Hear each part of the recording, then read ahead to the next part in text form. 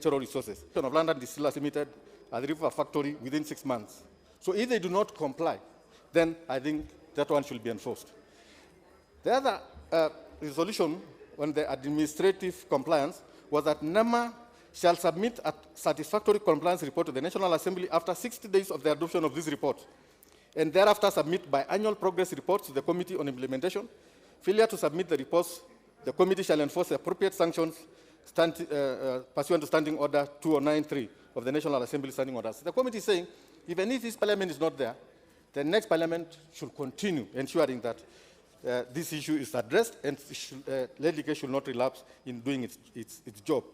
In addressing the above recommendation 2, the National Environment Management Authority shall, with consultation with all relevant stakeholders, identify additional affluence sampling points outside London Distillers' premises.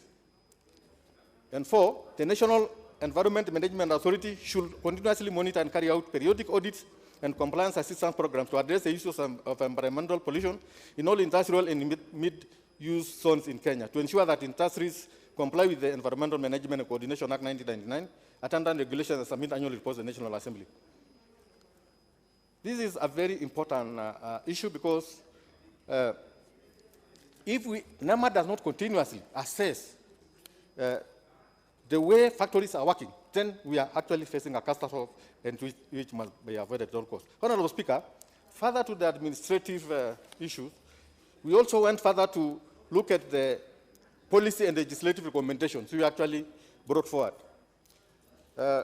Honorable Speaker, as I had already hinted, the Honorable Committee on Lands of the National Assembly, in consultation with the relevant stakeholders, should put in place a policy and legislative framework to mitigate the obscured mixed land use conflicts and to promote sustainable development for the future. This is a very important issue because the particular area we are talking about was supposed to be an industrial zone. However, it seems like the Mavoko then county, I think municipal council or whatever, had actually, Machakos, had actually said that you can use both the place for industry and residency. And that is what is causing problem because these houses were actually constructed next to the factory and they were approved. Unfortunately, the pollution is affecting the residents. And it's very important that that one is mitigated. So we are also saying let the Committee on Lands liaise with the Ministry of Lands to ensure that there is adequate consultation on the zoning, and that also involves the Machakos County government. We have also said that the government, through the National Treasury, should reinstate the environmental impact assessment fees to help NEMA sustain operations, regular and random inspections, monitoring, equipping laboratories, and building capacity. I was made to understand that this actually fees was introduced because originally NEMA was actually paid fees commensurate to the cost of the projects. But somebody misadvised government that there was no need of that. So what it did was kill NEMA. It could not monitor. It could not follow up on these pollution issues. It could not follow on anything. And I think it was a terrible thing because the Treasury itself is not giving NEMA money. So I think if it's been done, well and good. If it has been done, it's very, very important that it's done because it is actually unreasonable for somebody to construct a 10 billion building and not pay NEMA anything. It's terrible.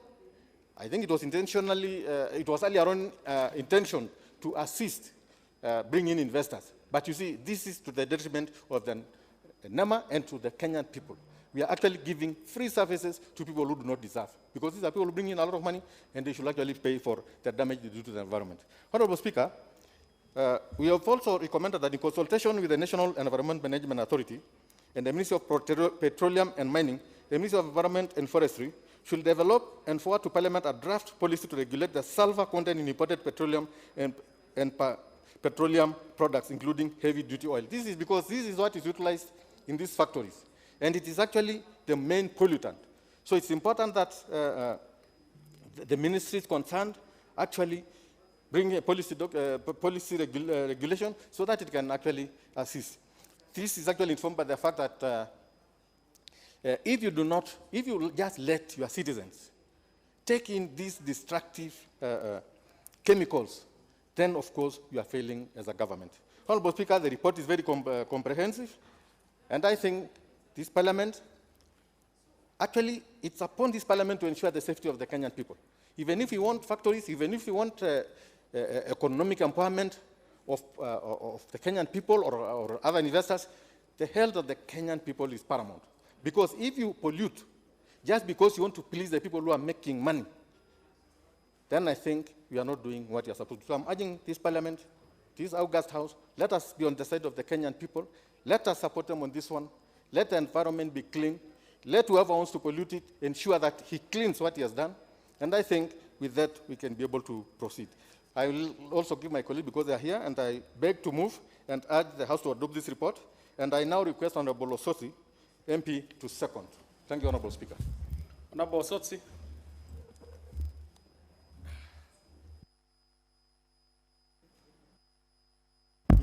Okay. Thank you, Speaker, and thank you, the Chair, for the opportunity to second this motion. Honorable Speaker, I rise to second the motion that this House adopts the report of the Committee on Implementation on its consideration of the implementation status of the report of the Departmental Committee on Environment and National Resources on an inquiry into the complaints of environmental pollution by the London Distillers Kenya Limited, laid on the table of the House on Thursday, September 30th, 2021. Mr. Speaker, the issue of environmental protection is key. Just last week, we had a global conference of world leaders in Scotland, Glasgow, Scotland, discussing the issue of climate change. And you know, climate change is largely caused by pollution. So the issues of pollution are a key. The Committee of Implementation, our role is very simple. We look at the recommendations adopted by this House from various departmental committees and report back to this House on the status or the extent of implementation of the same. So in this case, Mr. Speaker, we were looking at the implementation status of this report, which was tabled on this House on the 29th August 2018. And we have taken quite a long time to table this report to this House, largely because of back and forth between the parties involved.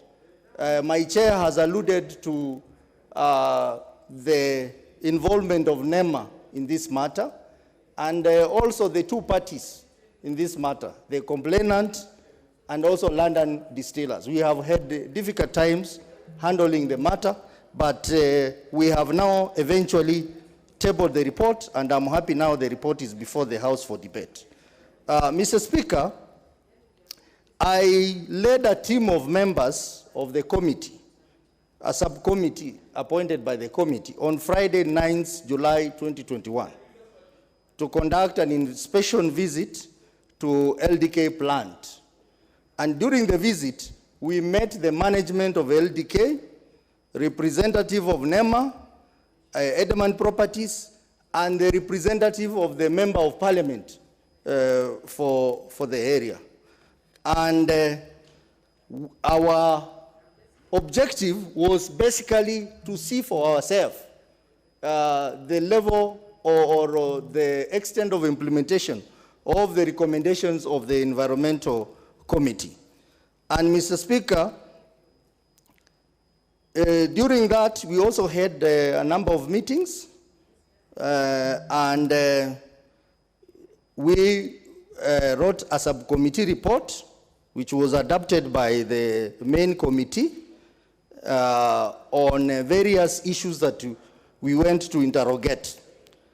And Mr. Speaker, we looked at the issue of ambient air quality assessment, affluent discharge analysis, and we noticed that London Distillers had done some remarkable progress in terms of addressing the recommendations of the committee.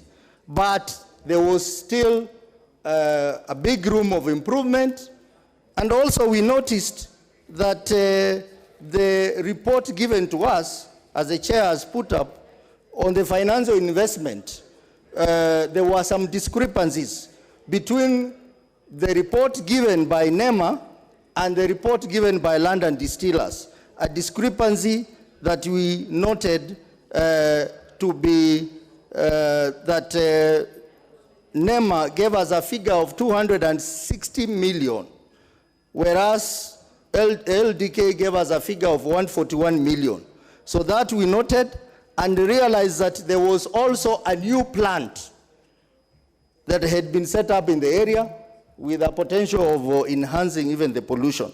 So what the committee is recommending is a Honorable Sosi, yeah, but because you are seconding, I'll give you a max of 1 minute so that you pronounce yourself on secondment. So the committee has made a balance, as the chair has put up, that since the London Distillers have not fully implemented the recommendation of the House, we have given them an extension of another 60 days to implement what they are supposed to implement satisfactorily. Taking also into account that from 2019, they have had all the time to do what they were expected to do.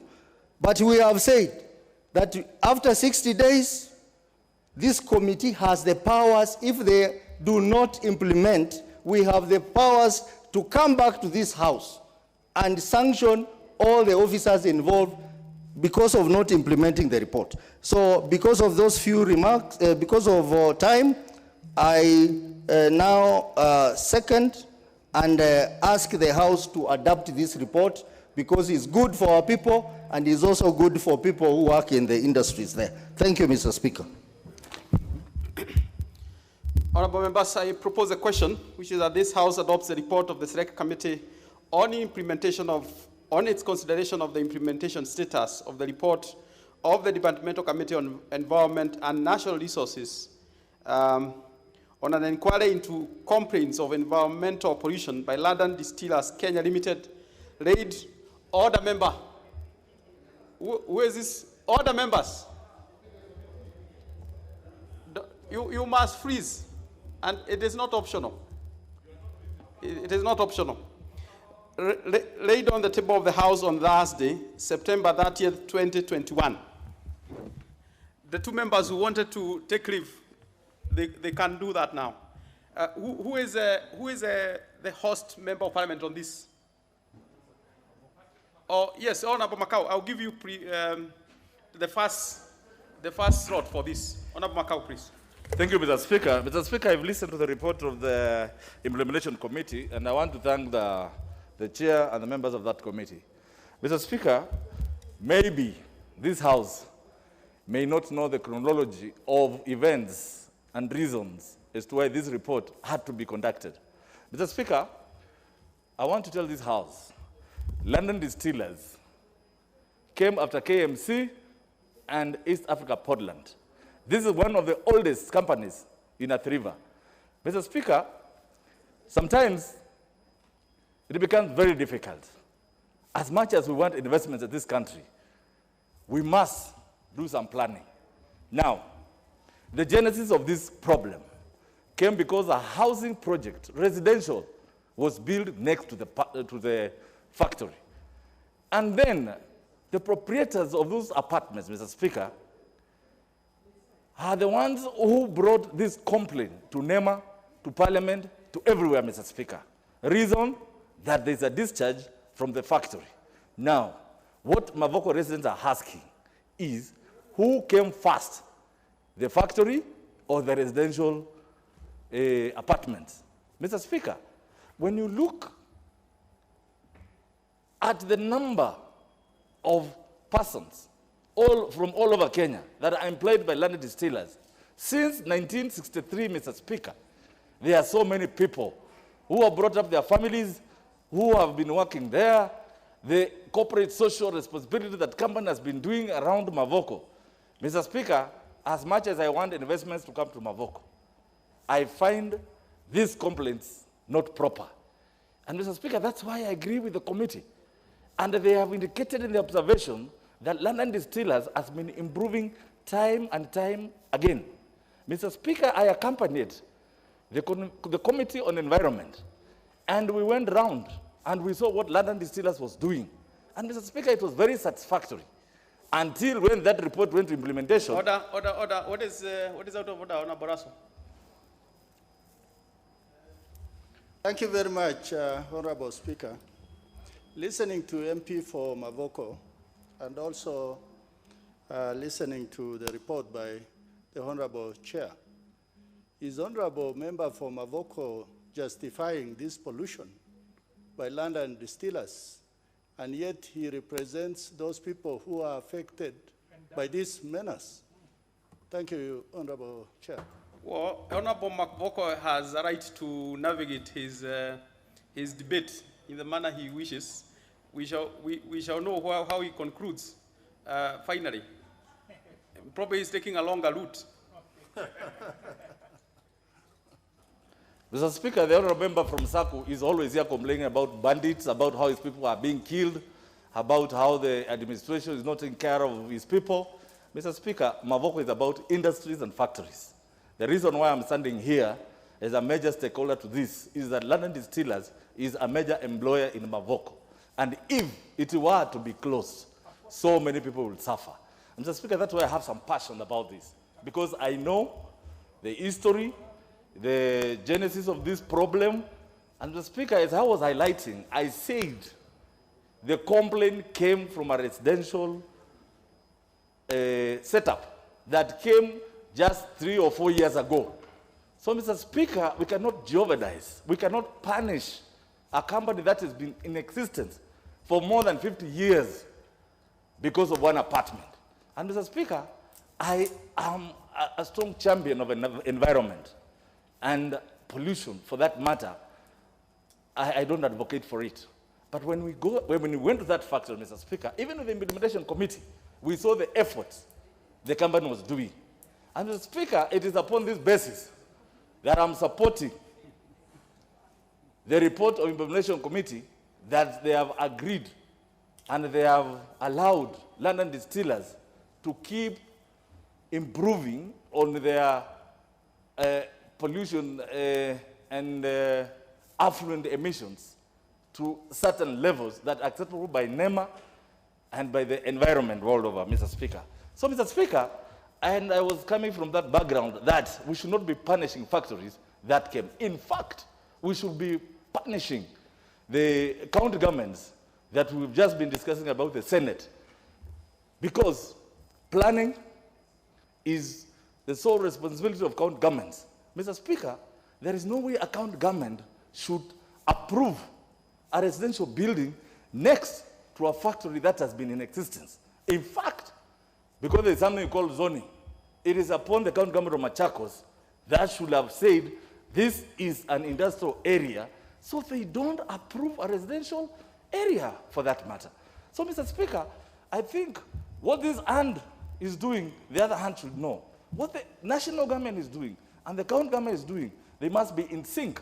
So, Mr. Speaker, I may defend London Distillers that if the county government of Machakos had adhered to planning, zoning, residential, and industrial separation, then this matter could not have arisen. Mr. Speaker, again, in that report, I saw the role that EPZ played. Mr. Speaker, EPZ were the same persons who connected London Distillers to their water supply, to their sewer supply, and yet again, I saw them being like, let me call it, compromise, to come and pretend like they're also complaining that low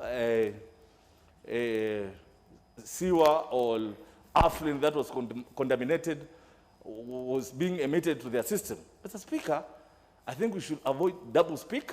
We should adapt this report the way it is, and the 6 months that the implementation committee has given to London Distillers, I think it's adequate, and I am sure, because I have trust and faith in the management, London Distillers will be up again, and of course, they are going to employ Kenyans, and they are going to help people recover from the COVID-19 pandemic effects. So, Mr. Speaker, I support this report, and I ask other members, please support this report. Mavoko is a cosmopolitan. Everybody lives in Mavoko. So it's not about my people. It's about Kenyans. So please, members, support the report so the land distillers may be alive and kicking. Thank you, Mr. Speaker. Honorable Emmanuel Wangwe, I just remind members, you have this report has time limit per member as per House resolution. So you have 5 minutes. So it will be important for you to order your thoughts around the 5-minute slot. Honorable Wangwe, please. Thank you, Honorable Speaker. Honorable Speaker, allow me to support this report by the very good Committee on Implementation. And I thank the Honorable 𝙏𝙗𝙧. He had a long flight from the US just to come and present this report. That is one energy I must acknowledge and appreciate. Honorable Speaker, just the way the member for Mavoko has said, I want to really weigh between the two sides, the side of employing Kenyans and at the same time keeping Kenyans healthy, Honorable Speaker. Now that the Committee on Implementation has been soft enough to allow London distillers at least some time to breathe, whether it is 60 days or 6 months, that is good enough. But it should live up to this leniency that, Honorable Speaker, it has again to follow up so that we don't go down into the issues of climate change, which will affect our country, Honorable Speaker. Honorable Speaker, I live in Mavoko myself, and Honorable Makau is my member. I feel happy when he can defend both life and industry. Honorable Speaker, looking at the issues that the Committee on Implementation has raised, I feel it's important. The Conference on Environment has just ended in Glasgow, and one of the issues that is coming out, Honorable Speaker, is the issues of global warming. It's not just on light industries, Honorable Speaker, on heavy industries only, but even light industries like London distillers, Honorable Speaker, could easily spark serious global warming. Therefore, it's important that the committee really lives up to what it has recommended to make sure that we see a better environment in Kenya. All I would want also to insist, Honorable Speaker, is our corporations, which are entrusted with making sure Kenyans are safe. That is the NEMA and all other agencies that are concerned, Honorable Speaker. Let NEMA live up to its word. Let it actually conserve and help Kenyans to know that the environment where we are living or any establishment that comes in must be established within the provisions of the laws on environment. Honorable Speaker, on whether the factory came first or human settlement, it's very difficult, Honorable Speaker, when it comes to environment, to draw a line, as in where will the factory end and where will the human settlement begin, because the issues of environment moves along the airborne or land. Therefore, Honorable Speaker, it's important that whether you establish a factory, live up to the environmental conditions that come with it. So it's important that we really push these London distillers and the apartments which are there. Honorable Speaker, the kind of lifestyle, even if you are putting up an industry, your manager needs to live a personal life. Personal life means you have to live in an apartment or in a proper housing, Honorable Speaker, for that matter. Therefore, it's important these people coexist. But where one wants to subdue the other, I think the hand of the government is important. It comes in so that we support the coexistence of both human life and the industrial investment. Honorable Speaker, otherwise, I'm happy with the report, and I'll be asking my colleagues together that we support the Committee on Implementation, not only on this one, and many more reports that it's doing, to make sure that our decisions on the floor are implemented to the latter. Thank you, Honorable Speaker, and I support. Honorable Onyango Oyo. Thank you very much, Honorable Speaker, for the consideration. Honorable Speaker, I've listened to both sides, and while I was listening, I was touched by the report, given that the scenario looks like an impression of what I have in the constituency. I have a company that makes sugarcane that came into force some 10 years ago and found schools operating, schools of disabled operating, and prisons operating. They have polluted the land so much, but each time we have complained, they say they are offering employment. So here we are between a rock and a hard place. There is the offering of employment, then there is life, human life that's affected by the discharge, careless discharge of substances.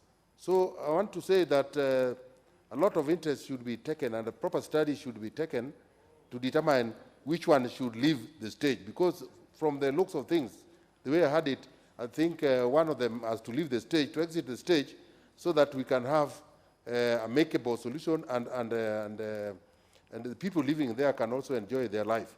I am not aware, I'm not a member of this committee, and I did not find the time to look at the report very well. I think what caught my interest is the conflict of the employment offer and the disruption of normal life. Otherwise, I want to support the report. Thank you. Member for Saku, Honorable Russell. Thank you very much, Honorable Speaker. I want to remind my friend from Mavoko that wherever I will stand on the floor of this house, if there's insecurity in my place, I'll talk about it. And if there's negligence on the part of the government that is in power, I will talk about it. You are lucky at least you have some industries because this government is looking after you. Honorable Speaker, we must take the issues of the environment very seriously. I was listening carefully to what Honorable Osotsi said, the issue of climate change and its effect on not just this generation, but many generations after this. Before a factory is set up, there must be the issue of environmental impact assessment. It must be done. And in any case, if this factory has preceded the housing, then this particular factory must coexist within that environment by making sure that the effluent that is discharged will be discharged in a way that it does not pollute the environment. I thank the committee because they have given this particular company 60 days for them to have a certificate that they are able, within the shortest time, they are able to look after the environment. Honorable Speaker, the idea of health and safety, clean environment, and the happiness index of the people who live in that area is so important. Honorable Speaker, we are a generation that live better than our fathers. And our children, we expect them to live better than us. The quality of life must be better. The idea of trying to balance lives and employment, I think is neither here nor there. The companies must live within the means. They must live clean environment to the extent that those factories should be closed down for a while until they meet certain standards and certain criteria that is set by NEMA. Most of these things that we hear is because of corruption. Corruption is what is eating this country, where we are saying that, yes, these people are polluting, but they are not polluting so much. What is so much when the lives of over 100,000, 200,000 of the people who live in that area is at risk? Finally, Honorable Speaker, with devolution, the county governments collect taxes and cess from these factories or industries. So they have a bigger calling because the people who live in Mavoko or any place like Moroni, they belong to those counties. They belong to those areas. So the onus is on the county governments to make sure that their people live in clean environment. With those few remarks, I beg to support this report. Honorable John Bunyasi. Thank you, Mr. Speaker. Let me weigh in also on this report. I want to thank the Committee on Implementation and the chairmanship of Mr. Mheshimiwa Ole Kenta. I was persuaded in his presentation that there was balance between the benefits of employment and the risks associated with pollution. And I thought that that is really a very good way of approaching it, because this is not a switch on, switch off type of thing. In many countries, the cost of transiting from where they are, for example, to an improved situation, sometimes justifies a claim on public funding. The reason being that the common good that you achieve by helping the factory transition faster saves lives, lowers public costs on health, and those related consequences. And also at the same time, because of the risk of loss of jobs, it determines which kind of timetables each country is willing to have. And that's why in these difficult discussions, such as those that went on in Glasgow, some countries are on board, some of the leading countries like the US are reluctant to get on board because they calculate the costs of doing it, and they realize that the consequences are severe, but that it must be done. I think that balance is the important thing. However, I think the arguments that my very good friend and Member of Parliament Mavoko has raised, you need to think about it.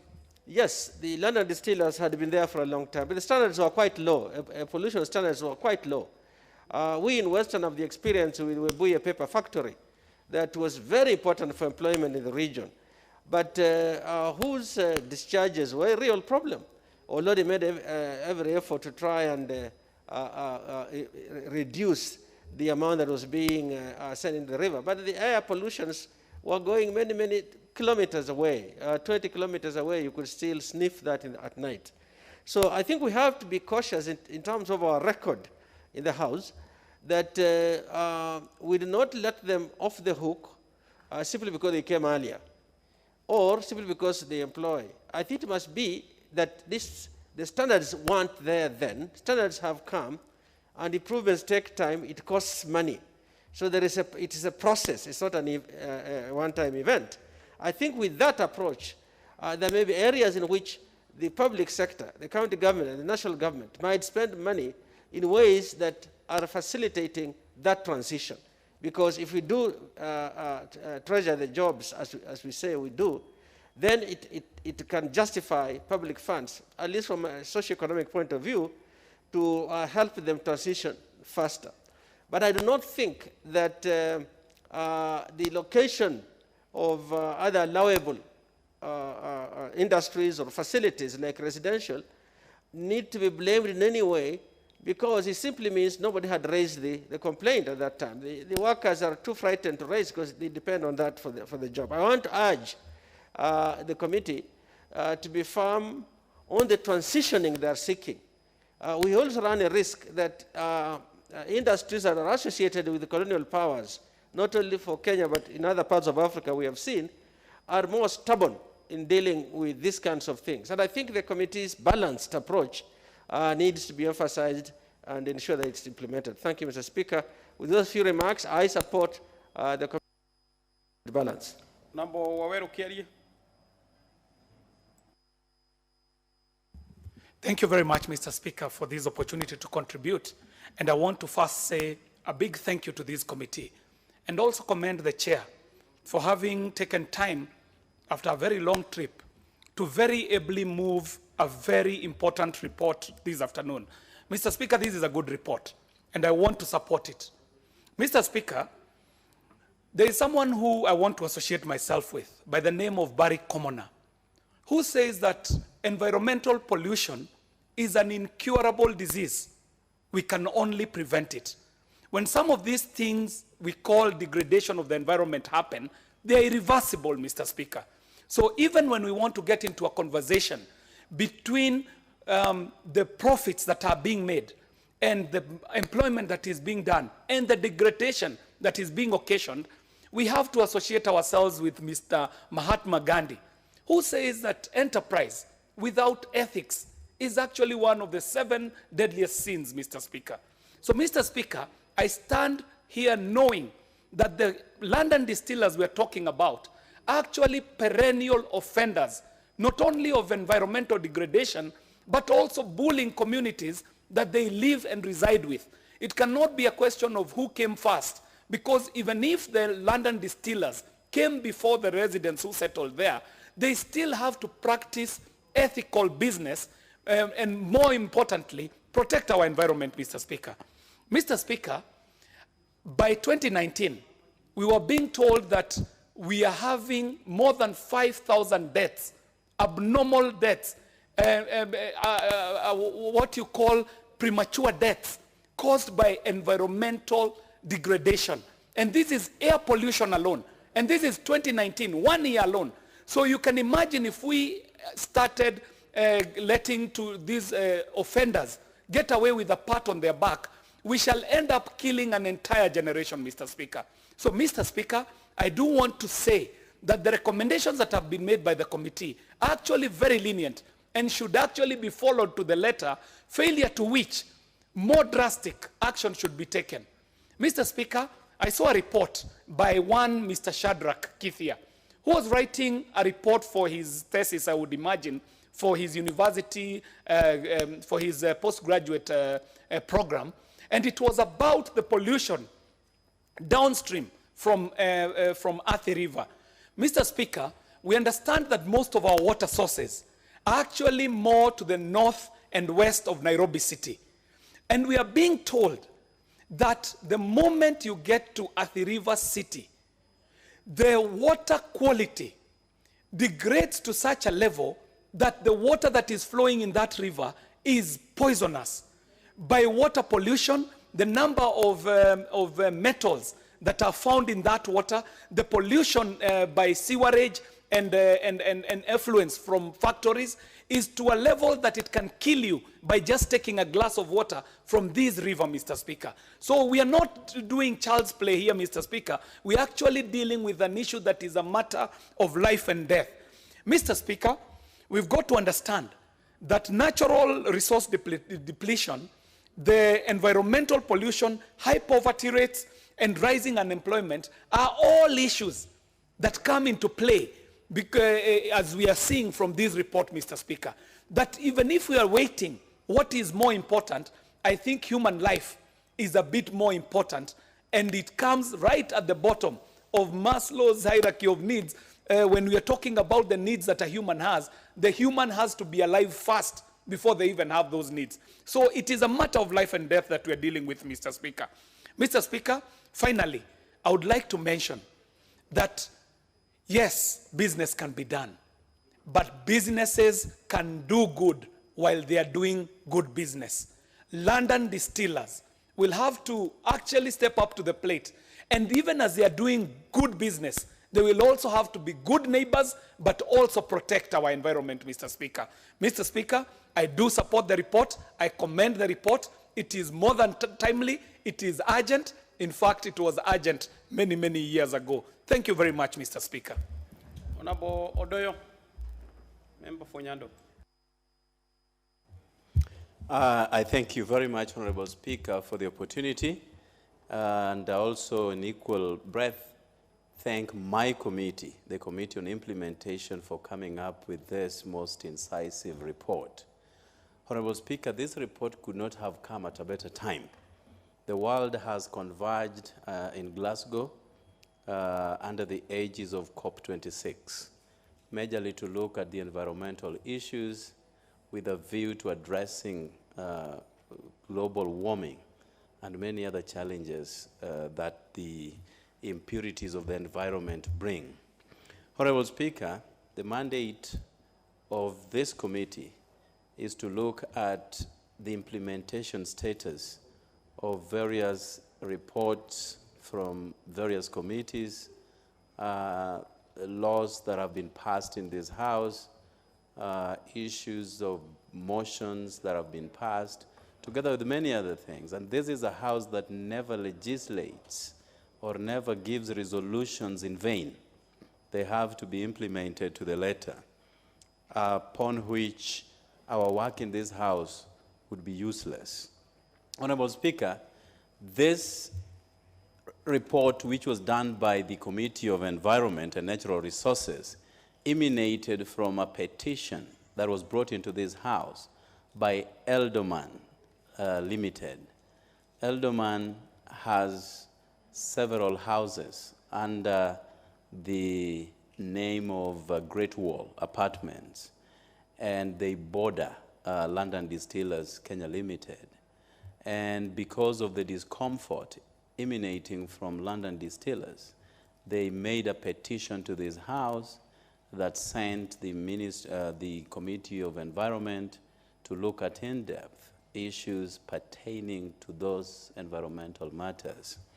Honorable Speaker, our committee then was seized of this matter to carry out a comprehensive appraisal on the implementation status of this kind of report.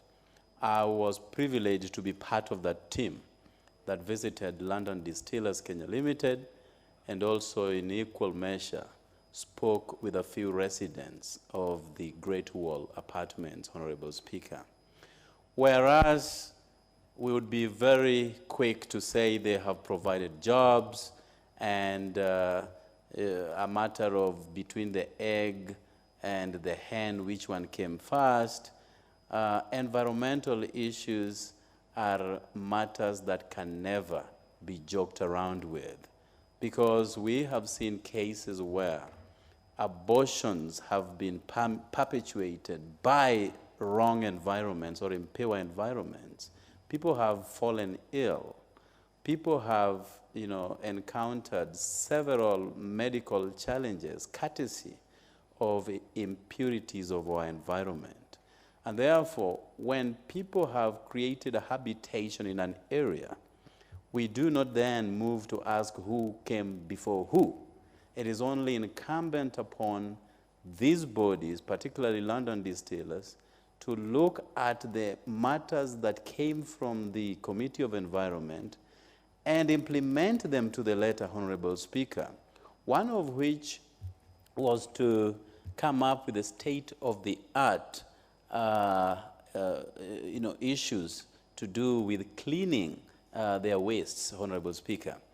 When we visited, and the London Distillers, in their own wisdom, accepted that the implementation levels haven't been done to the letter as was decided by the Committee on Environment. And we, in our own charitable means, have given them more time to look at these issues so that we don't fall back on a similar situation in the next few years to come. The efforts by NEMA to sanitize London Distillers fell on deaf ears because this is a committee that wanted everything to be done according to the report by that committee. And in the interest of time, Honorable Speaker, LDK must in the interim adhere to the recommendations and the report of the Environment and Natural Resources. And there you have supported Member for Nyando. Your space is gone. Honorable Kihara.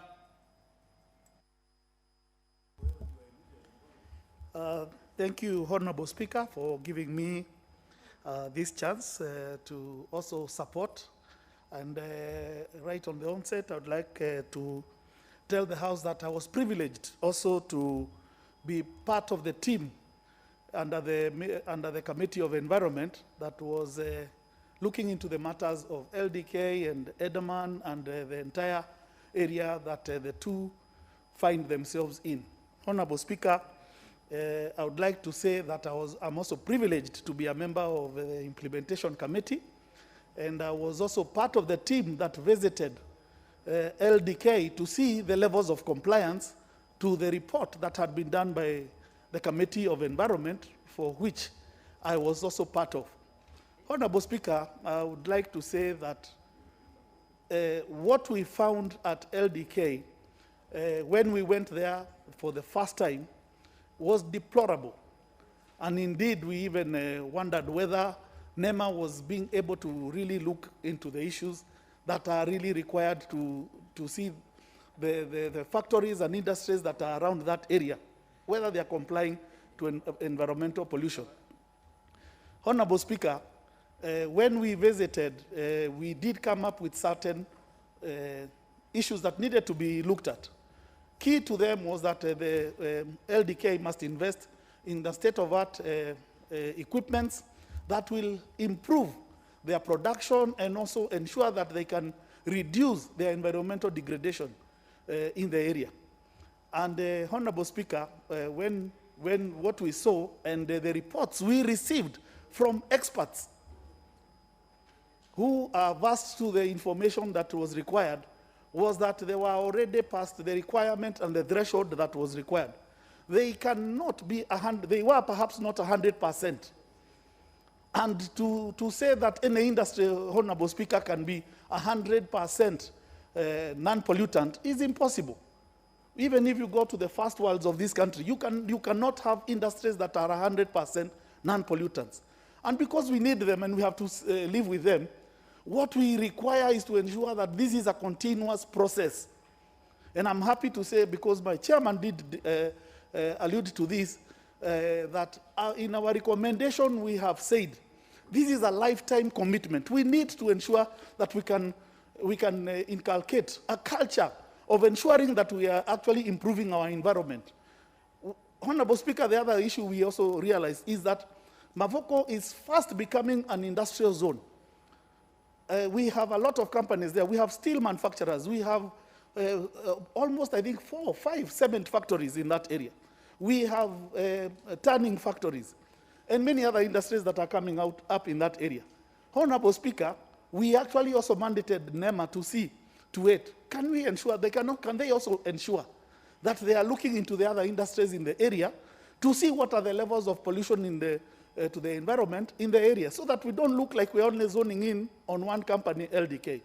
But Honorable Speaker, so to speak, what I would want perhaps to see and going forward is to see that LDK also can actually be able to continuously improve.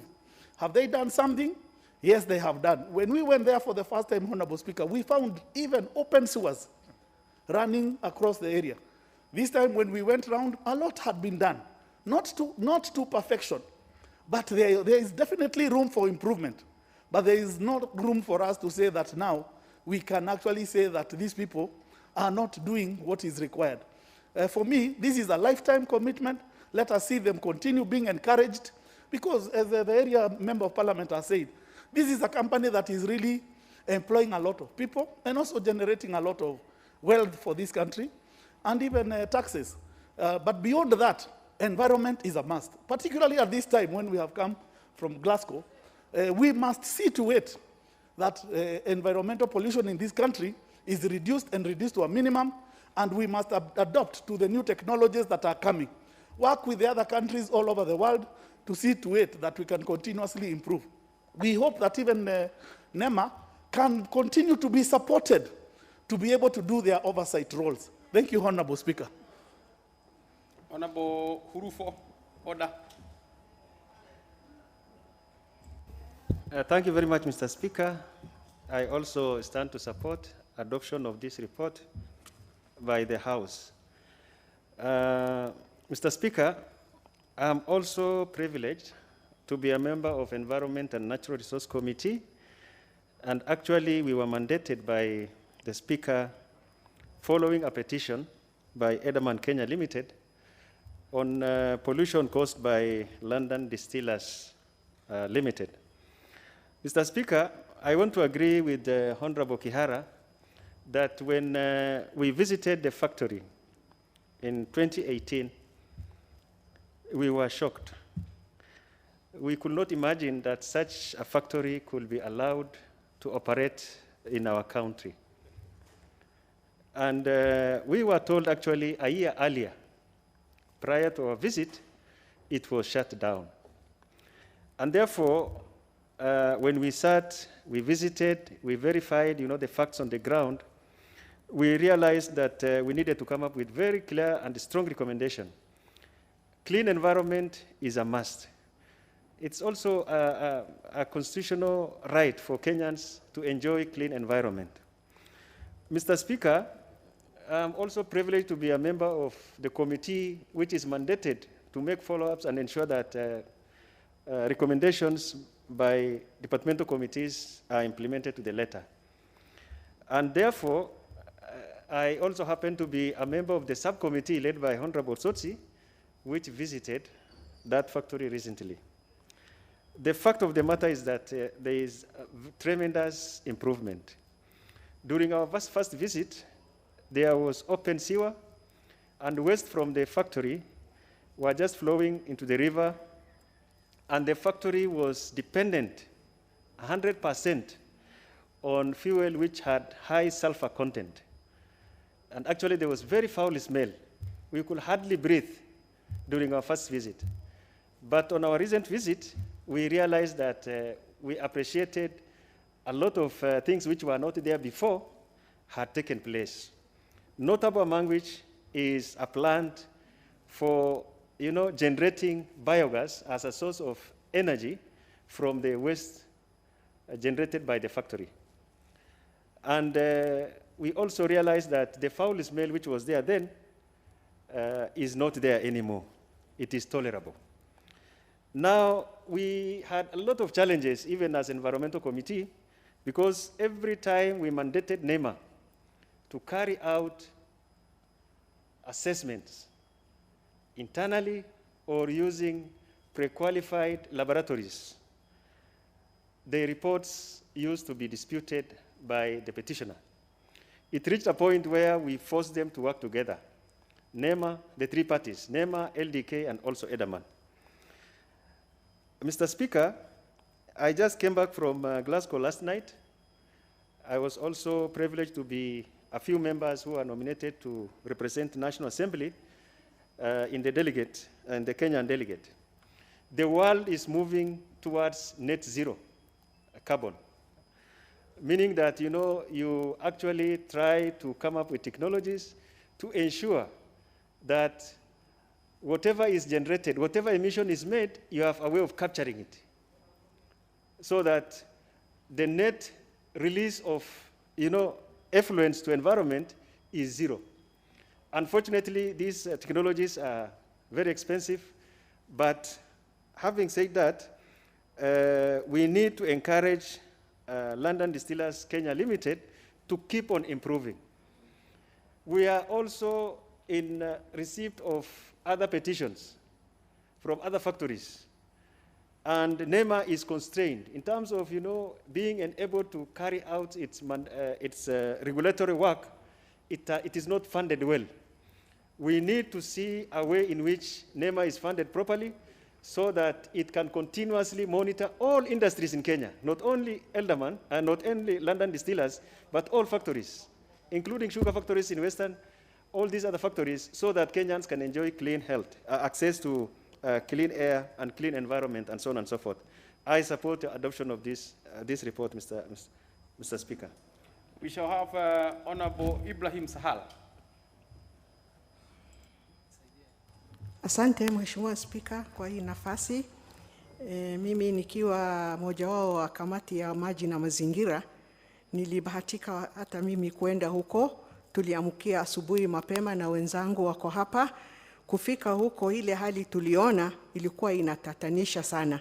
Mheshimiwa Spika, kuamka asubuhi mapema saa 10 asubuhi, hewa ya jirani ya London Distillers ilikuwa mbaya sana.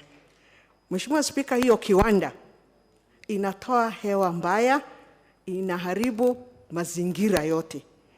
Tulikutana na wazazi, watoto yao walikuwa na kohoa kwa ajili ya hiyo hewa mbaya hiyo kiwanda inatoa. Mheshimiwa Spika, tunahitaji mazingira mzuri ya safi nchi hii. Hatutaki kiwanda inaweka na wanaharibu mazingira. Tukiwa kamati tuliandika ripoti ya kwamba hiyo kiwanda lazima watengeneze mashini ambayo iko na teknolojia mpya ambayo itoe hewa hiyo mbaya. Lakini baadaye wengine kama meneja yao walikuwa wanateta sana na nimehuzunika sana. Mheshimiwa Spika, ni muhimu sana sisi wa Kenya tuangalie maslaha ya wananchi, maslaha ya mtoni zetu, maslaha ya mamiti zetu, maslaha ya mazingira mzima, ili tukae na afya. Naunga mkono hii ripoti na nasema hii kiwanda lazima waitie manani, waweke teknolojia ile ya mwisho kabisa ya mashini ili hewa iwe safi. Na idara ya NEMA tuliongea na hawa, walipeana lisensi ambayo wamesema lazima watie manani hiyo sheria. Kwa hiyo machache naunga mkono. Mheshimiwa Spika, asante. Honorable 𝙗𝗓𝘓. Thank you very much, Mr. Speaker, for allowing me to contribute to this important debate. Mr. Speaker, I have a few reservations about this report. First, Mr. Speaker, is the fact that the complaint was made on the 29th of August, 2018, Mr. Speaker. And the first visit to the site was made on the 16th of May, 2019. Mr. Speaker, it has taken almost 4 years for this report to make it to the House. Mr. Speaker, this is justice delayed. Mr. Speaker, the recommendation of this report are not conclusive. In fact, when the committee says that, the distillers should keep on improving, it means that the pollution is going on, even as we debate this report. Actually, in other words, the report is saying, let the pollution go on, but find a way of improving. Mr. Speaker, I am informed also that not only is this factory causing pollution, but they also have made attempts to block an access road. Those are very serious allegations, Mr. Speaker, which I don't see captured here. Mr. Speaker, I do not need to be informed, Mr. Speaker. Mr. Speaker, the other issue, and when this report was going on. Honorable 𝙗𝗓𝘓, there is some information that, Honorable Member for Nyando, whom do you want to inform? Honorable Speaker, I'm a member of Implementation Committee. Committee. Whom do you want to inform? It's a point of information. I want to inform the guy on the floor. The guy. Honorable. The guy. There is no guy here. Who is, give a member for Nyando the mic. Honorable 𝙗𝗓𝘓, who is also my friend. Okay. This is a matter that has been handled by two committees. Member for Nyando, wait. Honorable 𝙗𝗓𝘓, you seem to be friends. Do you want the information from your friend, Honorable? Well, we are good friends, and I like his English accent, so let me listen to him. Yes, member for...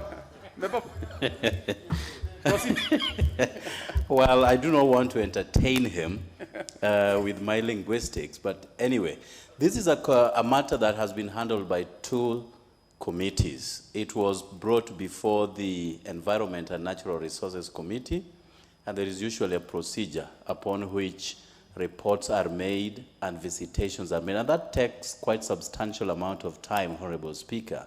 By the time the matter was coming to us, it had been 2 years, and we quickly moved on the stage to address this anomaly emanating from lack of implementing those that were resolutions of the Environment Committee. So, Honorable Speaker, it is not 4 years, as my good friend would allude. It is a matter of a few months upon which we went on the ground, collected necessary data, and today we are here presenting this report. But suffice to say, Honorable Speaker, there are many, many reports that come under our purview, and we have to address them as such. Be careful, so that you don't have a second debate on this, on debating the report. I'm sure, Honorable 𝙗𝗓𝘓, that information is helpful to you. Never mind the linguistics of the member is of another level. That must be. Yes, his linguistics are very, very commendable, Mr. Speaker. And I don't know whether he pushes it or it's real, but we'll find out with time. Mr. Speaker, clearly, these distillers have committed a very serious environmental offense. This report should be recommending and should have, the committee should have gone further to find out what casualties have they caused, what are the damages that have been caused, and computed them and pushed for compensation, Mr. Speaker. We cannot allow that a factory of this magnitude, that even though they may be employing Kenyans, yes, at what expense are they employing Kenyans? At what expense do we have to tolerate such? Mr. Speaker, at one time, I remember very well, not that I was following this keenly, there were serious allegations made against the committee by the owners of the distillers. Very serious allegations. And the members of that committee are aware. And now you see that the committee is trying to massage this thing by saying that they can continue, and they have improved, and we have visited. Mr. Speaker, I stand to oppose. We need more serious action on this. Thank you, Mr. Speaker. Yes, let's have Honorable Wacheri.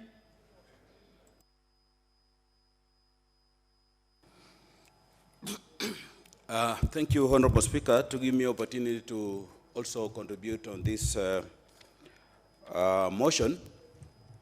And quickly thank the committee on implementation, though, like my other colleagues have said, I equally have reservations on this report.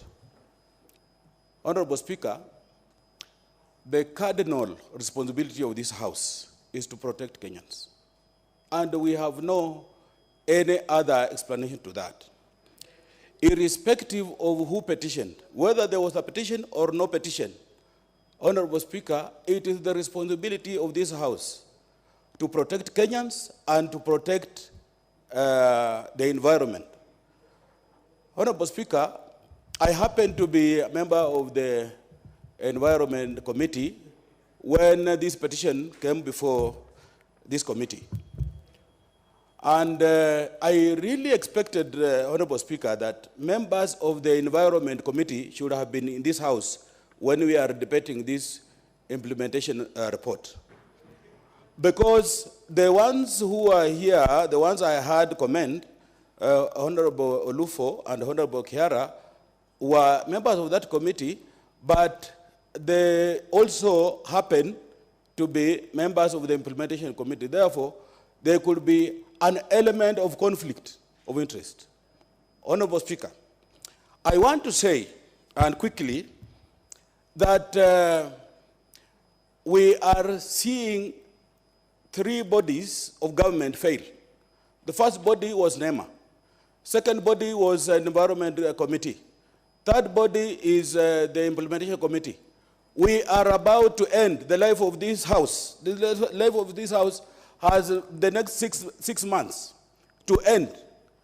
Now, I don't know the fate of this report and the fate of the people that are directly affected by this pollution. Order, Honorable Wacheri. Order, Honorable Wacheri. What is it, Honorable Kenta? I'd like maybe to tell the members that before they throw us passions, they should read the report. This report came to us. The Committee on Environment had actually given recommendations, and they had given this people time to improve on the pollution aspect. And they did. And the last meeting, where there was a subcommittee, involved. I'm trying to be clear what is out of order, or is it information? Yes, it's actually trying to mislead Kenyans. That, you know, misleading. If you can read the report, you will find that the last visit involved Edaman, who was the complainant. It involved NEMA. It involved LDK. Everybody was involved. And the input was actually by everybody. So you cannot say the committee has not failed anybody, because this is the way it is as we are talking now. This is, and I think you better read the report. before you just throw aspersions on the committee or on parliament, please. Don't talk to Honorable Asheri directly. Do that to the speaker. Yeah. But the Honorable Asheri, probably you are guided. Yes, I have not seen the kind of guidance the chairman has given me, though he's my friend. I've taken what he has said. But I want to be honest with myself, because in part of this report says that they are going to improve. Are going to improve means, Honorable Speaker, improving means that they have not satisfied the environmental issues 100%. And therefore, my worry is, now that we only have six months, maybe active months left with us, who will confirm or who will help these Kenyans to make sure that we have 100% compliance to environmental issues? Because, Honorable Speaker, we had an issue of air pollution. Air pollution, you heard what members said about children getting sick and what have you. We had the issue of also water that is discharged from the factory. And we put a condition under the Committee on Environment that the 2 bonds must be introduced in series.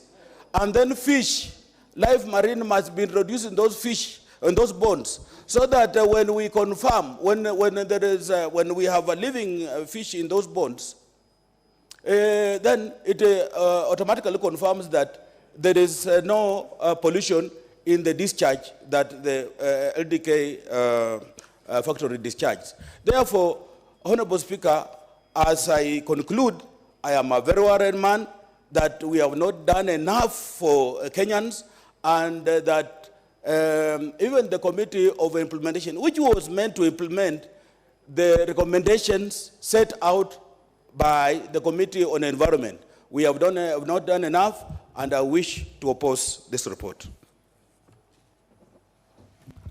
Member for Nyando, you really must allow Honorable Janet to speak. Order, Honorable Janet. What is it, Honorable Kositane? Mr. Speaker, I have just collected this report from there, and I'm looking at the last page, which is the signatures, the adoption of the committee. Mr. Speaker, I can only see only 4 members are signed to adopt this report. Is that in order, Mr. Speaker? Is the report properly before the House? Yes. What on that, Honorable Kositane? In fact, the chair can sign himself. The chair himself, the chair can sign on behalf of okay. Course, it is good practice if as many members sign, because it shows that the members have endorsed, but there isn't even a minority report or any member saying that they oppose. Thank you, Mr. Speaker. Committee. I'm yes. guided. Honorable Janet. Thank you, Mr. Speaker, for giving me this opportunity. Mr. Speaker, I rise to support this motion, this report, but Mr. Speaker, there are a few glaring issues that I would like to contribute to. Mr. Speaker, we know that one of the core environmental functions, one is to supply resources so that we have good air, water in terms of renewable energy. The other one, Mr. Speaker, is to deal with issues of waste management, so that we know that if you are assimilating waste in terms of any economic activity that you undertake, particularly if there are factories, that waste that is generated should either be absorbed into the environment in a natural way or in a non-unnatural way. Mr. Speaker, as a member of the Environmental Committee, we had made recommendations, and one of them was that London distillers must come up with a plan in which they will be able to manage their waste. There is no reason, Mr. Speaker, that we can say that we can compromise on issues which come to deal with clean air, particularly now, Mr. Speaker, when we are saying that we must have renewable energy clean air for our people to breathe in. Mr. Speaker, Nairobi is a city. And with the city, we know that we are getting even more waste through bad air for breathing. We know that in Mlolongo, there are so many factories. While I commend the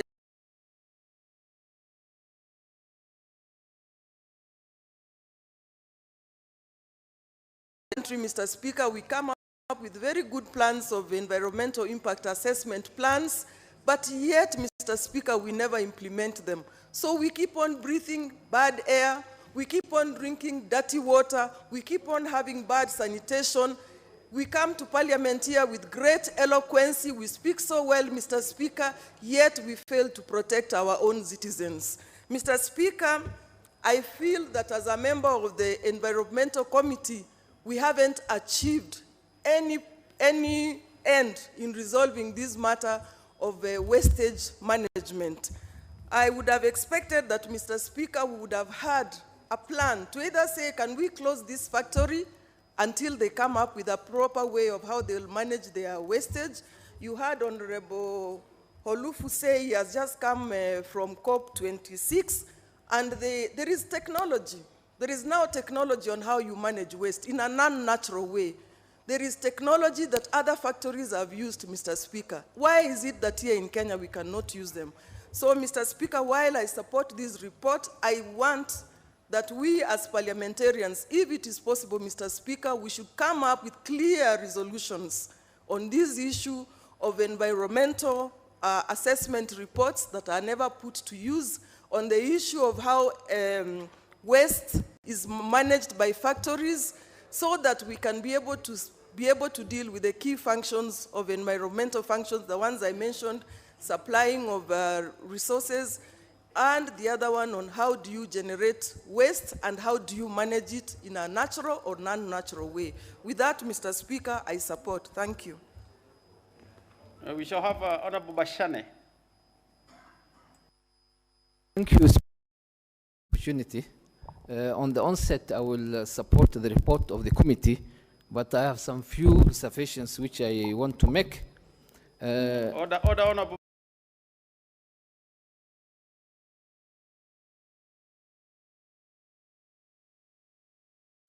Listening to the members when they are contributing to on the aspect of the recommendation of the committee. What is it? Mine is a point of information. Who? To the members, a few of the members who have contributed. There's no general information on about authority. It is only specific to one person. By the specific? Way, to who? I want to inform Honorable Ongera. No, Honorable Janet's space is gone. Yeah. So you cannot inform Honorable, you know, in law, Honorable Sosi, there is something in law called Fantas official.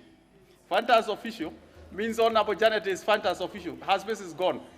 But Honorable Sosi, because I can tell the struggle that you'd like the members to appreciate certain things, the chair will have a space at the end of this very shortly.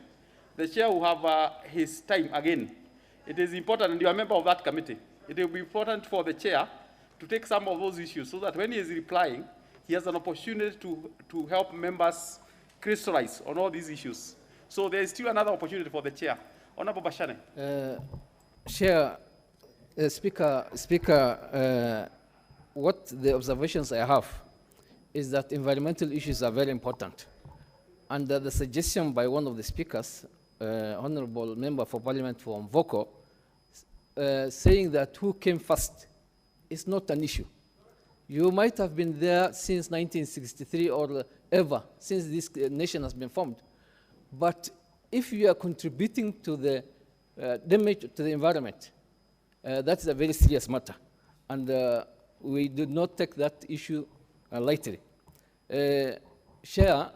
Speaker, this name that we are damaging the environment or giving environment a bad name or a bad way will affect us globally. Even the produces which we produce, this is a global village, and we might be mocked for not looking at the environment very well, and that our produces which we produce to other countries might be looked at a very serious matter, and it will affect us in a bigger way, not on the matter of employment he's talking about.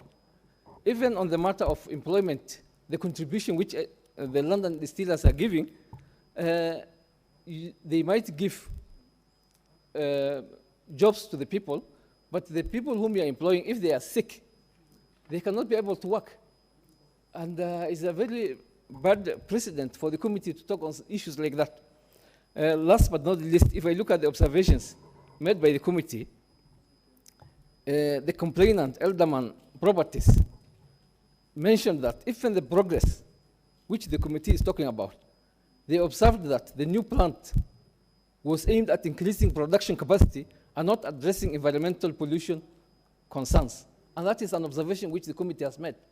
I will rest to my case there. Thank you, Chair, Speaker.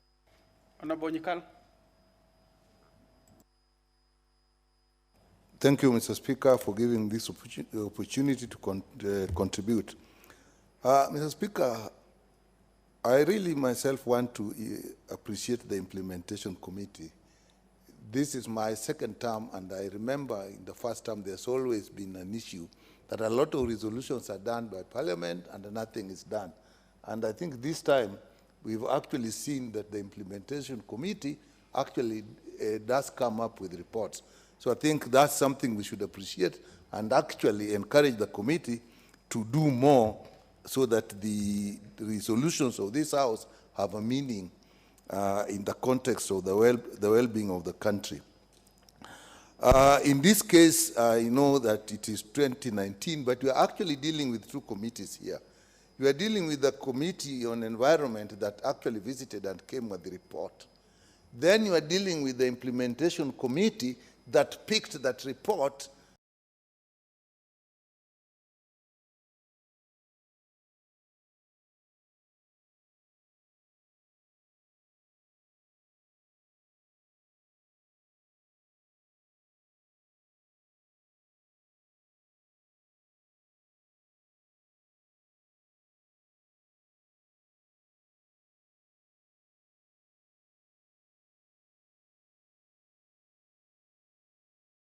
and then revisited and tried to find out.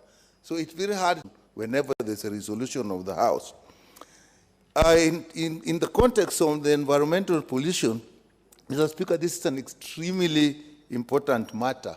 Of course, the Glasgow is going on, but the pollution is actually a slow and silent killer. Sometimes people don't even know. Sometimes people don't even complain, because in some cases, the illnesses are so slow and gradual that people don't even know they are sick, and if they get sick, while they're getting sick, they were employed or they were living in an area, they have since moved, but they have the diseases. So it's a matter we should take into consideration a lot. In this particular case, there was obvious air pollution because of the smell, I presume related to the sulfur compounds that are in the air, and also to water. And the other issue, Mr. Speaker, is that it does not matter who settles first. NEMA should make sure when you are settling that you comply with the standards, whether there are no people settled there or not, if you are starting a factory. And again, if you are putting up an estate, NEMA should ensure that where you are putting the estate, there are no environmental issues that will arise. So whoever settles first is not an issue. NEMA takes the responsibility in either case. And standards need not be moderated by who is in the environment. Again, because, Mr. Speaker, some of these pollution effects are not direct contact. Some are by air and will affect the lungs, as I said, many years later. Some can be transmitted by animals that are in the environment. Some can be transmitted by plants, because plants also get affected, particularly if there are plants that are edible that are around the place. They will transmit the impact of the environment. So I think it is something that we really must take into account seriously whenever we are looking at these issues. There have had comments that this factory is employing a lot of people in supporting the economy. We have to be careful, Mr. Speaker. Sometimes the economic gain that we make are totally lost by the ill health that is created by the industry. You may find that people get more sick than they would have, and spend more money than they would have spent if they would have spent if they were not in a polluted environment. Therefore, Mr. Speaker, I support this report, and the committee recommendations are actually appropriate. The actions and the sanctions they are put. NEMA must actually act as the committee has responded. But I want, just the last moment before, they have actually said that the factory should be closed or relocated if they do not act within 6 months. I think that is the most important recommendation that they put in place. But I also think,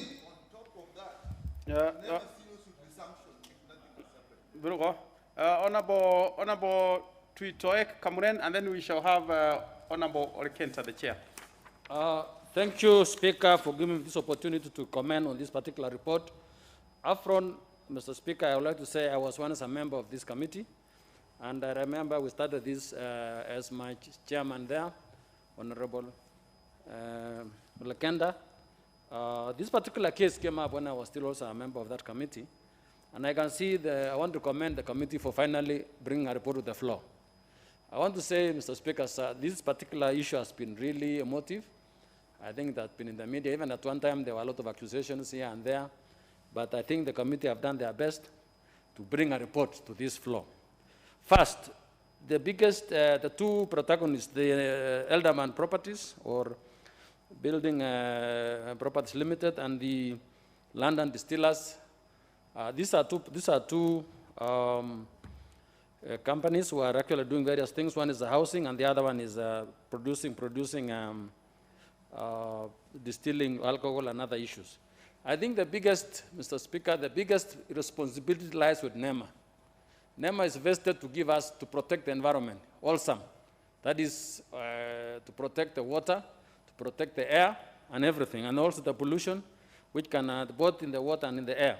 In this particular case, I'm actually concerned that NEMA can actually recommend that at 80% something is compliant. Mr. Speaker, if the water is even polluted by 1%, even 0.5, it cannot be used. So I think there are certain issues here which I think the committee should have actually not agreed with this NEMA report. However, I can see they are saying there's some progress going on. Remember, Mr. Speaker, this was a resolution of the House. The Committee of Environment brought it here, and then they gave to the Speaker directed that the Committee of Implementation pursue the recommendation of the Environment Committee. And it looks like up to now we are still talking about giving these people more time to comply. I think we need to be very clear that when the matter has gone to the Implementation Committee, we are talking about implementing the recommendation of the Environment Committee, not any more discussion or any more pushing, moving the goalposts. In spite of that, I want to say that NEMA has let down the committee because we rely on the NEMA to give us the final details, to give us the exact figures. Now, if they tell the Implementation Committee that 80% of something, compliance level of 80% is good, of what? Is that water quality? Is that air quality? Mr. Speaker, I think this is where the NEMA needs to be sanctioned because they need to be specific so that the committee, the Implementation Committee can make a decision whether this particular London distillers will have met the required standard. It is not enough to say we are putting a state-of-the-art technology. What matters is after they have done that, what was the quality of the water? What was the quality of the air, the air pollution? In this particular case, I can see they are still talking about giving these people 6 months to comply. They are saying the Ministry of Environment has been directed by the Environment Committee. I think at this point, it is the Implementation Committee who should actually be directing now.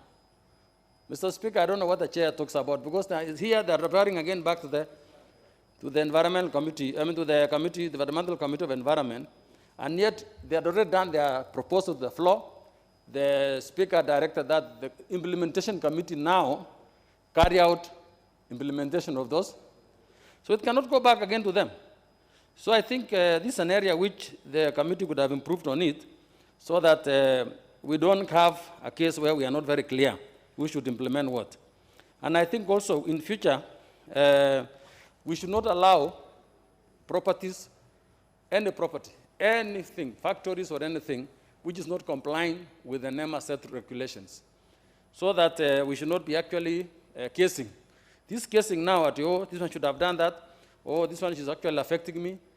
In the beginning, we should not have allowed any factory to operate without meeting the set standards. With that, Mr. Speaker, I reluctantly support the report. Thank you. Honorable Chair, Honorable Lekenta. Thank you, Honorable Speaker. I'd like, before I reply, to thank the members who have contributed. Honorable members, I have heard you, I have listened to you, and I can tell you that we did the best we could. We did the best we could because we had a lot of challenges, we had even blackmail and all that. However, I think I'll address the Honorable who has just spoken. At no place have we referred this thing back to the Committee on Environment. We are just talking about the deliberations that we are following. And the person that we are giving this job is NEMA, not the Departmental Committee on Environment. So that one is not the truth. Honorable Speaker, I'd like maybe to tell the members, before you throw stones, read the report. Because when you say that that place should have been closed, yet the parties appeared, and there was a committee, a subcommittee was there, and all the parties were there, and they had their experts who explained there was no way that we could have said close the factory when there were improvements. So there were improvements. All we are saying is that it might not be the best, but there is need for further improvements on the control of the pollution at the LDK. Honorable Speaker, this is a very important matter. And as the members have said, this does not just affect the people around the area. It even affects the people working in that factory. Because it does not choose. If there is pollution, it affects the workers there, their families, before it affects the people outside. It also affects people from the river all the way to the Indian Ocean. So this one is something that affects so many people. And that's why we are saying it is something that must be followed and it must be continuous. You cannot just say, this is it, and stop it there. Because if you say that, then tomorrow LDK will proceed and contaminate. And then we have closed the window of opportunity. Somebody says that we have left this open-ended. If you read recommendation number 2, we are very clear. NEMA shall submit a satisfactory compliance report to the National Assembly after 60 days of the adoption of this report by this House. So if we adopt it today, within 60 days, there must be a report. So there is no open-ended issue here. And I think the most important thing is, has anything been done? Yes, but it still needs to be done. That's the most important thing. And as somebody said, the damage that is caused to people, that is caused to the environment is reversible. It's reversible. If it's done, it's done. But at the moment, we are saying if these people actually put it in place, the so-called state-of-the-art equipment, and they've indicated that they've spent some money on it, and the members went there and saw it. The subcommittee had 5 members? 4 signed. That is a report of the subcommittee. That's why members should read the report before you come and castigate the committee. So I think, Honorable Speaker, we'd like to say that we have done the best we could. It's now for this Parliament to adopt this report and follow up, because the most important thing here is even the policy, of the government. Because even if we pass everything here, and there's no policy, and there's no law to follow up on these things, we are doing nothing. It is just be grandstanding, playing to the gallery, to no effect. So, Honorable Speaker, I beg to reply and thank all the members for their input. Thank you, Honorable Speaker. And I request, let's adopt this report. It's very important. You throw it out, we are saying let the people of the river, let the people downstream die, let their livestock perish. That's what we are going to do if we try to throw this report out. It will be damaging, it will be catastrophic, and this House will have failed in its duty to the Kenyan people. So thank you, Honorable Speaker. I beg to reply.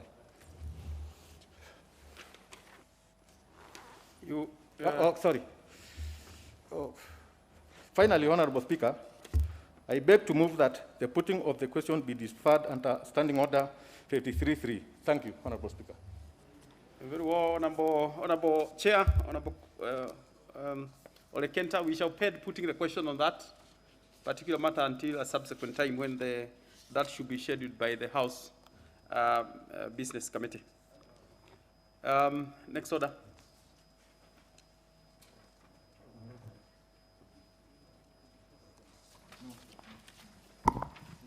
Order number 14, motion, a report on a public petition by residents of Wajir and Garissa counties regarding lack of access to citizen registration services.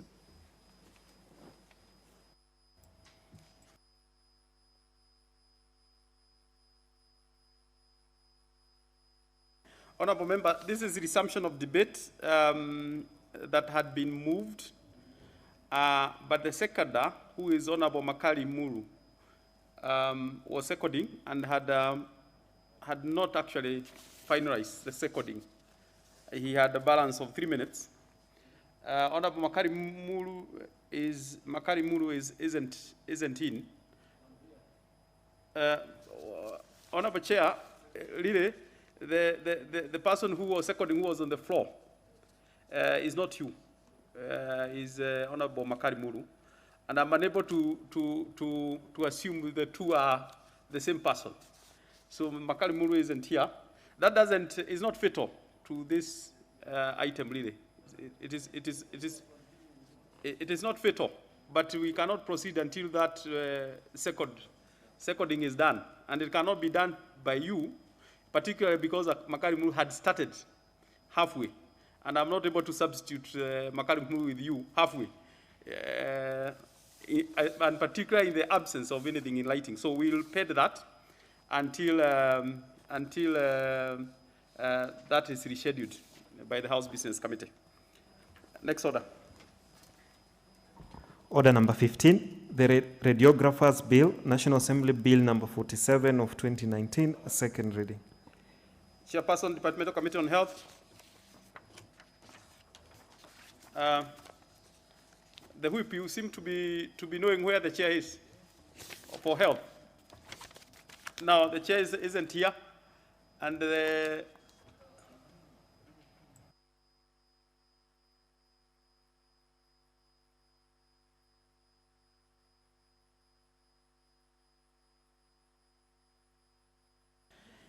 now, Honorable Chair for Chairperson, Departmental Committee on Health is not present. That is dropped. No, well, deferred until a subsequent time. Next order. Order number 16, motion, establishment of a parliamentary health services unit. The Chairperson, Committee on Members' Services and Facilities. That member, Honorable Mwadi, you seem to be almost wanting to act for every chair. No. So that chairperson isn't present. Where are chairs? They are meeting. Yeah, but even if they are meeting, those, at least a few who had business, should be here. So that honorable members, in the circumstances, that is dropped as well. Next order. Yes, order. What is out of order, Honorable Didi Nyoro, before we get to the next business? Thank you, Mr. Speaker. I'm not a chair of the committees that you've called, but I rise on a matter of national importance, Mr. Speaker, because yesterday we were treated on a debacle, Mr. Speaker, and we saw violence being meted on the Deputy President in Kisumu yesterday. And Mr. Speaker, therefore, as a representative of the people, I rise to condemn those acts of violence, and especially at this electioneering period, where we see many desperate politicians. Order, Honorable Didi Nyoro. You know, you are raising a very important issue, but I am unable to allow you to proceed from there, because then I shall be presiding on breaking of House rules, because there is a procedure in which you should bring in.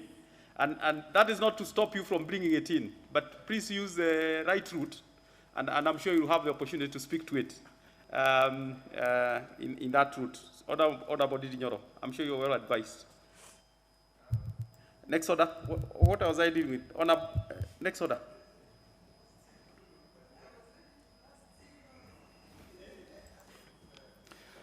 Order number 18, motion, report on implementation status of a report on land issues in Taita Taveta County. That is a chairperson committee on implementation. Yes, Honorable Olekenta, at least you are here. Honorable Olekenta has a field day. No, it's just that he is, the way I know him, is a quite hard-working chair. and you, even you, Honorable Mwadi, that's why you're here. Honorable Olekenta. Thank you, Honorable Speaker. I sincerely apologize that I'm unable to proceed with that matter because I was not even prepared. As you have heard, I've just come from a long trip. So this was the only one I was aware of, and I'm sorry for that. So I'm requesting kindly that this matter be deferred to the next, even if it's tomorrow, I'll be ready. Pardon? Tomorrow, or even if it's on Tuesday, I'll be ready to proceed. So I request for the intelligence of the House. I request, most kindly. Thank you. Very well, Honorable Olekenta, that is dropped, deferred until another time when the House Business Committee will reschedule. Next order.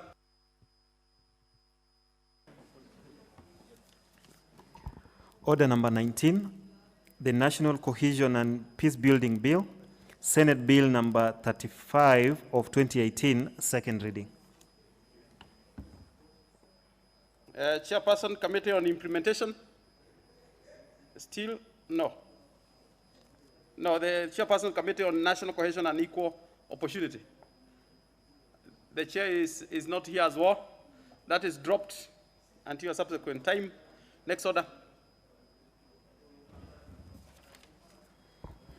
Order number 20, motion, that report on implementation status of inquiries, petitions, and resolutions of the House.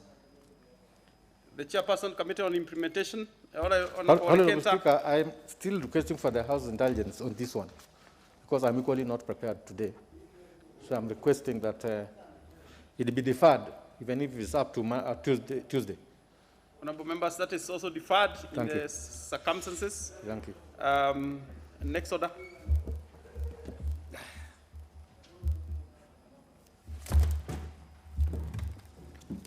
Order number 21, motion, rollout of COVID-19 economic stimulus program. Honorable Nasil is not present, so that is also deferred until a subsequent time. Order, Honorable Chair, who is hardworking, Honorable Mwadi. Honorable members, before we come to the closure, I have a communication to make. Just a minute, I have a communication, a brief one. Honorable members, as you may be aware, the National Assembly is scheduled to hold the second parliamentary forum for committees of the National Assembly on Monday, 15th November 2021 from 9 a.m. to 12:30 p.m. at the Parliament Gardens. Further, on Tuesday, 16th November 2021, there will be the broadcasting of a documentary titled A House Defying COVID-19. This is not clear.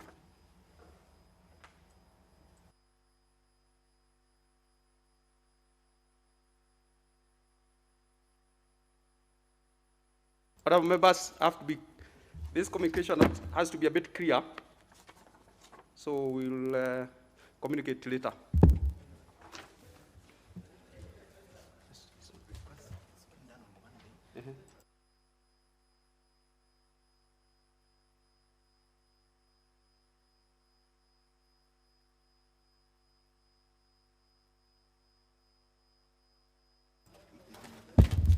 Order.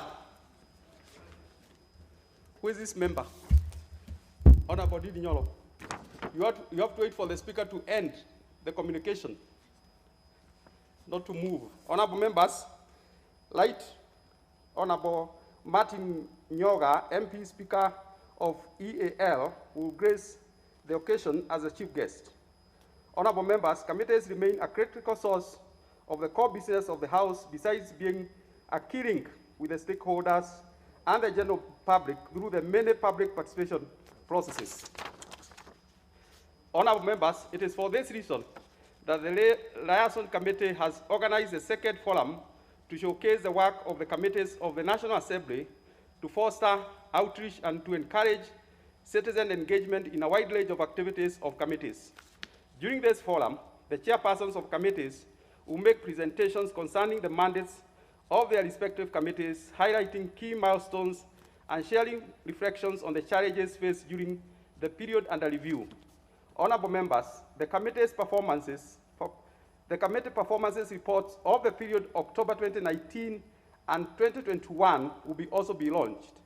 These reports will be drawn from the annual progress reports to be shared with the members of the public. To this end, honorable members, I take this opportunity to invite all members and to notify the committee's leadership that due to the importance of this event in the calendar of the National Assembly, all committees proceedings scheduled for Monday, 15th November 2021 will be suspended to allow for members to participate in the activity. This House is accordingly guided. I thank you, Honorable Speaker.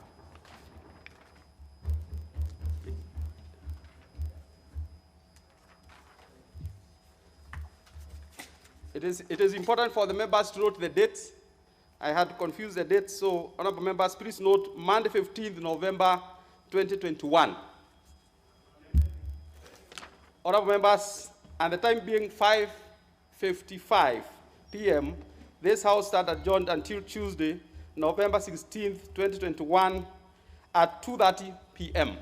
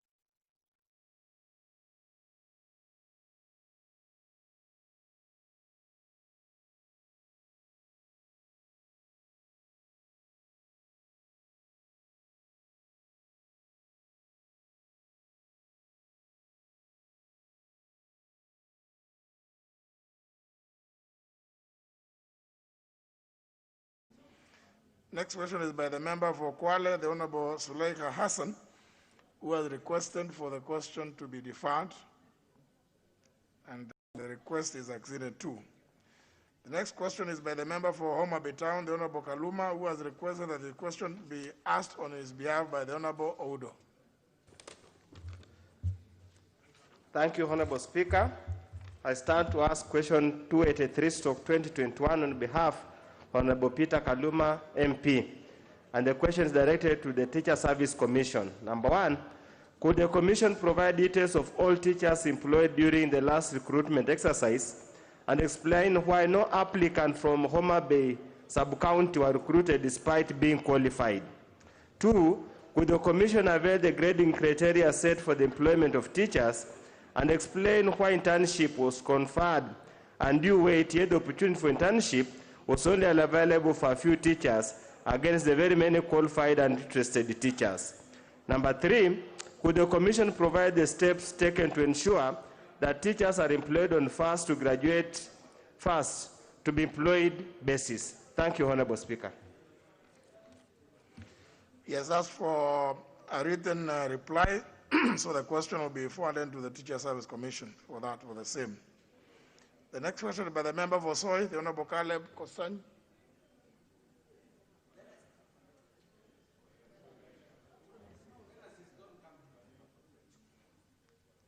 Well, the next is by the member for, the next question is by the member for Kuria East, the Honorable Marwa Maisori, who has requested for deferment. His request has been acceded to. Next question is by the member for West Pokot County, the Honorable Lillian Tomitom. Member for West Pokot, the Honorable Lillian Tomitom. The next question is by the member for Kasarani, the Honorable Masega Kuya. Thank you, Mr. Speaker. I rise to ask the question 303 of 2021 to be replied before the Departmental Committee on Administration. 303 or 304? 304, sorry for that. Could the Cabinet Secretary provide the ownership status of land currently occupied by squatters in Choka, Roy Ward, Mailisaba and Jiro Estate in Jiro Ward, Getwamba in Kasarani Ward, Budalangi in Mweki Ward in Kasarani constituency? Question number 2, could the Cabinet Secretary consider settling the squatters on the said land and issue them with title deeds, considering that they have occupied the land for over 30 years? Thank you. Question will be replied to before the Departmental Committee on Lands. The next question is by my member for Kadiani, Honorable Robert Mbui, who has requested for deferment. His request has been acceded to. So we go for a second time. Question by the member for Soy, the Honorable Caleb Kostani. For the second time. Member absent, not desiring to be present, question is dropped.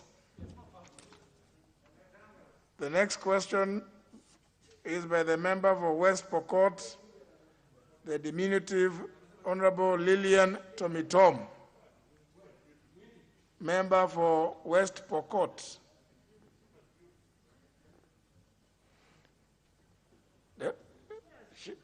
Does she come? Does she attend Parliament? I haven't seen her in a long time. Why? Well, the member is absent. The member is absent. I don't defer questions unless there's a request. So the member has, I assume that from West Pokot, she is able even to read online questions, the business on the order paper. Member has not requested for deferment, therefore the question is dropped. We proceed to the next segment. Request for statements. First request is by the Honorable Oudo. Thank you, Honorable Speaker. Honorable Speaker, pursuant to Provisional Standing Order 44.2c, I rise to request for a statement from the chairperson of the Departmental Committee on Administration and National Security regarding National Campaign Against Drug Abuse Authority on progress made in treatment and rehabilitation on alcohol and drug abuse in the country. Honorable Speaker, according to the African Journal of Alcohol and Drug Abuse, published on NACADA website on 2017, the use of alcohol among people aged 15 to 65 was the major contributor to the burden of substance abuse in Kenya. It was followed by use of tobacco, heart, miraa, and lastly, bang. That on current use of multiple drugs and substances showed that The prevalence stood at 6% in 2017, with the Coast region having the highest prevalence of current poll drug use at 8.3%, followed by Eastern at 8.2%, and Northeastern by 7.8%. Furthermore, findings on substance use disorders dependence show that the country was struggling with an increasing burden of persons who require treatment and rehabilitation. There has been no update on the status of alcohol and drug abuse in the country to date. Honorable Speaker, it's against this background that I seek a statement from the chairperson, the Departmental Committee on Administration and National Security, on the following. 1, could the chairperson provide information on the progress made by NACADA with regard to alcohol and drug abuse in the country? 2, could the chairperson state the amount of funds that have been allocated to National Campaign Against Drug Abuse through NACADA for the last 20 years of its existence, and how it has been utilized particularly on treatment and rehabilitation of alcohol and drug abuse victims? 3, could the chairperson explain how many people affected by alcohol and drugs has NACADA helped across access treatment and rehabilitation centers? Number 4, could the chairperson clarify whether NACADA has the power to establish a treatment and rehabilitation center to be run by a multidisciplinary expert committee? I thank you, Honorable Speaker. Chair, Administration and National Security, how long do you think you could provide this information? Honorable Mwadi.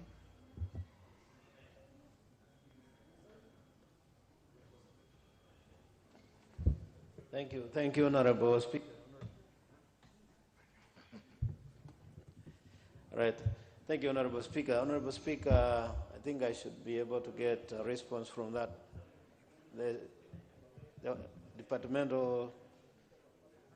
The other department, maybe in 2 weeks. 2 weeks' time? Very well. Honorable Ondo, it's okay?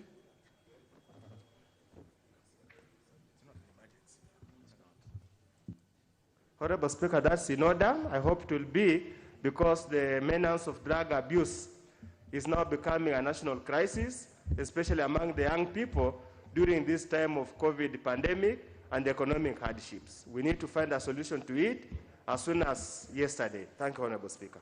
Very well. The next request is to the same committee by the member for Kikuyu, Honorable Ishongwa. None. Thank you, Honorable Speaker.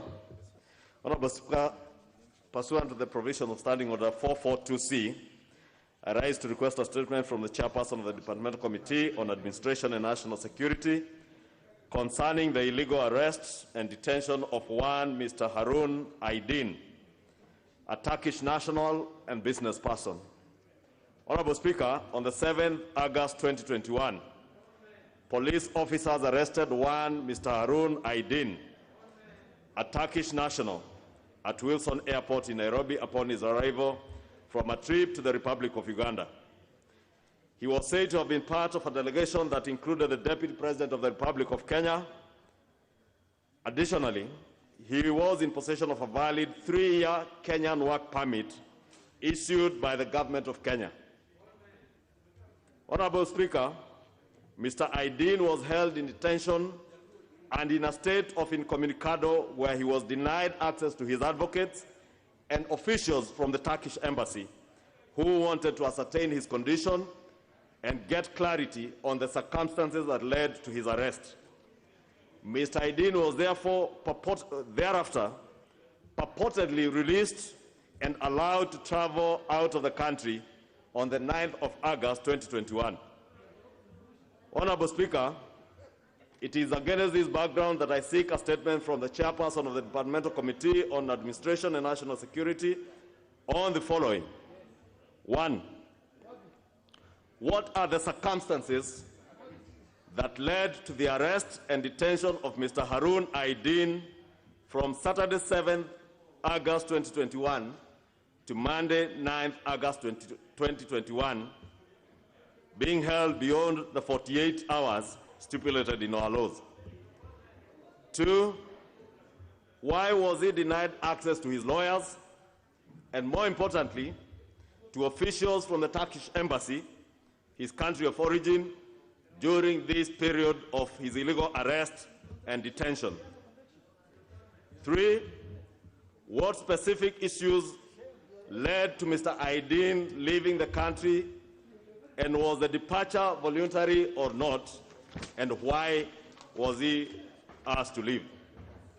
4, why was he not charged before a court of law despite being held in detention illegally for over 48 hours in contravention of our own constitution, all international conventions, and the rule of law that governs this country? 5, what has the government done so far to reassure the Turkish government and the Turkish people, who are our first-hand trading partners, with billions of Kenya shillings trade between the two countries, especially in the textile industry, and hundreds of thousands of Kenyans employed directly and indirectly through trade between the two countries? And Honorable Speaker, may I add that more importantly, many members of Parliament this year have been visiting Turkey on training, Honorable Speaker, and I'm aware, Honorable Speaker, even as we speak, there are members of Parliament who could be in Turkey as we speak. And of course, other investors, Honorable Speaker, from around the world. An assurance that they will not be mistreated in Kenya as Mr. Aydin was mistreated by his illegal arrest and detention for a whole weekend, Honorable Speaker. And that, Honorable Speaker, I beg to ask the chairperson to take the matter more seriously beyond the politics that has been played with this issue. Okay, because that's what you are saying is not in the request. It is not in the written statement. No, I was only imploring on the chair. Now you will not be able to deal with that which is not in the request.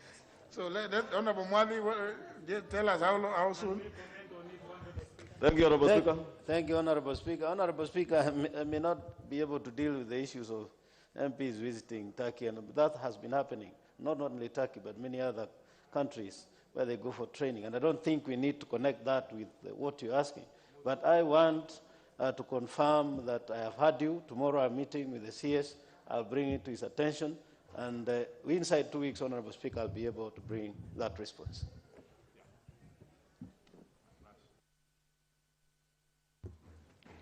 You can't comment. There's no room for comment. There's no room for comment. Let's get to the next request. No, you wanted tomorrow. You wanted tomorrow. You become like IBC, which wanted us to approve things within. Yes. Yes.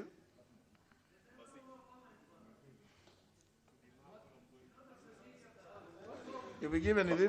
Honorable Speaker, you know the ranking member for Garissa Township was interrupting you. Probably did not hear what the Honorable Mwadi said, because first he responded to the issue of MPs visiting Turkey, which was not anything that I was asking on their visit. 2, Honorable Speaker, he asserted that he's meeting the CS tomorrow, and he would give a response in 2 weeks, Honorable Speaker. And aware, Honorable Speaker, that in 2 weeks, even without anticipating anything, Honorable Speaker, we might be proceeding on recess. I would implore on the chair to treat this matter, and that's what I was going to add beyond what was written on the written statement, Honorable Chair, that it is something that needs to be taken more seriously than 2 weeks. And if he's meeting the CS tomorrow, there is no reason why the CS cannot, within the stipulated periods that we give them of 7 days, be able to give the country a response, because these are issues that touch on investments and trading between countries, Honorable Speaker, and relations between countries, Honorable Speaker, and therefore it's not a matter that we should take as lightly and as a joke as Honorable Mwadi seems to be perceiving, that it's about members of Parliament traveling in and out of Turkey. I know members of Parliament do travel, even the good suit I'm wearing, Honorable Speaker, and the nice tie are from Turkey. Honorable Mwadi, are you joking? 7 days should be adequate. Honorable Speaker, let me say this, that mentioning the issue of MPs together with the issue of that request, was only trying to pull the MPs into that matter. What I said, and I want to repeat for avoidance of doubt, is that MPs travel to Turkey and any other country for training as it has been routine. And I rested that matter there. Then I came and I said, tomorrow I'm meeting the CS and I'll bring it to the attention of CS, but there's a way that this communication is done from here to the executive. But I said within 2 weeks, I'll be able to bring a response. That, I think, should suffice. And there's no joke in saying within 2 weeks. I've just said in 2 weeks, I'm bringing the issue of Nakada, which is even more critical. And there wasn't any fuss about it. But in 2 weeks, inside 2 weeks, or within 2 weeks, I'll be able to respond. And I think that is standard because I don't want to go and the CS is not able to answer and then I'm here on the floor looking like I didn't know what I was saying. Very well. I think that should suffice. Within 2 weeks. Provision of counseling. Request by the Honorable Masara, member for Suna West. Thank you, Mr. Speaker.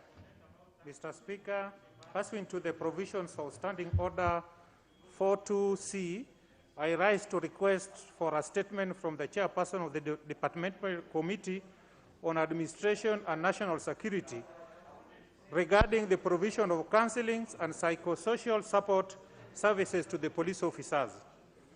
Honorable Speaker, on 1st September 2020, the Cabinet Secretary, Minister of Interior and Coordination of National Government, while appearing before the Departmental Committee on Administration and National Security on a statement I requested on police reforms, outlines the various measures put in place to reform the police organization, which have been under institutional, legislative, policy thematic areas.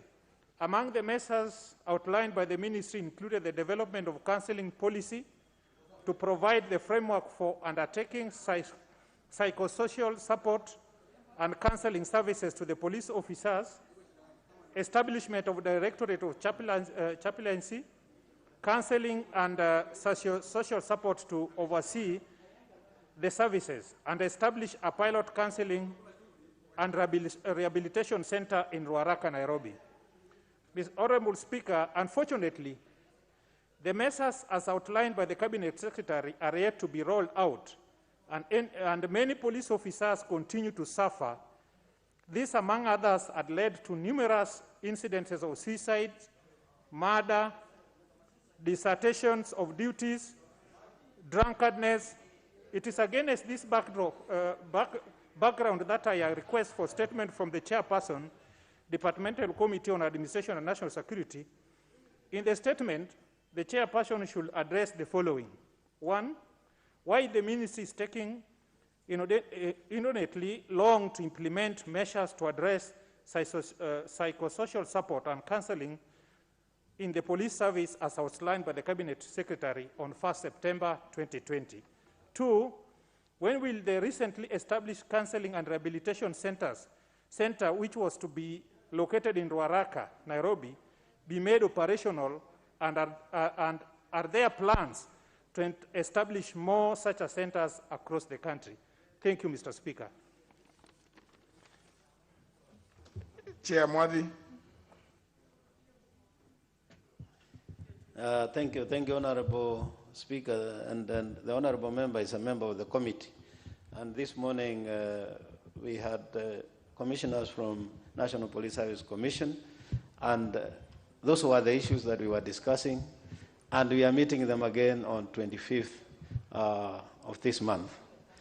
So I'll be able to bring the response, and he'll be part of that committee when we meet, but I'll be able to bring that in 2 weeks. Masara, is that okay? Mr. Speaker, I appreciate what my able chairman has mentioned, but being you are living in this country, the matter in question is a time bomb for this country. We don't know when the OCS of your police station will decide to shoot you or shoot himself. We don't know when our bodyguard will decide to shoot themselves or shoot us. So the earlier we do it, Mr. Speaker, not only for police officers, Mr. Speaker, the matter in question is critical to this country. But the question the statement you have requested, if I listen to you correctly, requires very serious introspection. That it is not it's not the thing that you're going to rush and get, unless you want to be given some wishy-washy stuff. It's something that makes, makes sense to the House and to you. I don't know whether you want it to be done also on Monday. Or, no, Mr. Speaker, my concerns are very clear. You remember, I raised such a statement early last year, 2020, and the response was given in September 20th, last year. You are a member of that committee, Honorable Masara. But 1 year down the line, Mr. Speaker, nothing is happening. That's my worry. Then you must be asleep also in the committee, if you wanted the answer from the same committee. What are you doing in the committee if you cannot raise it there in the committee? Mr. Speaker, I may agree with you. Even equity doesn't help the indolent. Mr. Speaker, I may agree with you if sleeping is asking questions, because I don't have the capacity to force the CS and the Commission to act. But I have the capacity to ask the question and seek for answers on behalf of this, our great nation. Mr. Speaker, if you ask my chairman, I'm a very active member of that committee. But being there does not force the CS to give me answers sufficiently, because he gave in September, but up to now, we have not seen those centers being rolled down. Mr. Speaker, I don't see if that is a crime to push for things to be done. Thank you, Mr. Speaker. I think you need to raise that elsewhere, that matter now, apparently, because it's, if it is in your committee and you sit there and the CS comes and you don't. Honorable Mwadhi. Honorable Speaker, I share the concerns of the honorable member. But truth be told, this morning, we met the chair, National Police Service Commission, plus some commissioners. He was part of the decision makers, that is the committee members, that we meet with that commission over the same issue on 25th of August, which is even less than 2 weeks. He will be in that meeting. All those issues that he has raised is what we wanted to discuss today. Only that the IG police and the DIG were not there, and we set another date so that they can come, because they are the implementers of the decision that will be made by the commission and the advice that will be given by the committee. I don't know whether we can do it faster than that. And he has actually picked most of those issues that we were to discuss today and in that request for statement. So I think it should suffice that you accept that I'll give it in 2 weeks, but you might get the answer firsthand even before 2 weeks on 25th in the committee. Or even in the committee. Because this is professional counseling and psychosocial support services. And a very important thing, Honorable Masara. And I think it can't be done overnight, unless you just, if you are worried about being shot by your bodyguard, just relieve him of his duties. Chairman, actually, I was doing it on behalf of 45 million Kenyans, but Chairman, Mr. Speaker, I'll go as per the advice of my able chairman.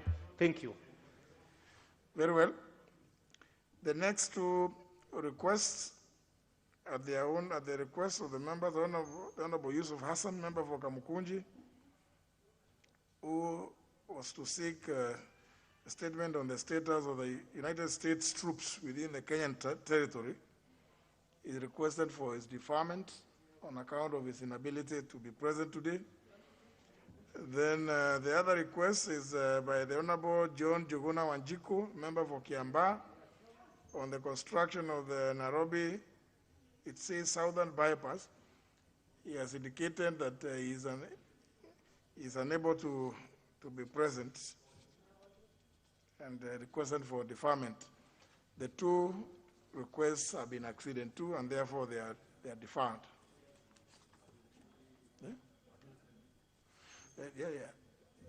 Leader of Majority, the statement. And honour members, as the Leader of Majority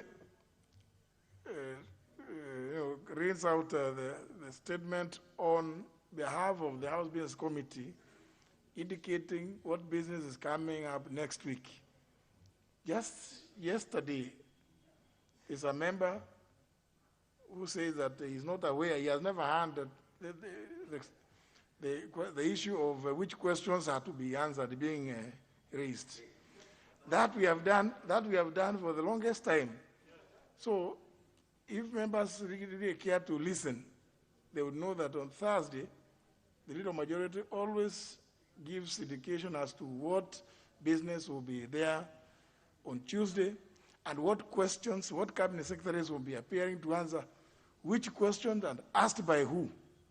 So please, I don't want to name the particular member because it's not in the interest of the House for everyone to know. But I'm just saying this because it was raised that there's a member who has never known that that ever happens. So please listen. Leader of Majority. Thank you, Honorable Speaker.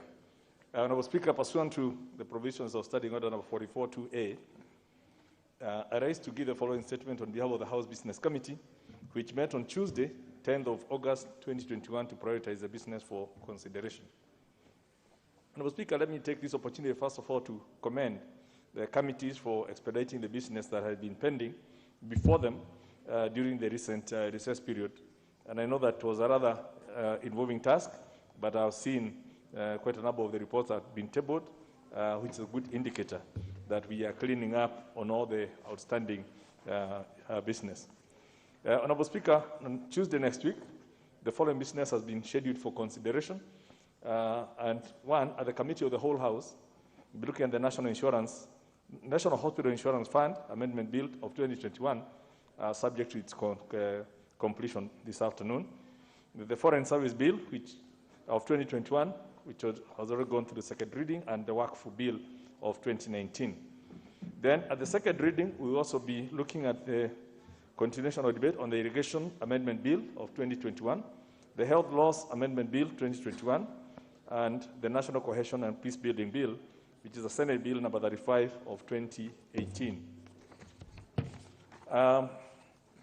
Honorable Speaker, in accordance with the provisions of Standing Order 42A, 5, and 6, I wish to convey that the Cabinet Secretary for the National Treasury and Planning is scheduled to appear before the Departmental Committee on Finance and National Planning on Thursday, the 19th of August 2021, to respond to two questions.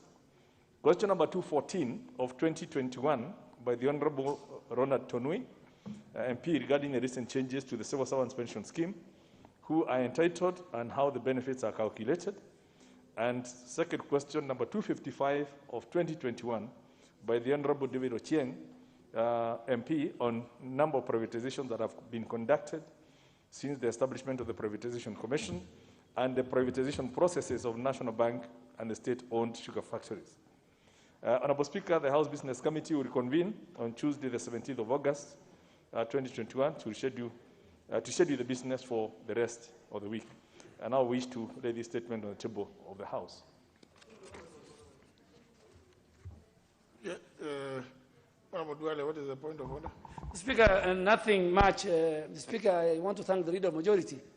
Speaker, Wednesday morning is a session for private members' bill.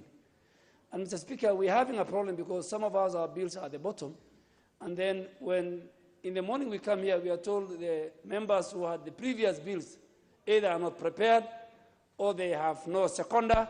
So yesterday, I was forced to hurriedly prepare myself. So, Mr. Speaker, I really want the clerk's office, to notify so those of us who are ready to move their private members' bill like mine, and I even with Honorable Chris Omalwa as my seconder, we were here the whole of yesterday. So there are some members, either they are out on trips or they're in the constituencies. I think they should liaise with the clerk's office or the table office or with the Leader of Majority in advance and say we are not coming. So that before Monday, when the order paper is being prepared, or Tuesday, our staff know your availability. Speaker, I really want you to give that direction. Well, I think the problem is, maybe the problem is actually the members, because by I think the close of business tomorrow, the clerk's office will have given an indication of what business is coming up on Tuesday, and tentative indicative notices of possible businesses on Wednesday, particularly private members' businesses. And indeed, honorable members, the reason why we have pushed the committee so hard is to prepare the reports is so that we could give priority to private members' businesses. So if your business appears and either you think you are held out there in the village and you can't make it, just notify the clerk's office that you are not available so that another member can take, the other business can then move up. And part of the reason has been because we didn't want appeal to appear like there is anybody who is being given preferential treatment. That's why we have been lining them up.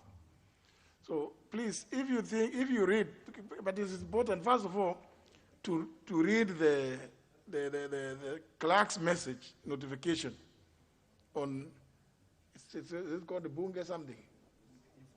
Bunge info. For those of you who use,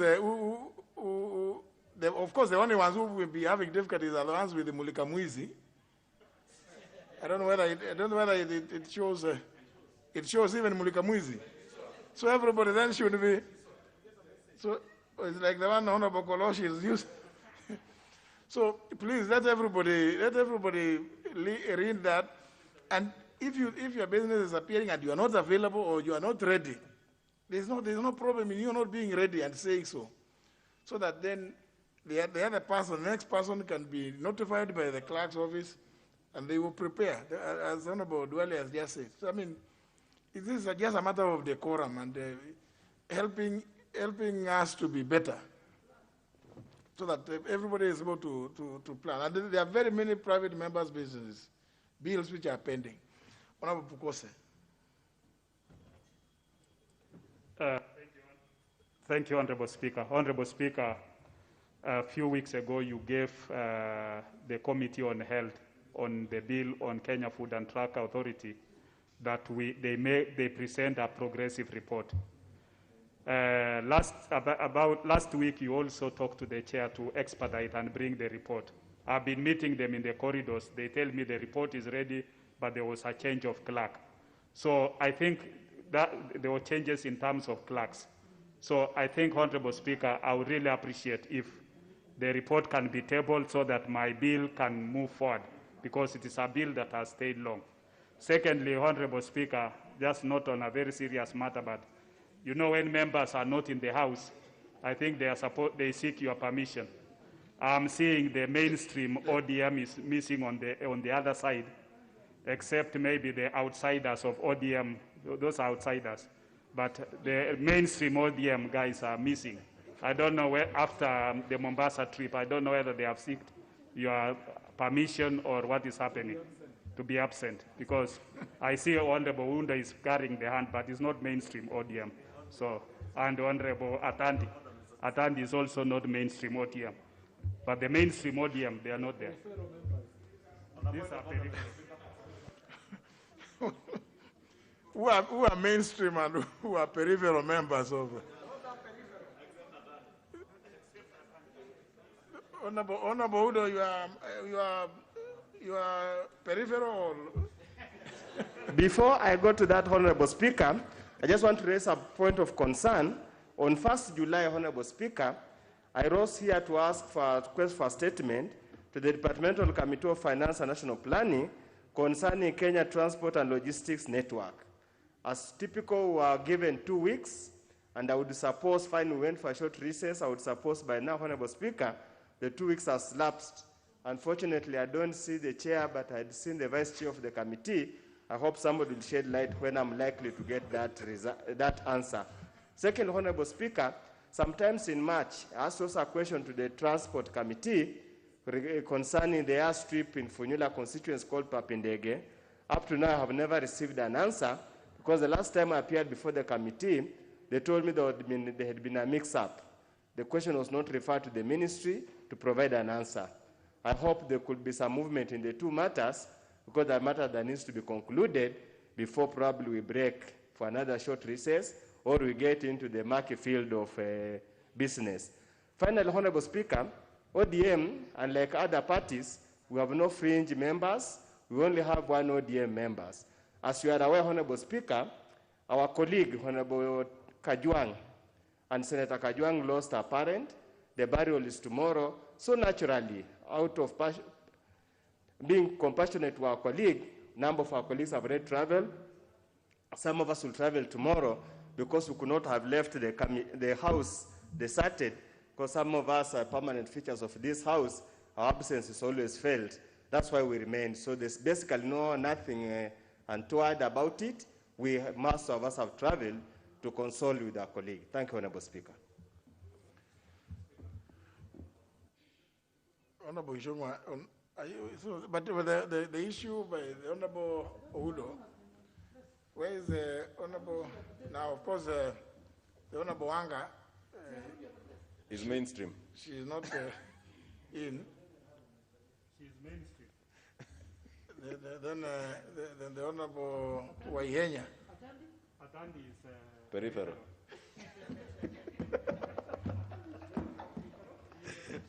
It looks like there's nobody who can respond to this. Honorable Udo. Honorable Ihenya. Kindly remind me on Tuesday. I want you to raise that matter again when they are present. Okay, thank you, Honorable Speaker. Yes, Honorable Shongwa. Mike has gone. Thank you, Honorable Speaker, and it's good, Honorable Speaker, but I thought just further to what Honorable Udo is asking, I also did raise on request a statement from the chair, a chair I can see here, the Honorable Kareke, Chair for Environment, on the implementation of the Kikuyu Water and Sewer project. Honorable Chair, as Honorable Udo is saying, we are always told within 2 weeks, and I think Honorable Udo has put it very well, the customary 2 weeks. And the Chair Environment is here, but since then, Honorable Chair, I have not been invited to the committee. They have never responded to the request for statement, Honorable Chair, and the matter that I was asking, Honorable Speaker, still persists. And as much as you may understand why our colleagues in ODM are not there, Honorable Chair, my second point of order was in relation to business, which I, in my thinking, Honorable Chair, thought was not proper before this House, today being a government day, but I was told this is a party-sponsored motion, the motion appearing as motion number 10, Honorable Speaker. And now that the mainstream ODM seems not to be in the House, and they are the mainstream minority party since after the breakup of NASA and dissolution and subsequent divorce of the NASA parties. Honorable Chair, Speaker, I wanted your guidance, Honorable Speaker, because when I also look at the substance of this motion, Honorable Speaker, it is a motion that, besides being sponsored by the minority party, Honorable Speaker, touches on budgetary matters, and aware, Honorable Speaker, that we have just finished the appropriation process. I don't know whether this motion was very well thought out, Honorable Speaker, and maybe I thought with the minority party being absent, maybe we could consider moving on to more important business to deal with bills, Honorable Speaker, like the irrigation amendment bill, Honorable Speaker, and the health laws amendment bill that are very critical, so that we don't spend time on these motions with the members not being there. And of course, raising issues that touch on budgetary matters. And of course, we have just gone through the budget process until last month, finished even with the finance bill. Honorable Speaker, we may talk a lot on the motion, Honorable Speaker, but until the issues being raised relate to COVID, Honorable Speaker. And COVID, Honorable Speaker, as much as it may go on, we are not yet there. That's why I wanted your guidance, Honorable Speaker, whether, without anticipating debate, Honorable Speaker, I was just asking for your guidance, whether now in the absence of the minority party, we would consider to drop this motion. Manzo is in the peripherals of the dead NASA. The mainstream ODM, Honorable Speaker, as you have been told, is not in the House today. No, members, let's not. We are not yet there. That issue will be raised when we get to the business, so that the explanation about it could be given.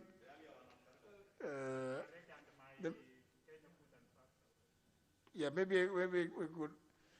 This issue of the Honorable Pukose on his bill, I think, is now becoming too much. Leader majority, and the chair of health appears You know, I think the best thing is that when the House Business Committee sits on Tuesday, it is to prioritize this business, that bill, we'll put it in the order paper.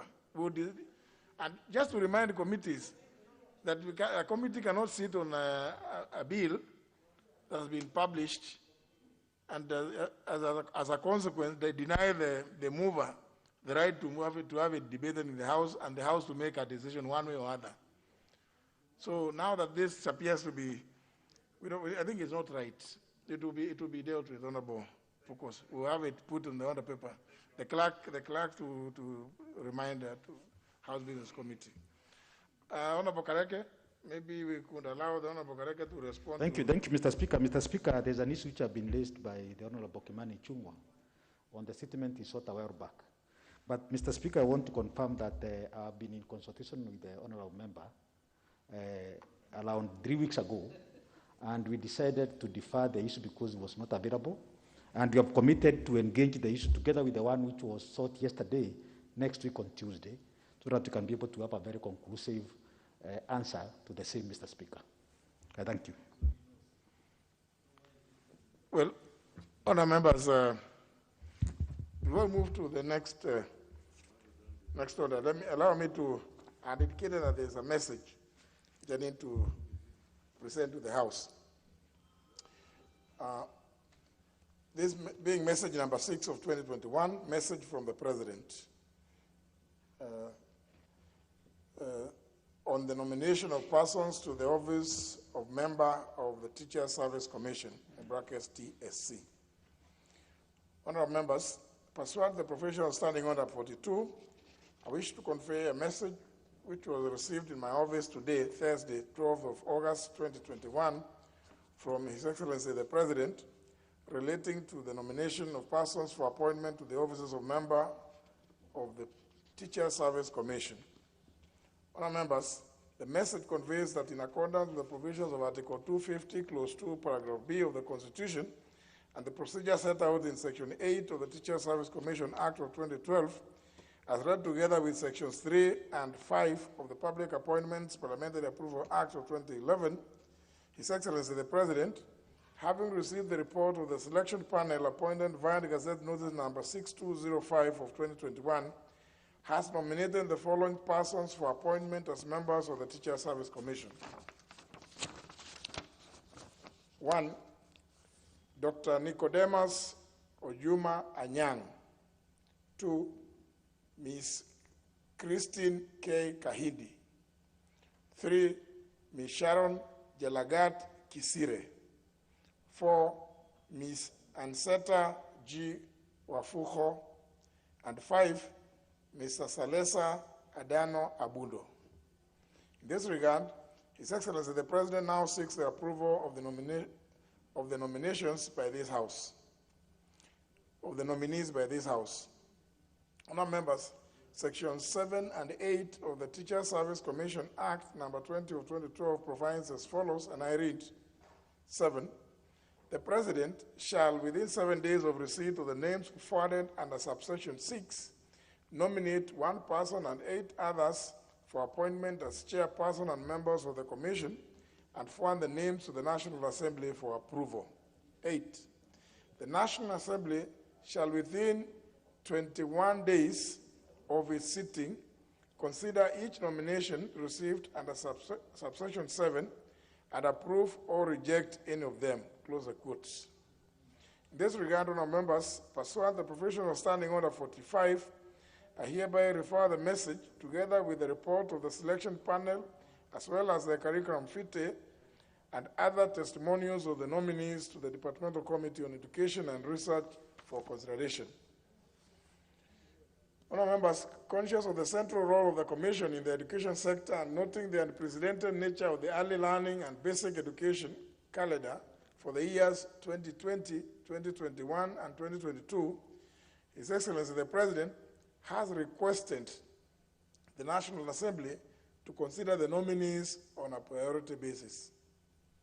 To this end, honourable members, noting that the House will proceed on its normal long recess from the 20th of August 2021 in accordance with its published calendar, the committee should expeditiously notify the nominees and the general public of the time and place for holding the approval hearings, and thereafter, upon conclusion of the hearings and adoption of its reports, submit the same to enable the House to consider the matter within the statutory timelines. I thank you, members.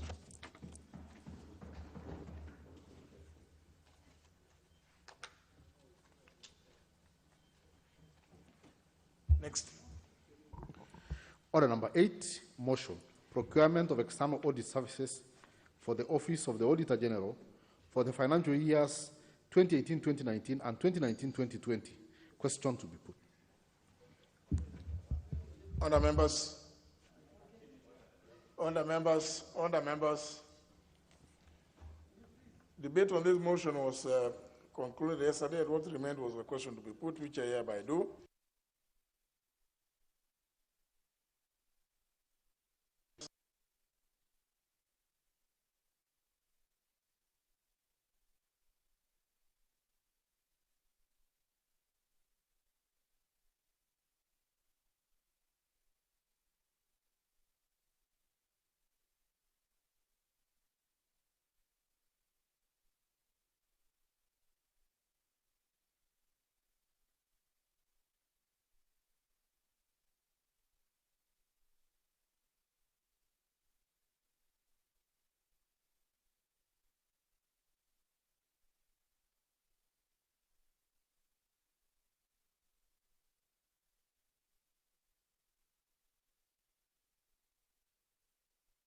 To opinion, say nay.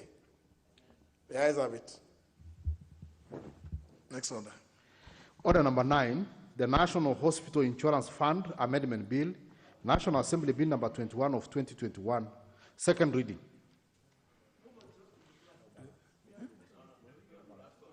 How many people have contributed?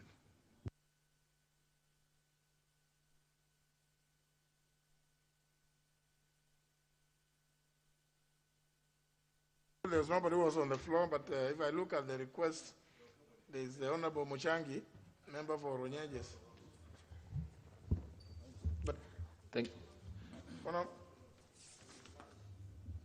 Very well, proceed. Thank you, Honorable Chair, Honorable Speaker, for the opportunity to contribute to this very important bill. Mr. Speaker, matters to do with health are very important matters. And I have said before in this House that a healthy nation is a wealthy nation. Mr. Speaker, one thing that stands out whenever NHIF is mentioned is its affordability. Mr. Speaker, only around 20% of Kenyans are covered with NHIF.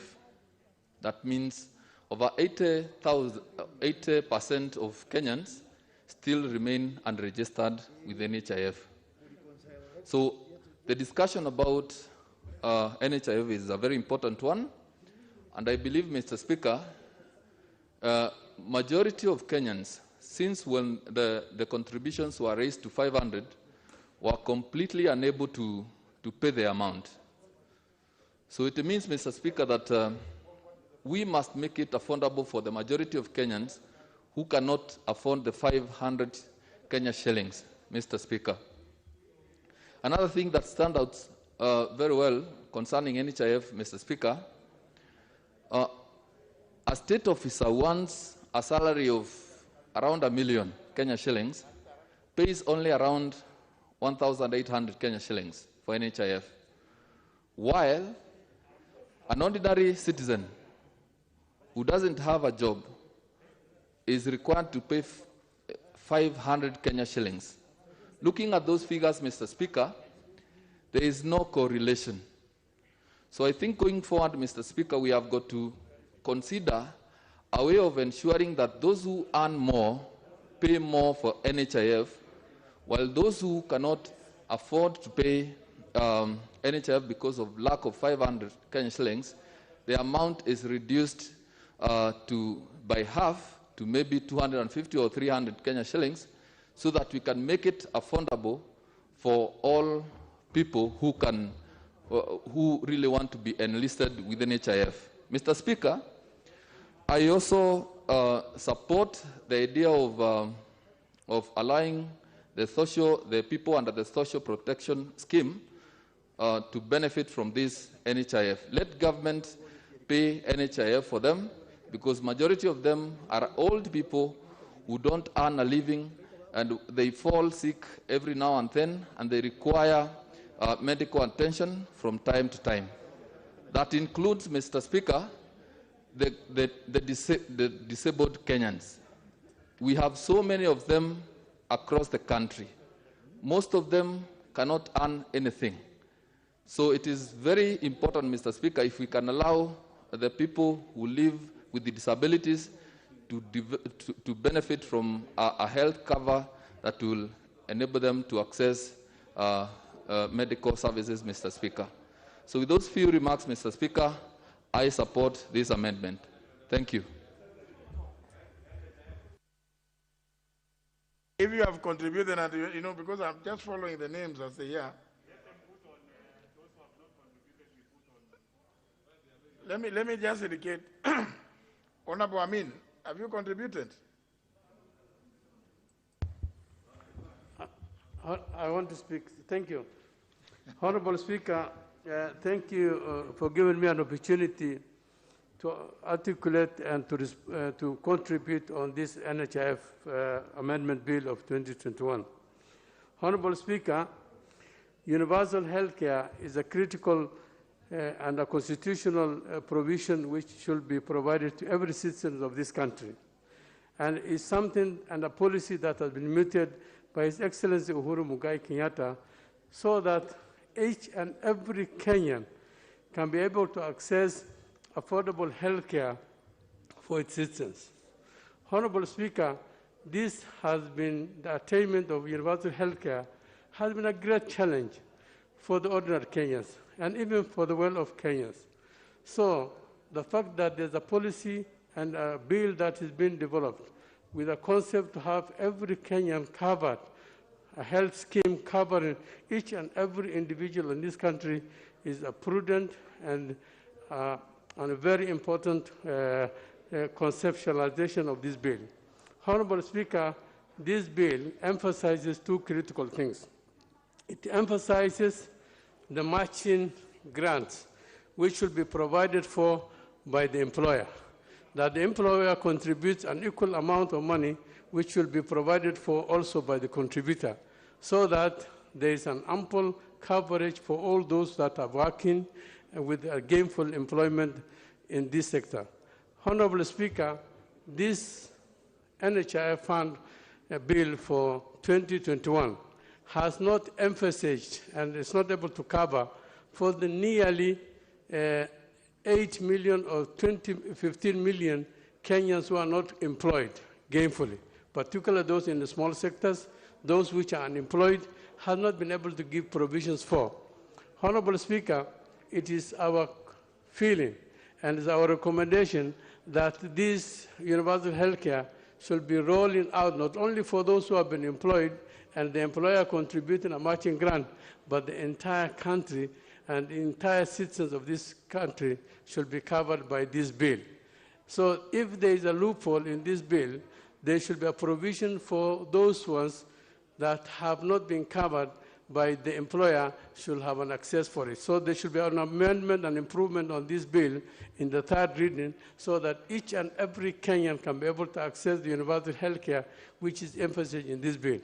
One critical good component also on this bill is the fact that all NHIF is also going to improve and make an infrastructure improvement into all the health sectors. They're able to buy the facilities, the X-rays, and all those infrastructure improvements so that they can be able to provide diagnostic and surgery equipment on all the health sector, on all the health facilities that have been accredited by NHIF.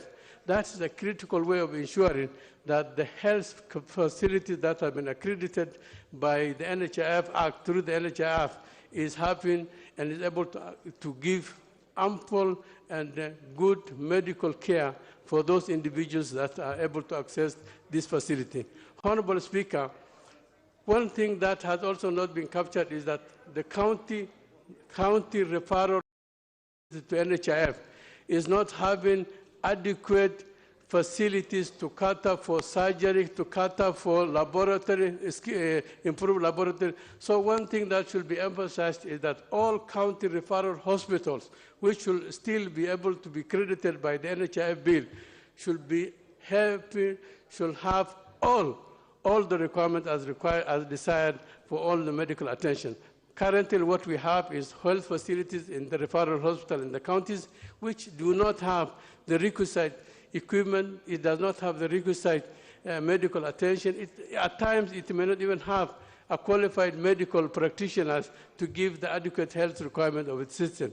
So this bill should also emphasize and make sure that the county referral hospitals are adequately equipped so that they can be able to provide the intended universal health care for its system. Honorable Speaker, great majority of Kenyans, nearly 20 million Kenyans are unemployed, and the small sector.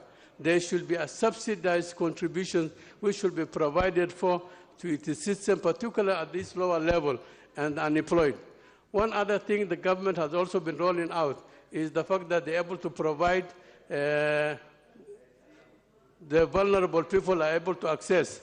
But one thing that has not been issued is that they have not been able to apportion the medical fund, the NHIF contribution. So if the government is also giving the vulnerable, the elderly, if they are giving food, a certain amount of stipend, then there should be an equal contribution for the same in terms of the health care. Because if you provide food and you still don't provide a medical health care, then it does not make any sense. It's only properly fed citizens that can be able to get a good health care for that matter. So what we're always suggesting is that those that are getting the support should also be having a medical cover for the same, and the government should be able to make a contribution for the same. Honorable Speaker, one other thing that the government has also rolled out school children, particularly in secondary schools, to get a certain amount of NHIF. But that one does not give the same cover to the family member. So every child who is in secondary school who is getting a NHIF cover from the government should also have their families covered through this program. So I'm saying that this program, as much as it's only working for those who have been employed and the employer to make a significant contribution, it should be in totality for all citizens of this country. Thank you very much. I support the amendment. Member for Kitui West.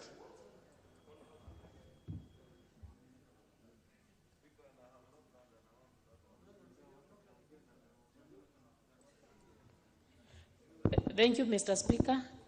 Let me take this opportunity to say that I support this NHIF amendment bill. But let me start by saying that most Kenyans are actually neither aware of the NHIF, neither can they afford to pay for NHIF premiums. So this goes for the NHIF to actually popularize and also make Kenyans aware of what NHIF offers, because there are very many who are not aware about NHIF. And the other thing about NHIF is that some hospitals, small hospitals like small mission hospitals, especially during this corona period, the NHIF has paralyzed the activities of these hospitals. And this is by not reimbursing the hospitals after they take the NHIF cover. And I'm aware of a mission hospital in my constituency, Mudale Mission Hospital, which has really been treating so many people by using the NHIF cards, but the insurance has not been able to reimburse. And therefore, this has rendered the mission hospital really suffer so much, and the people are not getting the treatment as they ought to, because most of the times there's no medicine because NHIF has not reimbursed them. This bill also proposes for punitive measures for late payment to the fund. Mr. Speaker, I think this should be done for institutions which give late payment to the fund.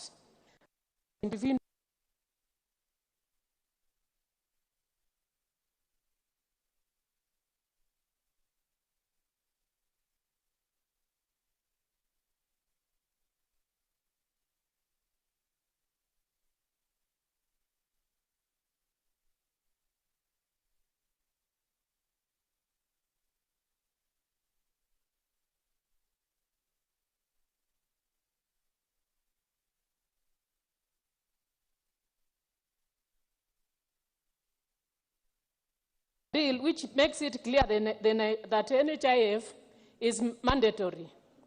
But in theory, NHIF has been mandatory since the NHIF Act of 1998, which states that an ordinary resident of Kenya, whether salaried or self-employed, shall be liable as a contributor to the fund. But in practice, NHIF membership for informal sector workers only constitutes 83% of Kenyans' workforce, but has remained voluntary. So for the informal sector, it has not been mandatory. But mandatory NHIF coverage would actually raise revenues for UHC and improve repayment of their financial protection, because currently only 20% of Kenyans have any form of health insurance coverage, with only 85% of them covered by NHIF. So coverage among the formal sector is near universal compared to 15% coverage among the informal sector. So that's why there should be a lot of marketing and also awareness to the informal sector so that they can join, be members of NHIF. The other problem which is there with NHIF is that when you join, you are supposed to wait for 6 months before you actually get the cover. And if you delay in payment, you also have to wait for 6 months after the payment to the fund. And that period of 6 months is too long, especially for the sick people.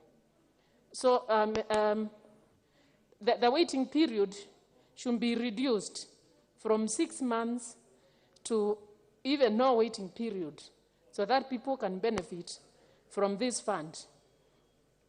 Then this bill also proposes for change on how NHIF pays out.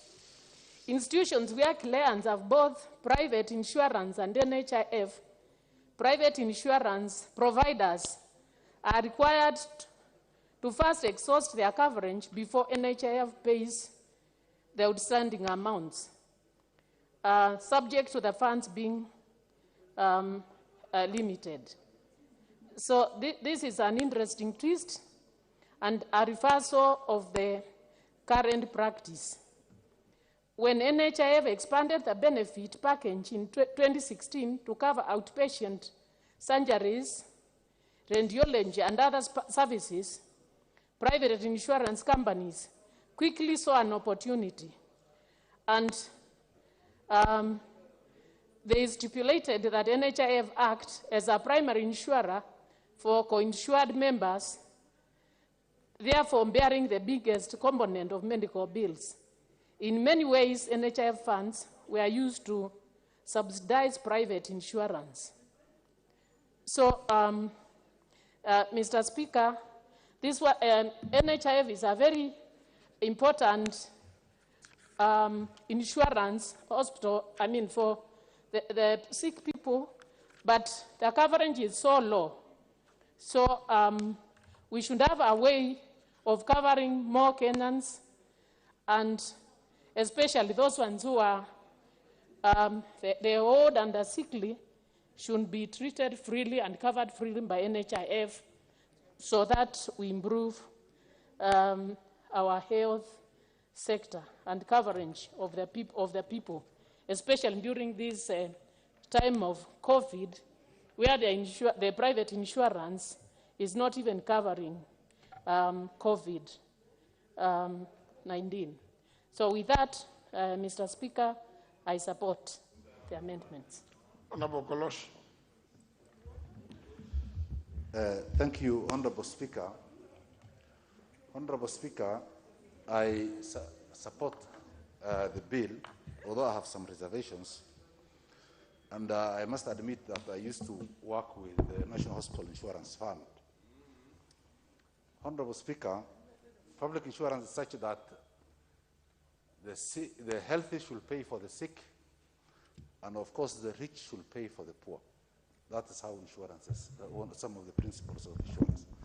So the fact that contributions are not necessarily uniform and are pegged on the ability to pay by the individual is very important for us to consider. Number two, Honorable Speaker, the elements of corruption in terms of facilities and hospitals working with corrupt individuals within the National Hospital Insurance Fund is increasingly becoming an issue on the basis of course, resources at the fund. Honorable Speaker, when hospitals are accredited by the NHIF, hospitals tend to misuse that opportunity by giving opportunities to people who are not supposed to be beneficiaries, in the sense that cards are used by relatives and friends of people who should be the holders and the people who paid for it. So we must seal such loopholes. And the issue of giving the NHIF board serious powers to determine the beneficiaries is also we must set checks and balances for the boards, for the hospital board, so that they don't get away with some of the punitive measures like penalties on late contributors, people with this COVID and the economic situation in the country. The self-employed, the people who are called self-employed and who pay on their own and contribute have difficulties at this moment in time because of the situation in the economy. They cannot contribute. So these penalties must be waived in the case that one is sick, is in hospital for a long time, he can't pay, or they can't find an employment or a source of income. These measures should be, of course, checked highly. The right beneficiaries, because you see, when an insurer benefits someone who doesn't pay for, the thing that is becoming very common is that the beneficiary should be the one paying for the services. Secondly, if the situations in the public hospitals are the way they are today, then it is useless to collect such revenues and even expect universal health care. Before we talk about the insurance, we must talk about the services provided at the public hospitals. Because what is it that our county referral hospitals can offer to patients covered by the NHIF or otherwise that are needed today? They don't have the X-ray machines, they don't have of course, the machine and capacity required. And of course, they are the ones that are available in most of the areas and counties where we come from. Of course, there are small private health providers that are coming up. But the public hospitals, where at the sub-county level or the county referral hospitals, are in a very dire need. So even when you say we are going to insure and provide services in hospitals that have nothing, then it means it is just beating the purpose. It's not meeting the purpose. Because I worked there and I know how the individuals at the board can be, this issue of giving sweeping powers to the National Hospital Insurance Fund board is going to be counterproductive. These individuals must be checked. We know the corruption history. Of course, we know the 30 million spent in a day on some women meeting here when the Honorable Charity Ngilu was the minister. And of course, we also know when the CEO was fired, because in 1 year, we saved 3 billion as surplus. And when government and the people with influence wanted to eat that money and he resisted, the next morning he found himself on the streets. So it is important that we seal all the loopholes, especially whether government control and individuals who are nominated by the executive. Because, Honorable Speaker, before I became a member of parliament, I thought members of parliament can do a lot, and of course, when I see situations not going the right way, I was wondering what our MPs are doing. When I came here and I have learned that most of the MPs run about, follow the executive and are not here to represent, seriously, I have found out interests and individual interests overtake the national interest. And people here might not, although elected to represent the people, of course, have a lot of other interests. So, Honorable Speaker, I support and I urge that we do changes on the powers, serious powers given to the board. The Honorable Kolosh, your contribution seems to have attracted the ire of the member for Kikuyu. Let us hear his point of order. Chair, Honorable Speaker, I am rising on a point of order in relation to what the Honorable Kolosh has said, that before he became a member of parliament, he would wonder. But since becoming a member of parliament, he has since discovered that there are members of parliament in this house who represent other interests other than the people they represent, and who follow orders from the executive. Maybe it is only be beneficial to Kenyans to name those particular members who represent other interests other than those people who have elected them, or those who are directed by the executive. Because, Honorable Speaker, I am seated here, and if the people of Kikuyu heard that I am following orders from the executive, especially this executive, Honorable Speaker, I may not be re-elected next year, Honorable Speaker, because they expect me to be here to represent them. Therefore, it would rather be unfair for the Honorable Kolosh to say generally that there are many members of parliament. He should either substantiate or withdraw that statement, Honorable Speaker. The honorable member for Kikuyu is absolutely right. The Honorable Kolosh. Thank you. Honorable Speaker. Just hold on. You cannot issue a sweeping statement alleging that members in this House do not represent the constituencies that they were elected to represent. So you may have to substantiate. You will have to substantiate or withdraw. Give him the mic. As I was a way of substantiating the same. The honorable member for Kikuyu knows that after the elections of 2017, it is not the members of the budget committee that elected him as the chair. Neither it's not the members of the budget committee that removed him as a chair. So this is where the controls of the executives are coming. And he knows where I'm referring to. Thank you, Honorable Speaker. The Honorable Kolosh. But anyway, honorable members, I wish to give this opportunity to the member for Juja. The member for Juja, the Honorable Koimburi George. I think this will be your maiden speech, your maiden opportunity to make a contribution. Contribution. Yes, so you will make your contribution and you will not be interrupted as you make your contribution. Proceed. Thank you, Honorable Speaker. Let me take this opportunity to support this bill. It's a very important bill to our country, a healthy bill. Honorable Speaker, I know in our country we have those old people and also the people living with a disability. And these 500 shillings for NHIF card is very expensive for them. They cannot able to pay these 500 per month. And also remember, in our country or in our dispensary, we don't have medicines for these old people and the people living with a disability. Honorable Speaker, in my constituency, Juja constituency, our dispensary, like Gashororo dispensary, like Kwamundia, also Adi dispensary.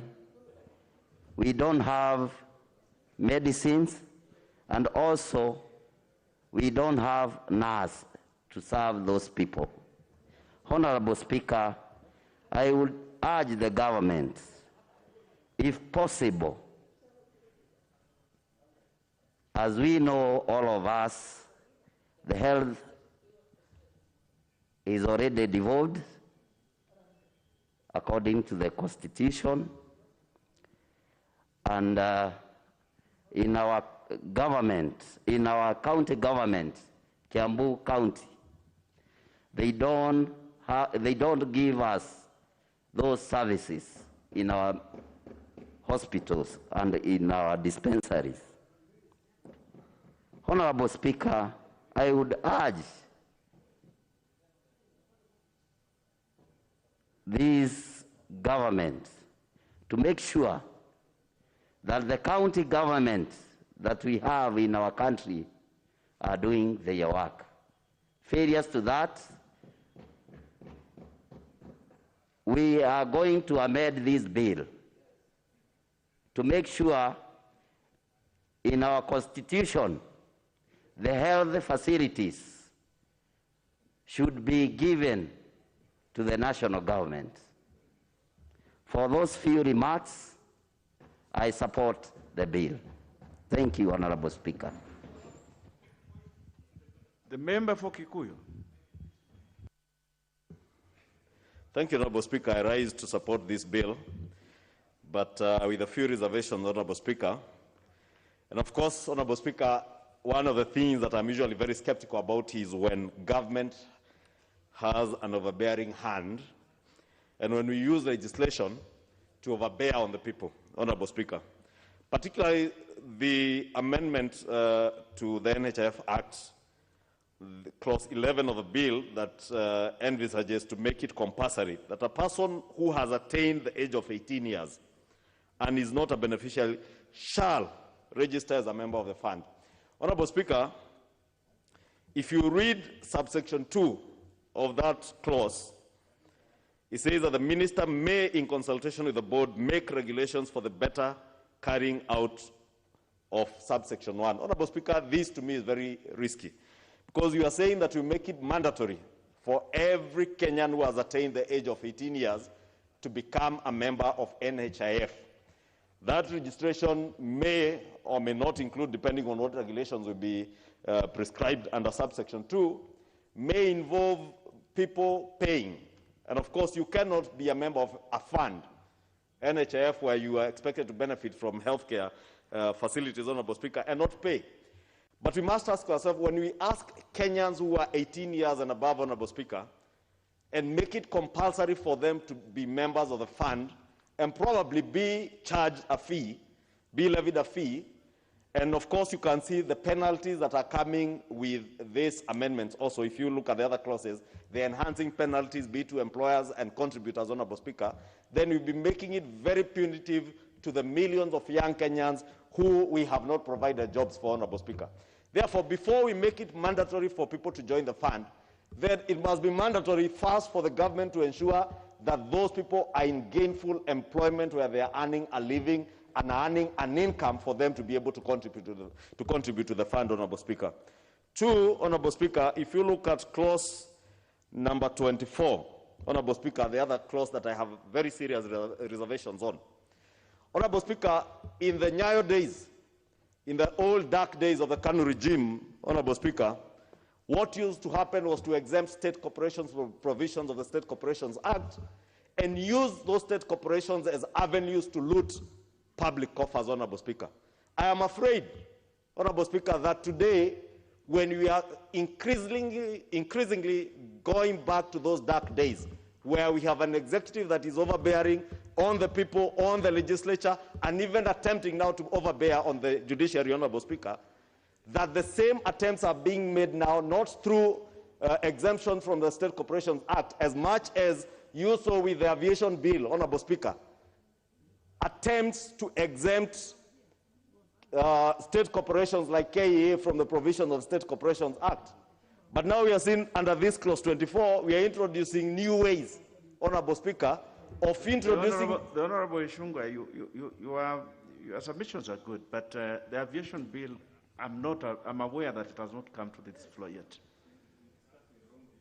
Yes. Of course, Honorable Speaker, if you listen to me clearly, I was giving it as an example of what the attempts by the executive to use exemptions to the State Corporations Act, like was done in the old KANU days, Honorable Speaker, but probably is being tutored by the KANU regime. Maybe that is why you see this inclination. Honorable Speaker, I was speaking to clause 24, which is proposing to amend section 34 of the Act to mandate the NHIF board to invest in the procurement and acquisition of essential medical equipment and supportive infrastructure to empanel contracted healthcare providers, Honorable Speaker. The people who are empaneled by NHIF, Honorable Speaker, or who are contracted as service provided by NHIF are both public and private hospitals or healthcare providers, Honorable Speaker. If we are giving the board now mandate to be able to procure healthcare equipment, Honorable Speaker, not healthcare for a hospital that is being managed by that NHIF board. And you remember, Honorable Speaker, some time back, the NHIF board was involved in some scandal of land that was where they were to build a NHIF referral hospital in Karen, which today, Honorable Speaker, despite spending billions, has never been built. But consultants walked away with billions of shillings, Honorable Speaker. I'm therefore very skeptical when you now tell me that NHIF that could not invest in a referral hospital, Honorable Speaker, a referral hospital that an institution like Kenyatta University was able to invest in and build a referral hospital in less than, in a period of about 3 to 4 years, a referral hospital that has been very critical now during this COVID time to help ease the congestion in Kenyatta and many of our private other hospitals, and a very good hospital, Honorable Speaker. But NHIF had that dream over 10, 15 years ago. It has never come to fruition, Honorable Speaker. It is this same NHIF, Honorable Speaker, that you are now mandating to now procure healthcare equipment. Is it the same healthcare equipment, Honorable Speaker, that we attempted to procure through the infamous MES, or the Managed Equipment Services program that came into being in 2014, 2015, Honorable Speaker? If that is what we are to learn from, Honorable Speaker, then we must be cautious. If in this House we today pass legislation to mandate NHIF to go ahead now and procure more equipment, while we have the MES equipment that is lying in our sub-county and county referral hospitals, not in use, Honorable Speaker. And we are paying billions, forcing our county government to pay billions every year to providers of this least equipment, Honorable Speaker, and equipment that is not helping the people. And now we want to use NHIF to squander more public resources by probably getting the same tenderpreneurs who are involved in the MES program, Honorable Speaker, to now procure through NHIF. The same tenderpreneurs, Honorable Speaker, you can bet, Honorable Speaker, that the same tenderpreneurs who are involved in the MES scandal are the same tenderpreneurs who are involved in the COVID KEMSA billionaire scandal, Honorable Speaker. Honorable Speaker, it is the same tenderpreneurs that we are probably opening up new avenues now for to engage in procurement of this healthcare, because, of course, you know there are those few who have now specialized in the procurement of healthcare equipment in this country. You have seen them even building hospitals across Nairobi. The Honorable Kimani, just hold on. The Honorable Duale, what is out of order? Speaker, you know, I really don't like interrupting members of parliament, and also of Honorable Ichungwa's caliber. But Speaker, there's an element of relevance. I mean, I have read this bill when I was contributing, And Mr. Speaker, you need to help us. Because Honorable Ichungwa is coming, is discussing EMS, discussing entrepreneurs, tenderpreneurs.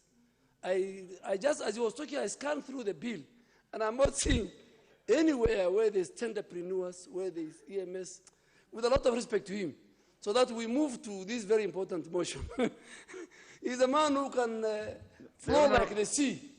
He's very, very sharp up in the mind, so but he can spare us sometimes, because you need to guide him. The Honorable Duale, I have looked at the bill, and I think the Honorable Kimani is well within his rights, because there is a proposal that the NHIF will procure some equipment for some of these facilities. So I think he's within his rights. He's okay. Proceed, the Honorable Kimani. Thank you, Speaker, for protecting me from the member for Garissa Township. You know, probably he runs a hospital in Garissa or somewhere, and I'm not saying he's one of the entrepreneurs. I know him. He was not involved either in the mess or the cancer COVID billionaire scandal. But I was speaking to those who are involved and who, Honorable Speaker, because we are also in a state where state capture, Honorable Speaker, is so real, I must be cautious as a member of Parliament that when I see attempts to give such powers to the NHIF board, Honorable Speaker, I must treat it with caution, Honorable Speaker. And when we come to the third reading, I will be doing the necessary, Honorable Speaker, in relation to at least those two aspects, one as envisaged by Clause 11 and Clause 24. However, Honorable Speaker, it is not all dark for this bill, Honorable Speaker, because there are very good aspects of this bill that I support. Top among those issues are issues I think Honorable Kolosha has touched on the question of being able to identify the member who is a registered member of NHIF. And the use of biometrics, Honorable Speaker, is one progressive way moving away from the cards and the stamps, the manual things that NHIF has done over the years, and that indeed is quite encouraging. However, Honorable Speaker, it is also important to graduate how we contribute our contributions to NHIF. It is not fair, Honorable Speaker, that we punish a young 18-year-old student who has just graduated from high school, or a young hustler who is hustling, and make it compulsory for them to contribute 300 shillings, while myself as a member of Parliament, I think I pay about 1,700 shillings, Honorable Speaker.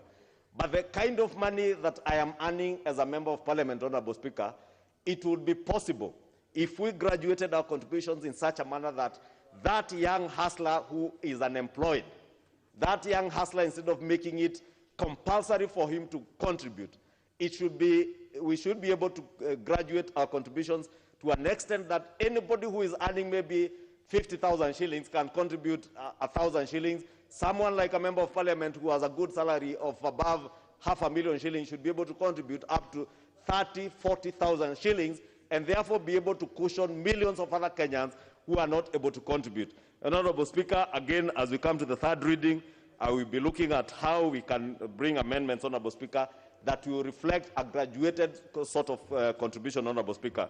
But let me say, Honorable Speaker, it is a good bill, and I support it, with the reservations of the few issues I've pointed out, especially the question of state capture and using our state corporations to enrich the few who hold power, and using legislation to create avenues for them to continue looting and impoverishing our people, so that...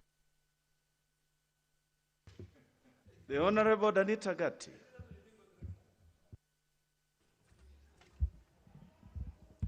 Thank you, Mr. Speaker, for this opportunity to support the NHIF Amendment Bill 2021.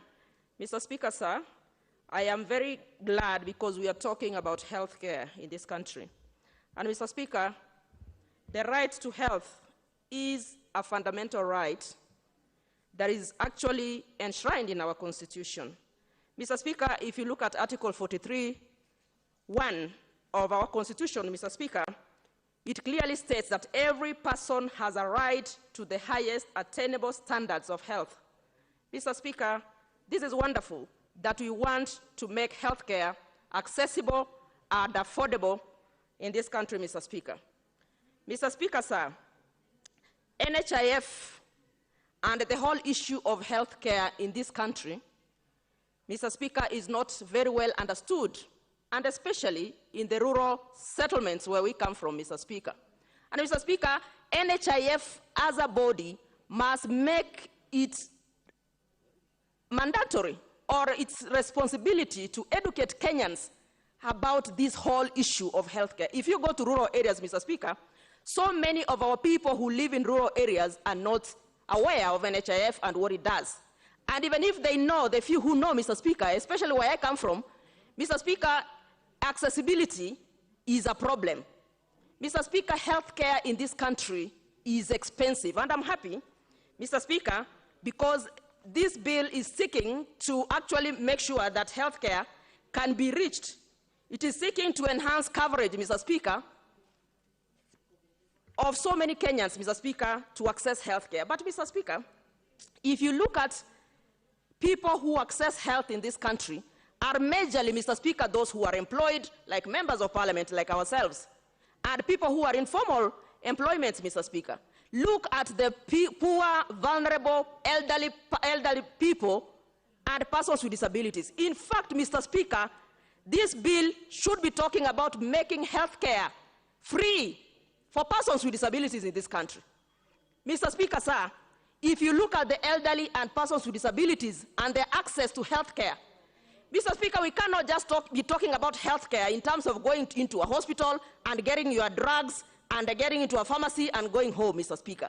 Persons with disabilities, Mr. Speaker, and their accessibility to health care is wanting in this country.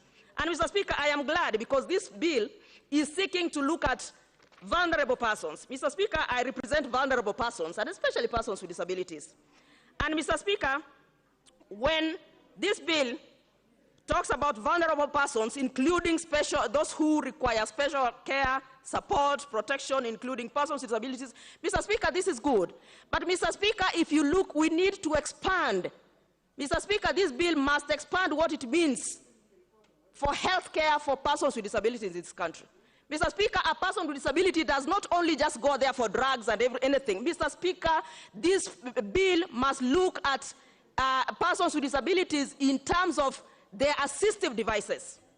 Mr. Speaker, I do not know whether members in this House understand what it means to access health as a person with disability in this country. Mr. Speaker, it is expensive. It is not just about drugs. It is about the wheelchair.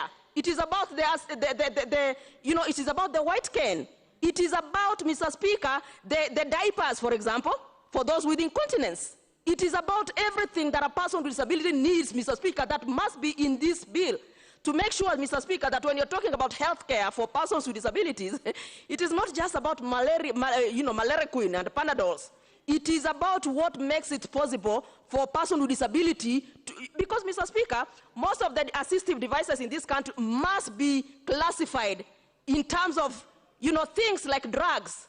If you say that a person with disability who goes to hospital cannot access a wheelchair, for example, or diapers, for example, or catheters, for example, or, Mr. Speaker, sir, NHIF must pronounce itself very clear on what it means health care for persons with disabilities in this country. Mr. Speaker, maybe you do not have a person who lives with a disability in your homestead, but you must understand what it is.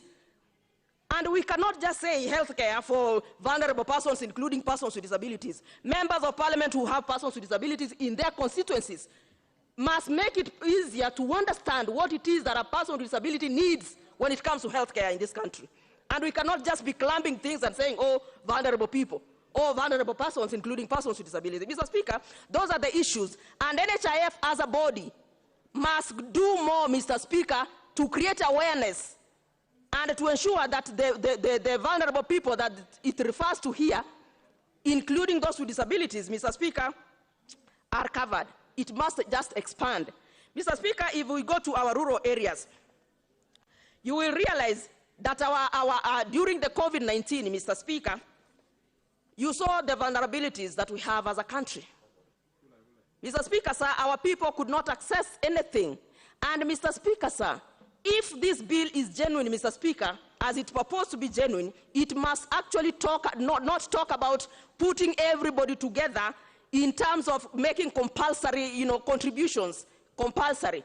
That for you that you must be put into NHIF to make sure that the membership is compulsory? What about those graduates, Mr. Speaker? What about the jobless people, Mr. Speaker, who require health care and they do not have employment the way we have employment, Mr. Speaker, in this country? So, Mr. Speaker, sir, I want to say that when the state seeks to make NHIF membership compulsory by contributing, ensuring that every past adult Kenyan who is 18 and contributes 500 shillings becomes a member, what about those ones who do not have that money? And those include those persons with disabilities and the elderly in this country. Mr. Speaker, sir, NHIF must pronounce itself. And that is why I am using also this opportunity, Mr. Speaker, because we are talking about these amendments, Mr. Speaker, to ensure that I lobby actually NHIF to make health care free for persons with disabilities, especially at the counties, Mr. Speaker. We have a lot to talk about, Mr. Speaker, when it comes to health care, and especially for the elderly and persons with disabilities. It is a good bill, Mr. Speaker, because it seeks to expand and to ensure that Kenya actually covers many people, especially those who are otherwise not covered, Mr. Speaker. And therefore, Mr. Speaker, allow me to support this bill, but allow me also, Mr. Speaker, to say that as much as we are looking at the universal health coverage, looking at what Kenya basically has ratified, because Kenya as a country has ratified so many conventions around health care, Mr. Speaker. The other time here, just the other week, the President was in London for the G7 summit, and part of what was discussed was actually health care financing, Mr. Speaker. So therefore, Mr. Speaker, we must also ensure that even within our own counties, Mr. Speaker, our people are able to access their health care from their village to their counties, and ensuring, Mr. Speaker, that health care really has that financing that is there. Mr. Speaker, we cannot have a referral hospital, for example, Migori County, where I come from and where I represent here, Mr. Speaker, having people come to Migori Referral Hospital and not have access to health care, Mr. Speaker, in terms of their usage of this bill, Mr. Speaker. Mr. Speaker, NHIF, as I've said, must expand, and it must pronounce itself to what vulnerable persons or persons with disabilities, are in terms of their access to this health care, Mr. Speaker. Mr. Speaker, allow me to stop there and support this bill. So very valid contention. I think one of the things that has come out clearly, the Honorable Danita Gatti, is that we need a very clear definition of what vulnerable people are under these proposals. We shall now have contribution from the Honorable Ibrahim Sahal, nominated member. Thank you, Mr. Speaker, for giving me this opportunity to add my voice to this important bill. Mr. Speaker, a health nation is a working nation. Therefore, it is the mandate of the government to ensure health lives and promote well-being for all at all age. This will be accelerated by the proposed establishment of the National Health Scheme, and which will enhance the mandate and the capacity of the National Insurance Fund to facilitate and deliver the universal health coverage.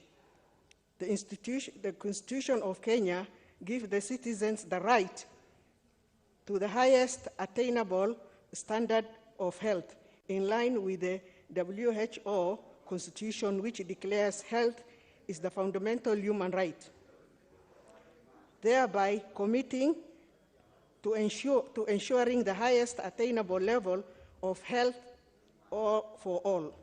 To attain this, we need an effective and efficient national health scheme. Mr. Speaker, the universal health coverage has been adopted and given a priority as one of the Big Four agenda. This means that if this bill is approved and implemented, all individuals and communities will receive the health service they need without suffering financial hardship. Mr. Speaker, the amendment proposed that NHIF will be receiving additional funds from employers who will make matching contributions and to what employees are liable to pay by introducing penalties for the employers who do not remit their matching contribution in timely manner. the mandatory contribution to the funds by citizens above the age of 18 years will increase funds to the scheme. Mr. Speaker, although the proposed amendment is very effective in tapping the contribution from the employers, this need to design a suitable and favorable model to collect funds from informal sectors, which will further increase the funds to this scheme. I thank you, Mr. Speaker. I support. The Honorable Mboni Mwalika, member for Kitui Rural.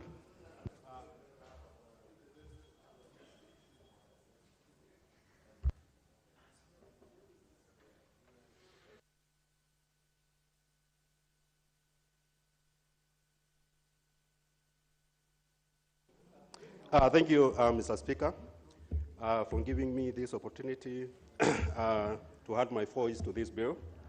On onset, I want to say that I support the bill because any country to develop, you need a healthy population. Because population and the people provide labor, and labor is a factor of production. The more people are healthy, the higher the productivity and therefore economic growth. And as a country, we need to think about how do we provide universal health care so that everybody can go to any hospital and get health care. Health care in this country has become very expensive. There are very few people who can really afford good health care. And especially this time of COVID, I'll tell you every day, every week in our rural areas, we are burying people because they cannot access good health care. The 500 shillings which have NHIF charges, to me is a bit very high, and especially to the rural poor and also the urban poor. The disabled and the vulnerable groups cannot really be able to afford this kind of charges. And therefore, there is need to review these charges and charge differently to different categories so that at least people can be able to afford. Because maybe the rich can pay slightly more and the poor can slightly pay less. The 6 months which is given when you do your first payment, to me is a very, very long period. Imagine somebody who is sick, and you are telling the person to pay, start contributing, and then he waits for 6 months before starts accessing services from NHIF. I think this period needs to be reviewed to probably 3 months or even lower, so that at least people can be able to access health care. Mr. Chair, it's important to note that health is default function, but it's also important to note that health system in the counties has failed completely. They have failed completely. In fact, you go to health centers, there is no even medicine. On Sunday, I went to my nearest health center, and people are buying dressing materials for their wounds. I mean, it's quite wanting. There's no adequate infrastructure, there's no equipment, and other health essential services. But these counties should be encouraged to channel some of the funds to NHIF so that people can be able to access health services in other hospitals outside the counties. So to me, that is very, very crucial. National government should also come in and subsidize NHIF so that it can be able to provide health services. Lastly, here, and it has already been stated, a lot of people in the rural areas, they are not aware about NHIF and even what they stand for. So it's very important for NHIF to create, I'm aware they have offices at county levels, but from the county, do they even go to sub-county level to create awareness? So it's important for NHIF to move down there and create awareness so that people can know what they stand for. Chair, with those few remarks, I support. Thank you very much. The Honorable Tonui Kiprotich, member for Bomet Central.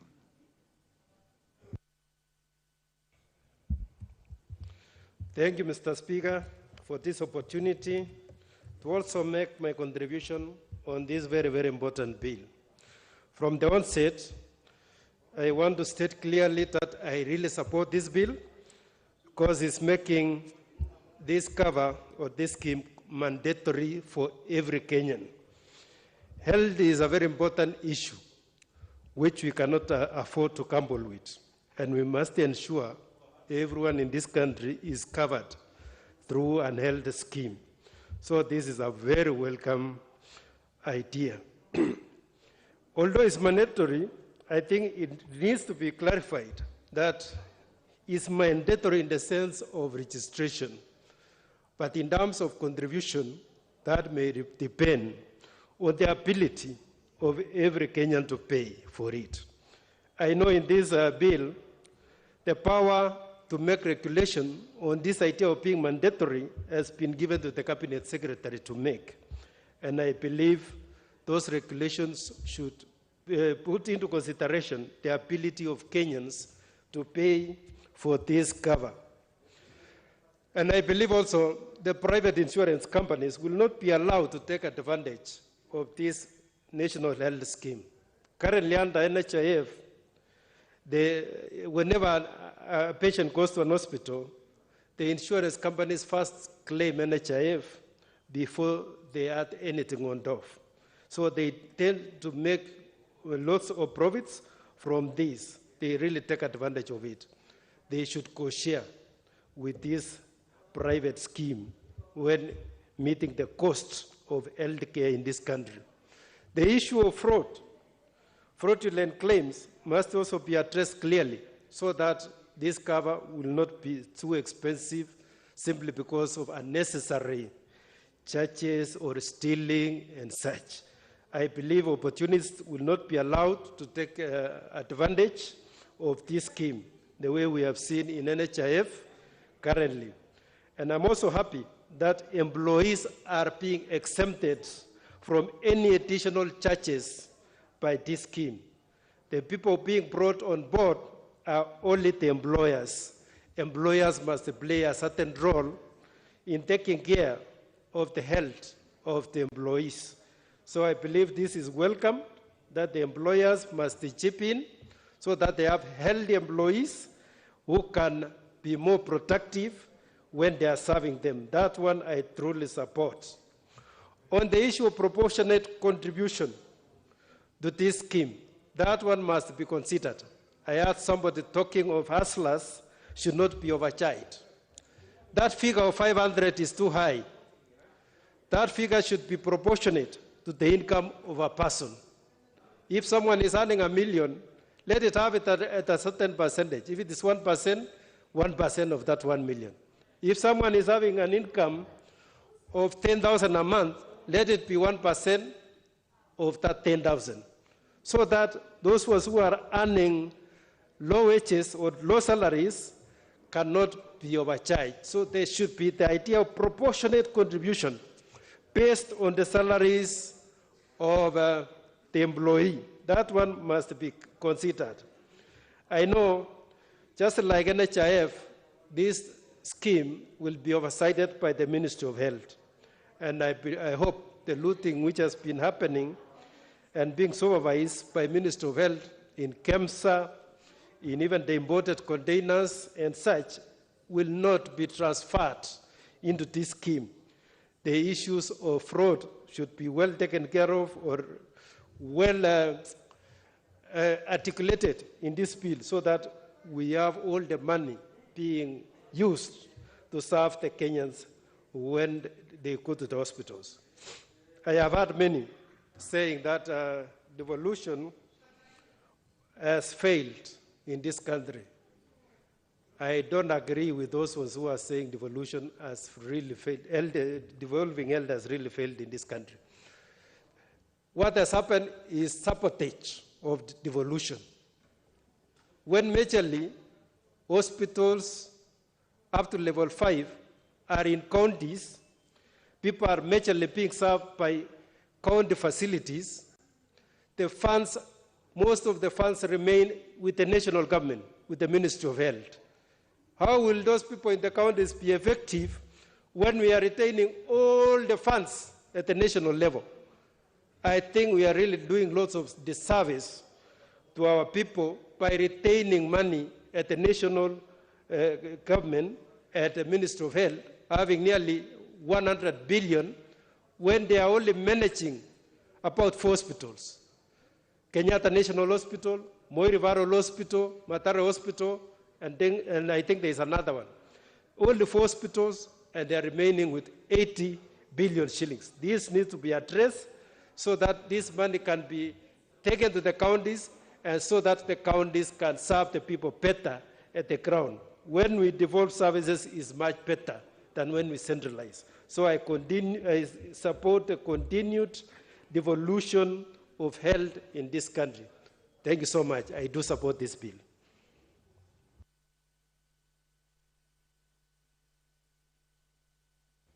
Let's have Honorable Mishi.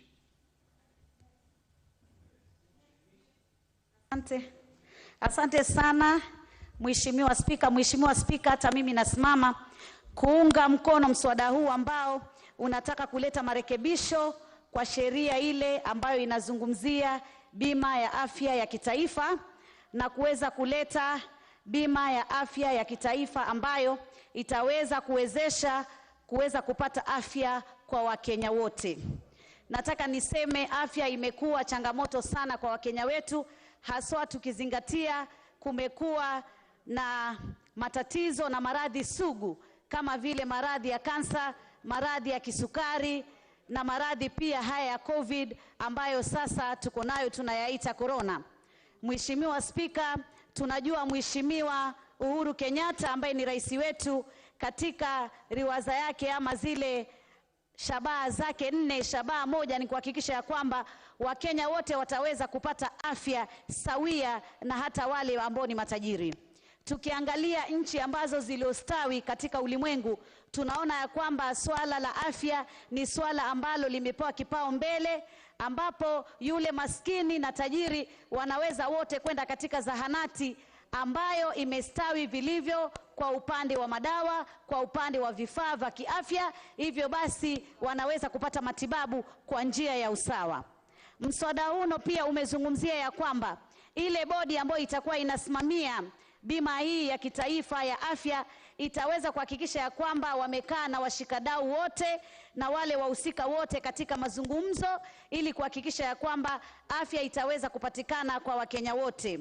Vile vile mswada huu tunaunga mkono, lakini pia kuna sehemu ambazo tunataka tulete marekebisho, kama sehemu ambayo inasema ya kwamba lazima yule muajiri na muajiriwa waweze kulipa kiwango sawia kilicho sawa. Lakini lazima tuzingatie ya kwamba kuna waajiri wengi wa Kenya wetu ambao ni maskini na mapato yao ni machache, na utapata ya kwamba anafanya kazi katika kampuni ambayo inapata mapato makubwa, kampuni ambayo imestawi, kampuni ambayo inaweza kutoa mchango mkubwa katika kufidia bima hii. Basi ni ubora ya kwamba iwapo katika kampuni kama ile ina uwezo zaidi na mapato yake yako juu, lazima mchango wao uwe mkubwa zaidi ya yule aliyeajiriwa, kwa sababu sana walioajiriwa wanapata mapato ya chini sana, hivyo basi hawawezi kupata sawia na yule muajiri ambaye yeye amefaidika zaidi katika biashara ile, katika kampuni ile. Vile vile pia katika ibara moja inazungumzia ya kwamba ukifika miaka 18, iwapo hauko katika sehemu yoyote ya kuwa umeingizwa katika bima hii ya kitaifa ya afya, itakulazimu uweze kulipa ile mchango ambao unahitajika. Na wenzangu wamesema ya kwamba shilingi 500 ni pesa nyingi, na mimi nataka niunge mkono, haswa tukizingatia hivi sasa tuko na changamoto za kiuchumi ambazo zimesababishwa na maradhi hatari ya corona. Wakenya wengi hivi sasa hawako katika ajira. Wakenya wengi hivi sasa hawako katika biashara zao. Hivyo basi itakuwa ni ngumu iwapo ni kijana ambaye pengine ni kijana ambaye hana mama, hana baba, ni kijana yatima, na anaambiwa lazima ukifika miaka hiyo 18 uweze kulipa mchango kama huu. Lazima tutafute mbinu ya kuonyesha ya kwamba yale makundi ambayo yako katika hali ngumu, ile Kiingereza tunasema the vulnerable groups, lazima tuangalie yatazingatiwa kwa njia gani waweze kutoa mchango huu wa kufidia bima hino ya kitaifa ya afya, ili watu wapate afya kwa watu wote. Vile vile pia katika kuorodhesha zile zahanati ama hospitali ambazo zitaweza kutibu wa Kenya kwa kupitia bima hii ya kitaifa ya afya, lazima ziorodheshwe zahanati ambazo zimestawi, zahanati ambazo zina miundo misingi ya kiafya. Kwa mfano, zahanati ambayo inaweza kufanya operesheni hizi ambazo ni za magonjwa magumu. Kwa mfano, zahanati ambayo inaweza kufanya hata operation ya moyo. Na pia tuone ni kwamba ni zahanati ambazo zina vifaa vya kisasa, zahanati ambazo zina madawa. Na pia iwe ni zahanati ambazo Wakenya wanaweza kuzifikia. Kwa hivi sasa Wakenya wengi ambao wanaino bima ya afya ya kitaifa, wana zile kadi, utapata ya kwamba mtu mpaka atembee kilomita nyingi, ama atembee mwendo wa siku 2 ama siku 1 pengine, ndio aweze kufikia zahanati ambayo anaweza kutoa kadi ile na aweze kupata matibabu. Kwa hivyo basi lazima tuangalie ya kwamba wakati tunafanya mpango kama huu na kuleta mswada kama huu wa marekebisho, tuone ya kwamba je, zile orodha za zahanati tutakazoziweka ni zile ambazo Wakenya wataweza pia kuzifikia. Na wakati Wakenya wanafika katika zahanati kama zile, isiwe kama haya yanayotokea sasa.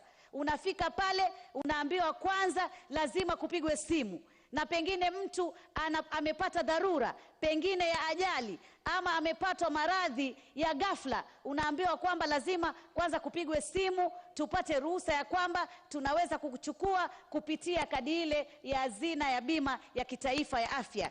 Kwa hivyo lazima mikakati kama hiyo iweze kuwekwa. Na hivi sasa kwa sababu tuko katika mambo ya dijitali, teknolojia ya kisasa, lazima kuwe na njia ambazo hazitakuwa tu za kadi ama kuonyesha tu stampu kuwa hino inaweza. Kuwe na njia ambazo zitamwezesha yule Mkenya aliye pale mashinani, ambaye pengine atakuwa hawezi kupitia teknolojia ya kisasa ama hawezi kupitia mambo ya simu, kwa njia ambazo zitakuwa mwafaka na zile hali za mazingira yetu sisi kama Wakenya.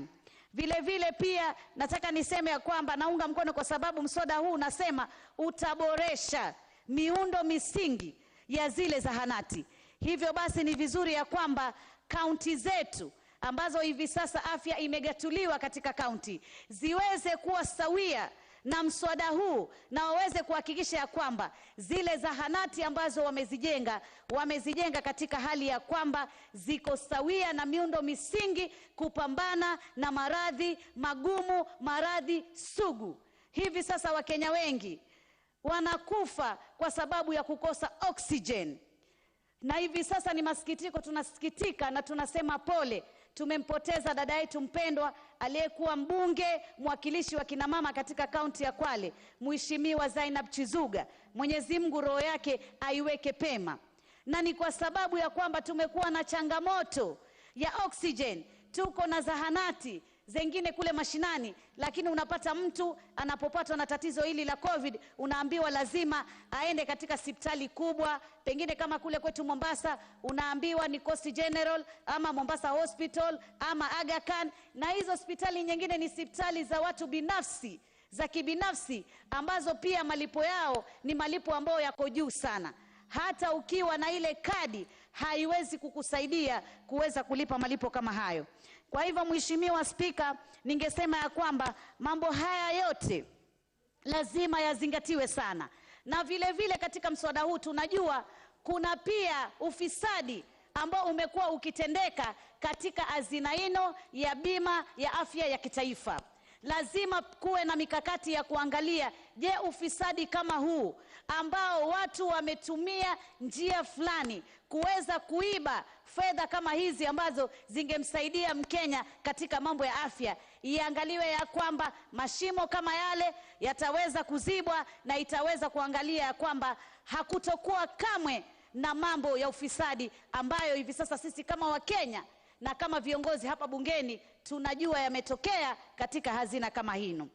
Mheshimiwa Spika, ningeomba kusema ya kwamba zile penalty ambazo tunaambiwa watu ambao hawatakuwa wamelipa wataweza kutozwa, lazima pia kuwe na vifungu vya kuonyesha itatumika kwa njia gani, kwa sababu pengine mtu amekuwa mgonjwa, amekuwa na changamoto fulani, hakuweza kulipa na anaambiwa ya kwamba ataweza kulipa ile penalty, na wakati huu mgumu wa corona itakuwa ni patatizo. Kwa hivyo lazima tuwe na njia mwafaka za kuonesha penalty hizi zitaweza kuwekwa kwa wale ambao wanaonekana haswa hawa ni kwa makusudi wamekataa kulipa mchango uno wa azna ya kitaifa ya bima ya afya. Lakini kwa wale ambao watakuwa wana matatizo ambayo yanaeleweka, na kama vile dadangu alivyosema, kuna wale walemavu, watoto, watu wazima, hawa ni watu ambao lazima tuwasaidie kupata afya bure katika taifa letu, kwa sababu hata wao asilimia yao iko hapa kwetu Kenya na wanahitaji, na wao pia wana changamoto nyingi za kiafya. Hivyo basi lazima tuwape kipaumbele katika afya kwa wote. Wao ndio watu ambao tutawazingatia zaidi. Honorable Mishi, yours is gone. Honorable 𝙏𝙗𝙖𝙧 𝙔𝙤𝙀.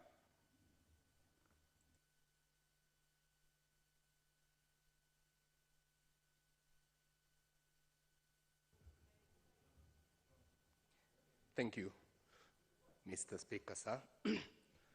I stand to support this very important bill. Mr. Speaker, this bill tries to actualize one of the key pillars in Agenda 4, that is universal health coverage. And it endeavors to make it compulsory to all persons and citizens of this country who are over 18 years to make payment to this fund. Mr. Speaker, there before, contributions to the fund used to be voluntary. Now, this one comes to make it compulsory, making sure that everyone who's over 18 years is eligible to benefit from this fund. But there are certain issues that I would want to raise on the issue. The fact that it talks of covering all the vulnerable members of the society. At the committee stage, we shall require to define who are these vulnerables.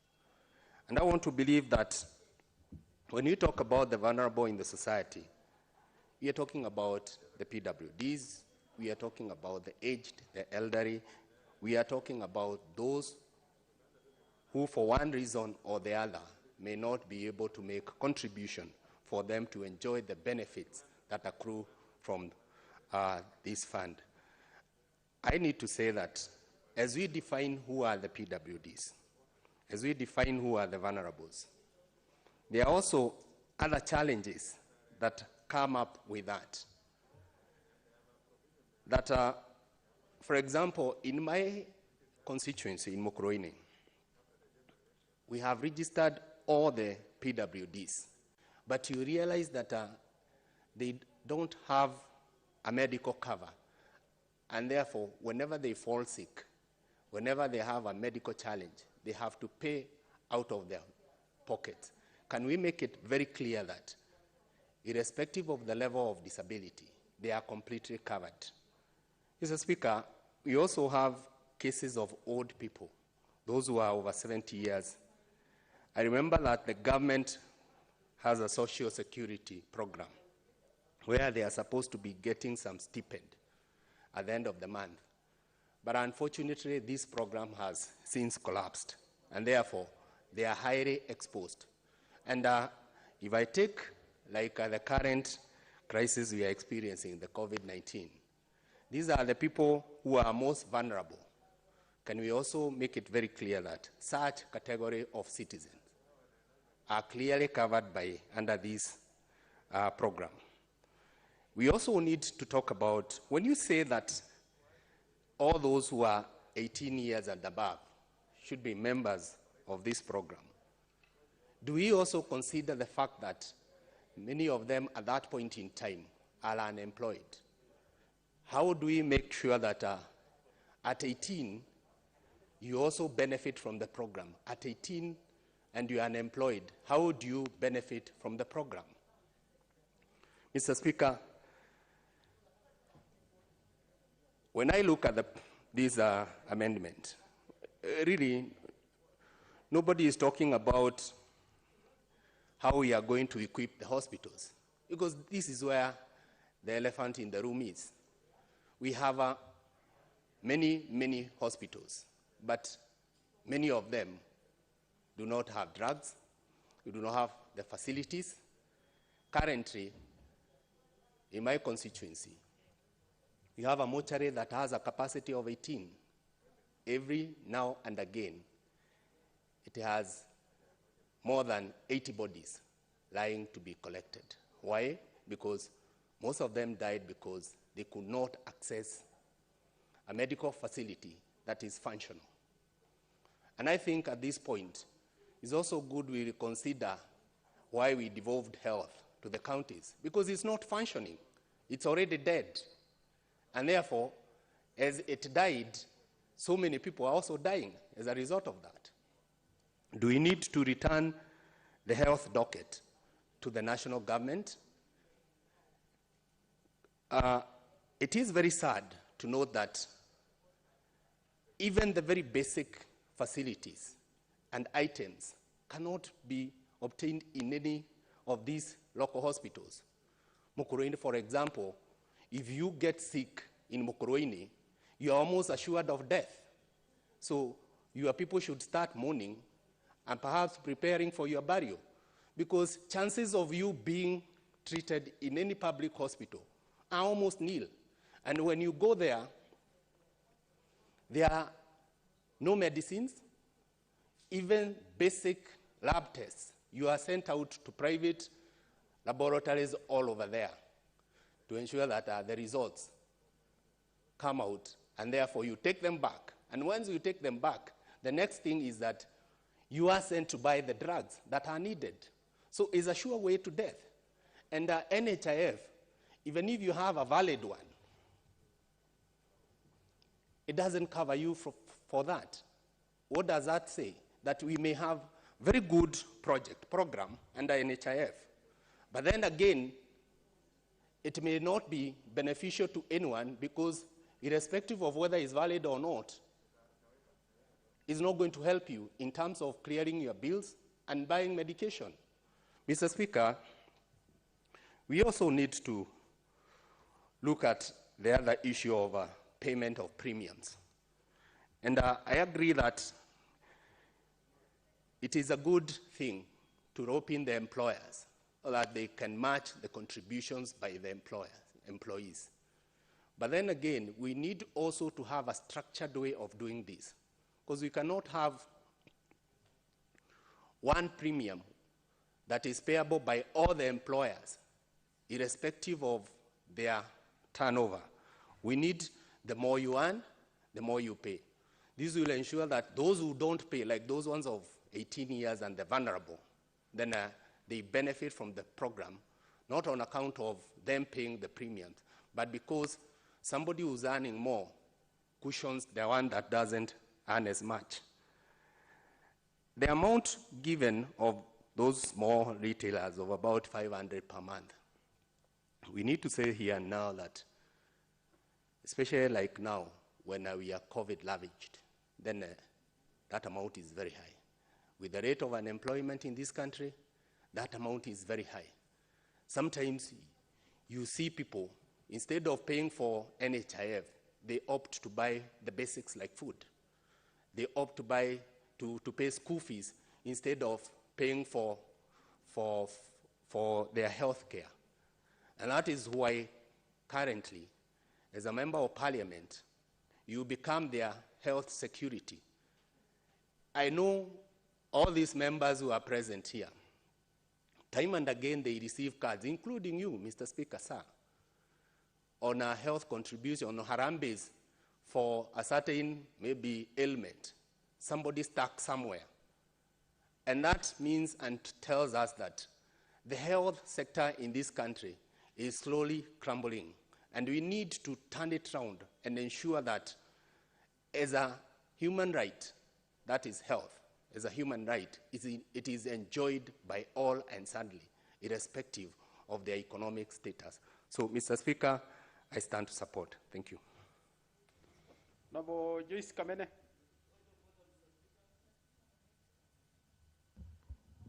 What? The next motion. Your Honorable Joyce, or you want to speak to the next one? What is it, Honorable Kadir?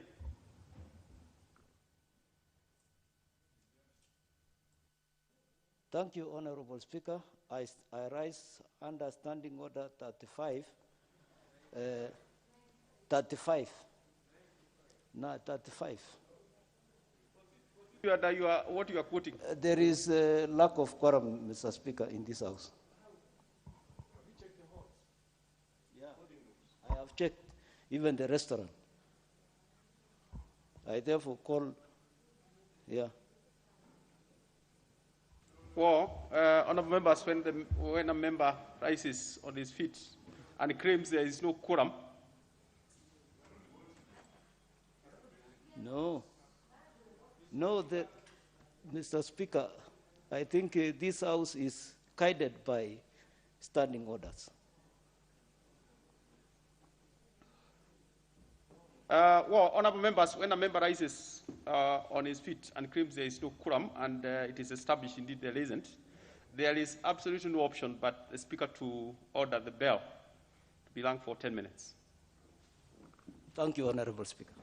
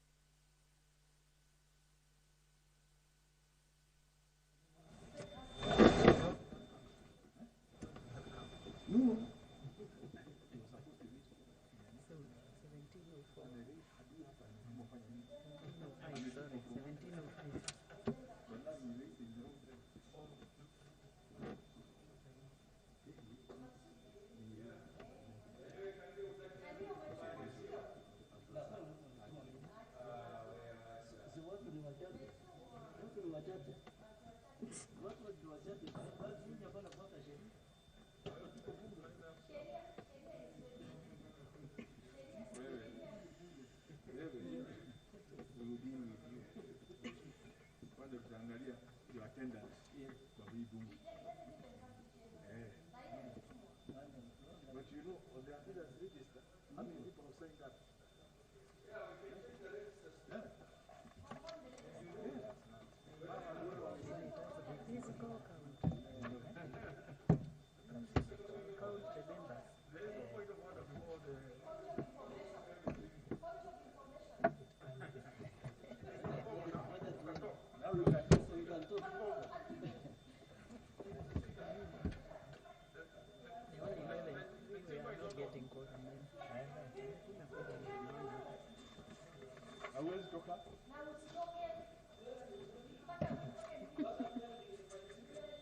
Hata utoki.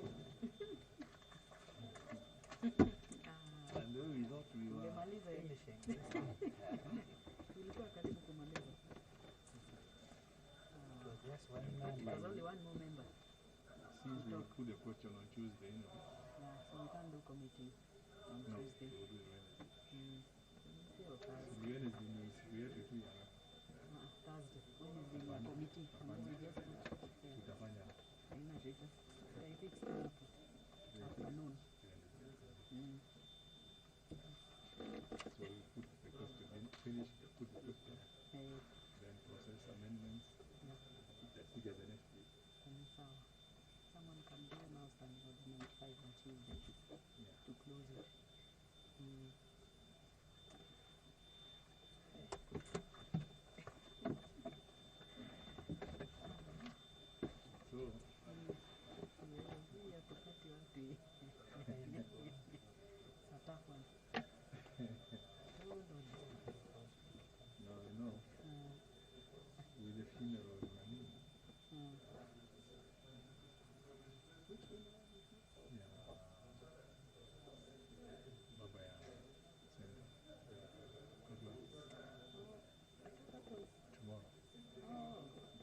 think most of the people have traveled. So you see this way. Yeah. And then the rest have gone for committee engagement. Committee event. In Yeah. fact, I think I should swap. Government Minister. Committees, Yande, so lucky. So that they are here. Actually, that's. Propose that to make sure they are there. They change. This next week, we'll swap it in the outdoors. In fact, you don't even need to say anything. You will just solve the business. Exactly.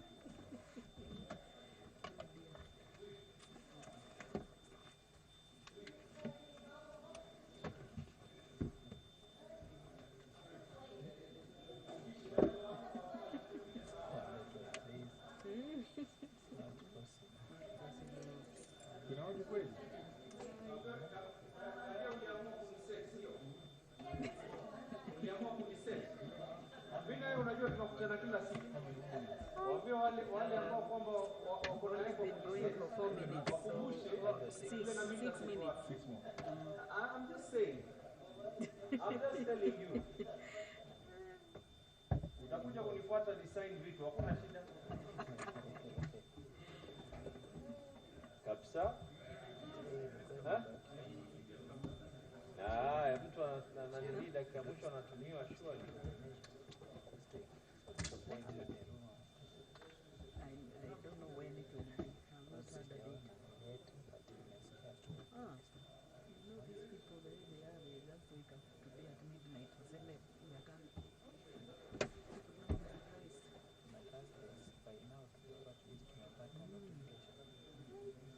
Next week.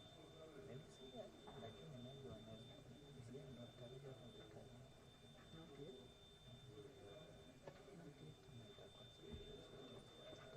For sure there will be a special sitting because of this TSC, ABC, and there was a message read today. The release have come. Yeah. I think so. I don't know. It came very fast after I took the bill. No. There was a message.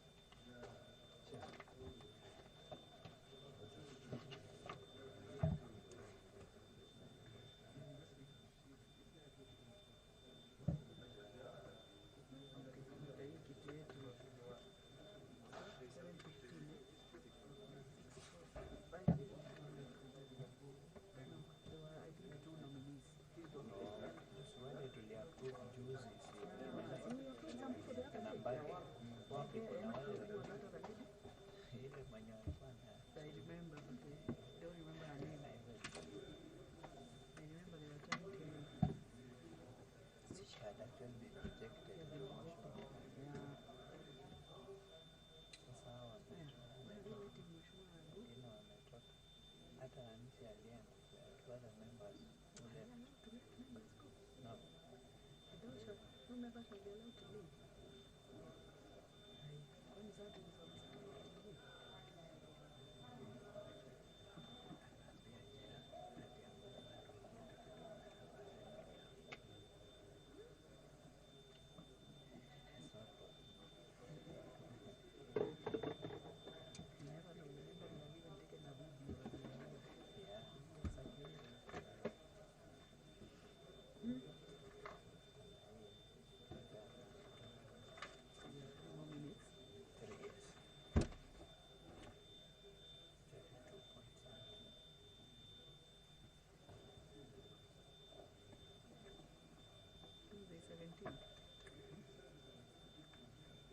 Tuesday 17. Yeah.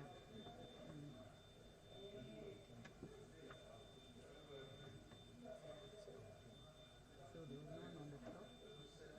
No.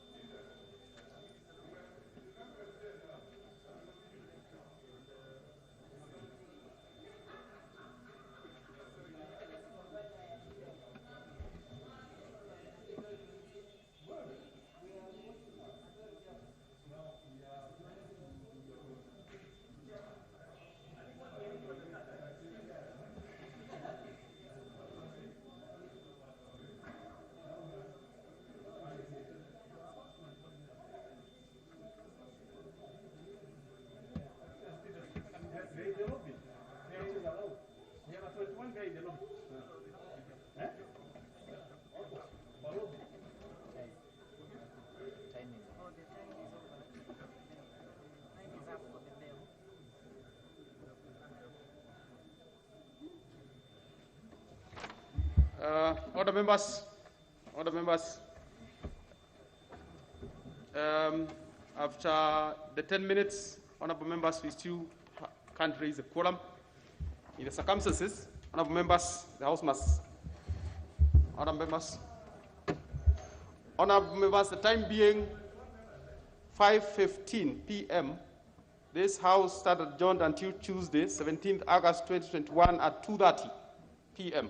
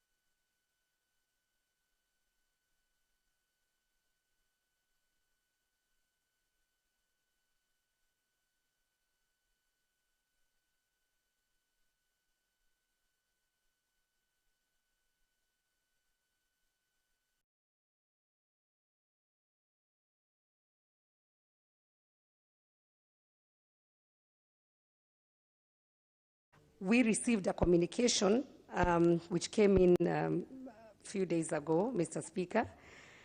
And why I'm asking for your intervention, Mr. Speaker, it's because what we have received as a committee is totally a new bill, and would like to just get your direction on the way forward, on how we should handle the matter. Now that the two ministry has come up with totally a new bill, the bill is actually has a new name, Mr. Speaker, which I want to just get the name and I read it to you, so that we know. It was initially the Kenya Food and Drugs Authority Bill, a private members bill of National Assembly number 31 of 2019. And now what we have been given by the ministry is a bill called Food Safety Control Coordination Bill 2021. And this is an act of parliament which may be cited for Food Safety Control Coordination Act 2021. So, Mr. Speaker, this morning when we met as a committee, we were at the dilemma of how to proceed. Whether one, we allow yourself to communicate to the committee on who to handle the bill.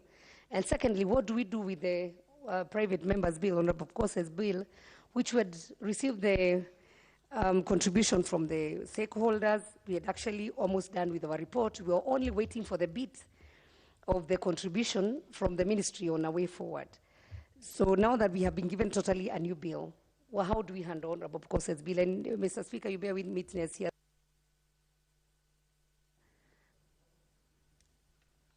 He has been here almost there every day asking about his bill and the way forward. And we as a committee committed that we'll table the report in Parliament. And now that what has come from both ministries as a joint bill is a totally different bill, how then do we handle Honorable 𝙏𝙗𝙧's bill, which was the original bill? Thank you, Mr. Speaker. I just beg for your intervention. Well, you know, the House as a House and the individual members, why are you raising your hand up? And nothing, there's nothing for debate. Honorable David Ochieng, every member, and within the House, has a constitutional mandate to legislate, among other functions and roles. And I've always tried to endeavor not to frustrate members, individual members' efforts, as much as I don't frustrate those efforts or initiatives at doing legislation that come from the executive. And therefore, it is not right for the executive to sit for 2 years and then come to purport to trample down on the efforts of a member. The Honorable 𝙏𝙗𝙧 has been consistently raising the issue of his bill. And I think, quite apart from, just this one, this issue, I think, if you remember, the previous committee also had an attempt at a similar bill. I think let the executive do their, if they want to bring a bill, let them, they know the process, the procedure. They will go through the office of the Attorney General, the office of the Leader of Majority, then it will pass through me for approval. Now that the Honorable 𝙏𝙗𝙧 has really waited for so long, I think it is really unfair that he be treated this way. So the committee, in fact, the House Business Committee, sitting this morning, decided that the bill by the Honorable 𝙏𝙗𝙧, being number 31 of 2019, be placed on the order paper tomorrow, starting tomorrow. Because I think it's not right, for any member to be treated in the manner that the two ministries are treating. If they desire to make provision to propose legislation with the similar provisions as those in the Honorable 𝙏𝙗𝙧's bill, they are at liberty to do so. And then the House, as a House, will make a determination one way or other. But I think it's not right for them for anybody out there walking in the streets or in some offices, task force. They know that things don't move. You told people are in a task force, they are developing a white paper, a green paper.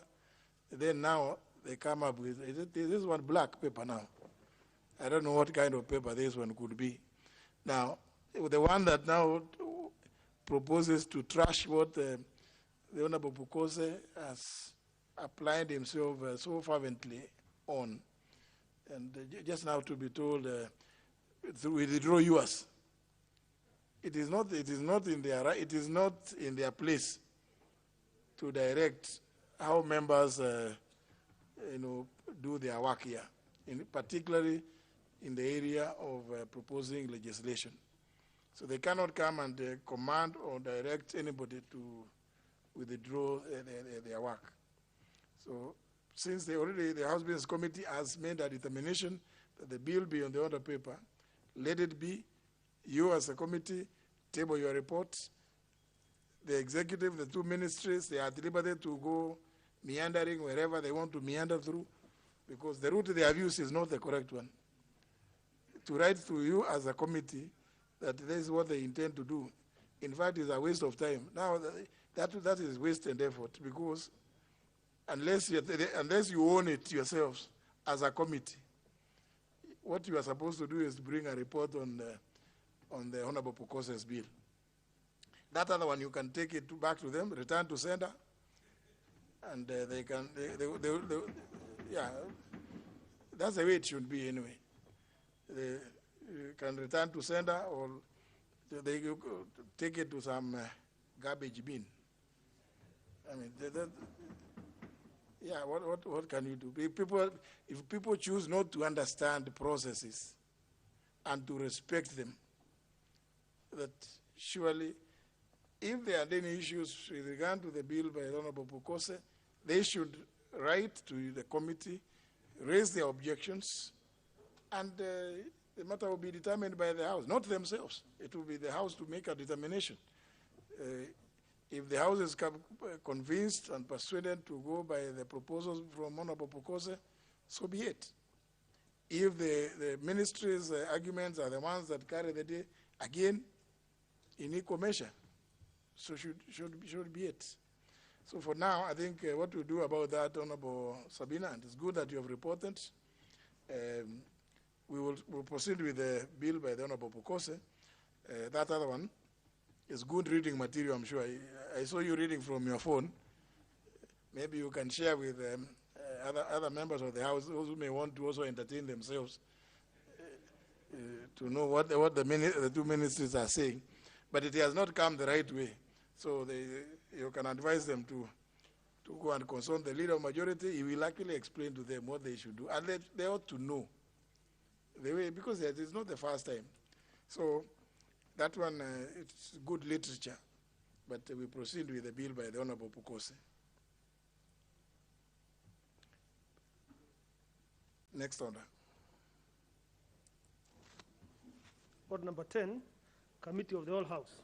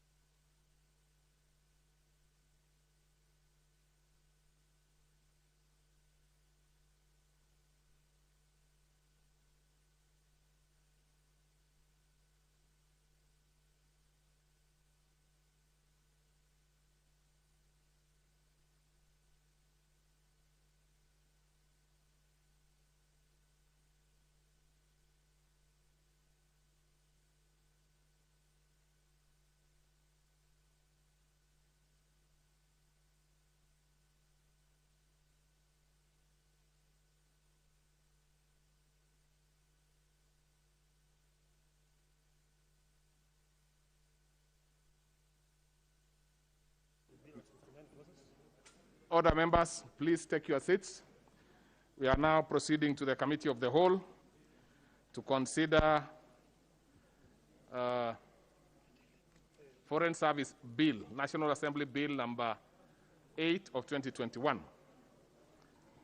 It's a fairly straightforward bill, honorable member, so we'll be moving pretty fast. Proceed. Clause 3. I propose the question which is at clause 3 be part of the bill.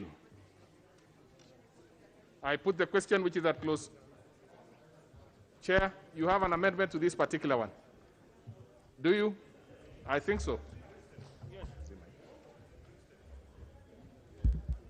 Thank you, Chairman. Mr. Chairman, I move that clause 3 be amended as per the order paper. And Mr. Chairman, the justification of those amendments as per the order paper, it is actually difficult to establish who are a political staff and who are not, as we earlier indicated in the bill. And so we are seeking to delete that and give a new definition. And also, in clause 3, we are seeking to ensure that the service is guided by international law and customs of diplomatic practice in line with international best practices. So that's the justification why we are proposing that amendment.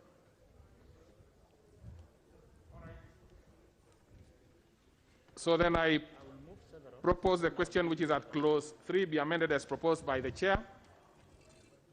And I put the question which is at clause 3 be amended as proposed by the chair. Will as many as of that opinion say aye? Many as of a contrary opinion say nay? The ayes have it.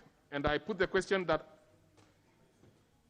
the clause 3 as amended be now part of the bill. Will as many as of that opinion say aye? Many as of a contrary opinion say nay? The ayes have it. Clause 4. I propose the question which is at clause 4 be part of the bill. Chair, I move that the bill be amended in clause 4, be amended as per the order paper. And this is just to clarify the officers who serve at the headquarters and those, the headquarters is here in Nairobi, and those who serve in the missions abroad. So that was the clarity we are making. And as well as to define the officers who are under the foreign service, from the ambassadors, the high commissioners, the special envoys. Okay. So that's the justification. So then I propose the question which is at clause 4 be amended as proposed by the Honorable Chair. I only see Honorable Sankok interested in this one. Yes, Honorable Sankok, you want this one? Yeah, of course I support. Okay. So go to the next So one. then I put the question which is at clause 4 as amended be part of the bill. Will as many as of that opinion say aye? Many as of a contrary opinion say nay? The ayes have it. And I put the question which is at clause 4 as amended be now part of the bill. Will as many as of that opinion say aye? And as of a contrary opinion say nay? The ayes have it. Clause 5. I propose the question which is at clause 5 be part of the bill. I'm sure you can now see the mood of the House. Many members seem to have read your proposed amendments, Honorable Chair. So Yes, we could move faster. these amendments, Chair, they are fairly straightforward, as you said. Yeah. They are all mostly from the Ministry of Foreign Affairs and under practitioners in the Foreign Service. And so I move that clause 5 be amended as per the order paper, and this is just to summarize and simplify the functions of the Foreign Service and align them with the Constitution and other international treaties and also the Defense White Paper and more than diplomatic practice. Okay, so then I propose a question which is at clause 5 be amended as proposed by the Honorable Chair. I put the question which is at clause 5 be amended as proposed by the Chair. Will as many as of that opinion say aye? Many as of a contrary opinion say nay? The ayes have it. I put the question which is at clause 5 as amended be part of the bill. Will as many as of that opinion say aye? Many as of a contrary opinion say nay? The ayes have it. Clause 6. I propose the question which is at clause 6 be part of the bill. Chair, I move that the bill be amended on clause 6 as per the order paper. And this is just to align the bill with the Treaty Making and Ratification Act and the Vienna Convention on the Law of Treaties. Thank you, Chair. So then I propose a question which is that clause 6 be amended as proposed by the Honorable Chair. Honorable Mutua Barasa.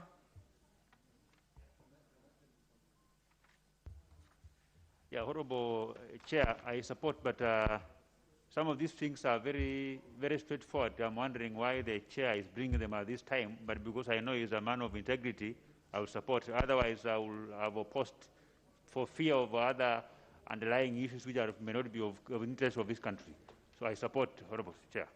But Honorable Barasa, you know, never mind the integrity of the Chair, scrutinize the particular clauses and proposed amendments.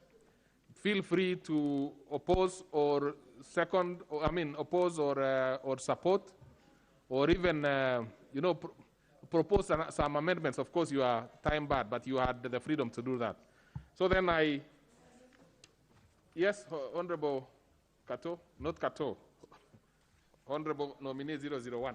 Yes, this one is a very important amendment, and it is very important for us to align the Constitution with international treaties that we are supposed to ratify. We were with Honorable Kato Lemitito and our Departmental Committee on Labor and Social Welfare. We intend to ratify the convention, the African Protocol on the rights of persons with disability and the rights of older persons. And I urge this House that when it comes, let us fast track, because it will not have any added burden to this country. So this one is very important so that we can fast track those protocols. Okay. So then I put the question. Honorable Koyo, on that particular one. Speaker, I believe this is a very important amendment, that the chairman should go slightly beyond what he has written, so that to get to know exactly what, some of us have not had the benefit of reading the amendments in full.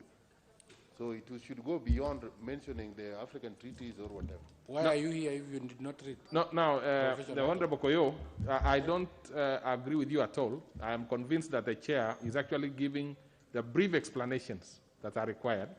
Actually, on your part, you need to look at the order paper yourself, and then if you have an issue, you can raise it quickly. So I think the chair is moving on very well. So then I put the question, which is that clause 6 be amended as proposed by the Honorable Chair. Will as many as of that opinion say aye? Aye. Many as of our contrary opinion say nay? The ayes have it. And I put the question, which is that clause 6 as amended now be part of the bill. Will as many as of that opinion say aye? Aye. Many as of our contrary opinion say nay? The ayes have it. And the Honorable Nominee 001, you are completely out of order. Because what you are doing is that you are actually making a vote using your microphone. So it, of course, expands your decibels. So therefore, you influence the ears of the... So I am not going to allow you to do that anymore. Next. Clause 7. I propose a question which is that clause 7 be now part of the bill.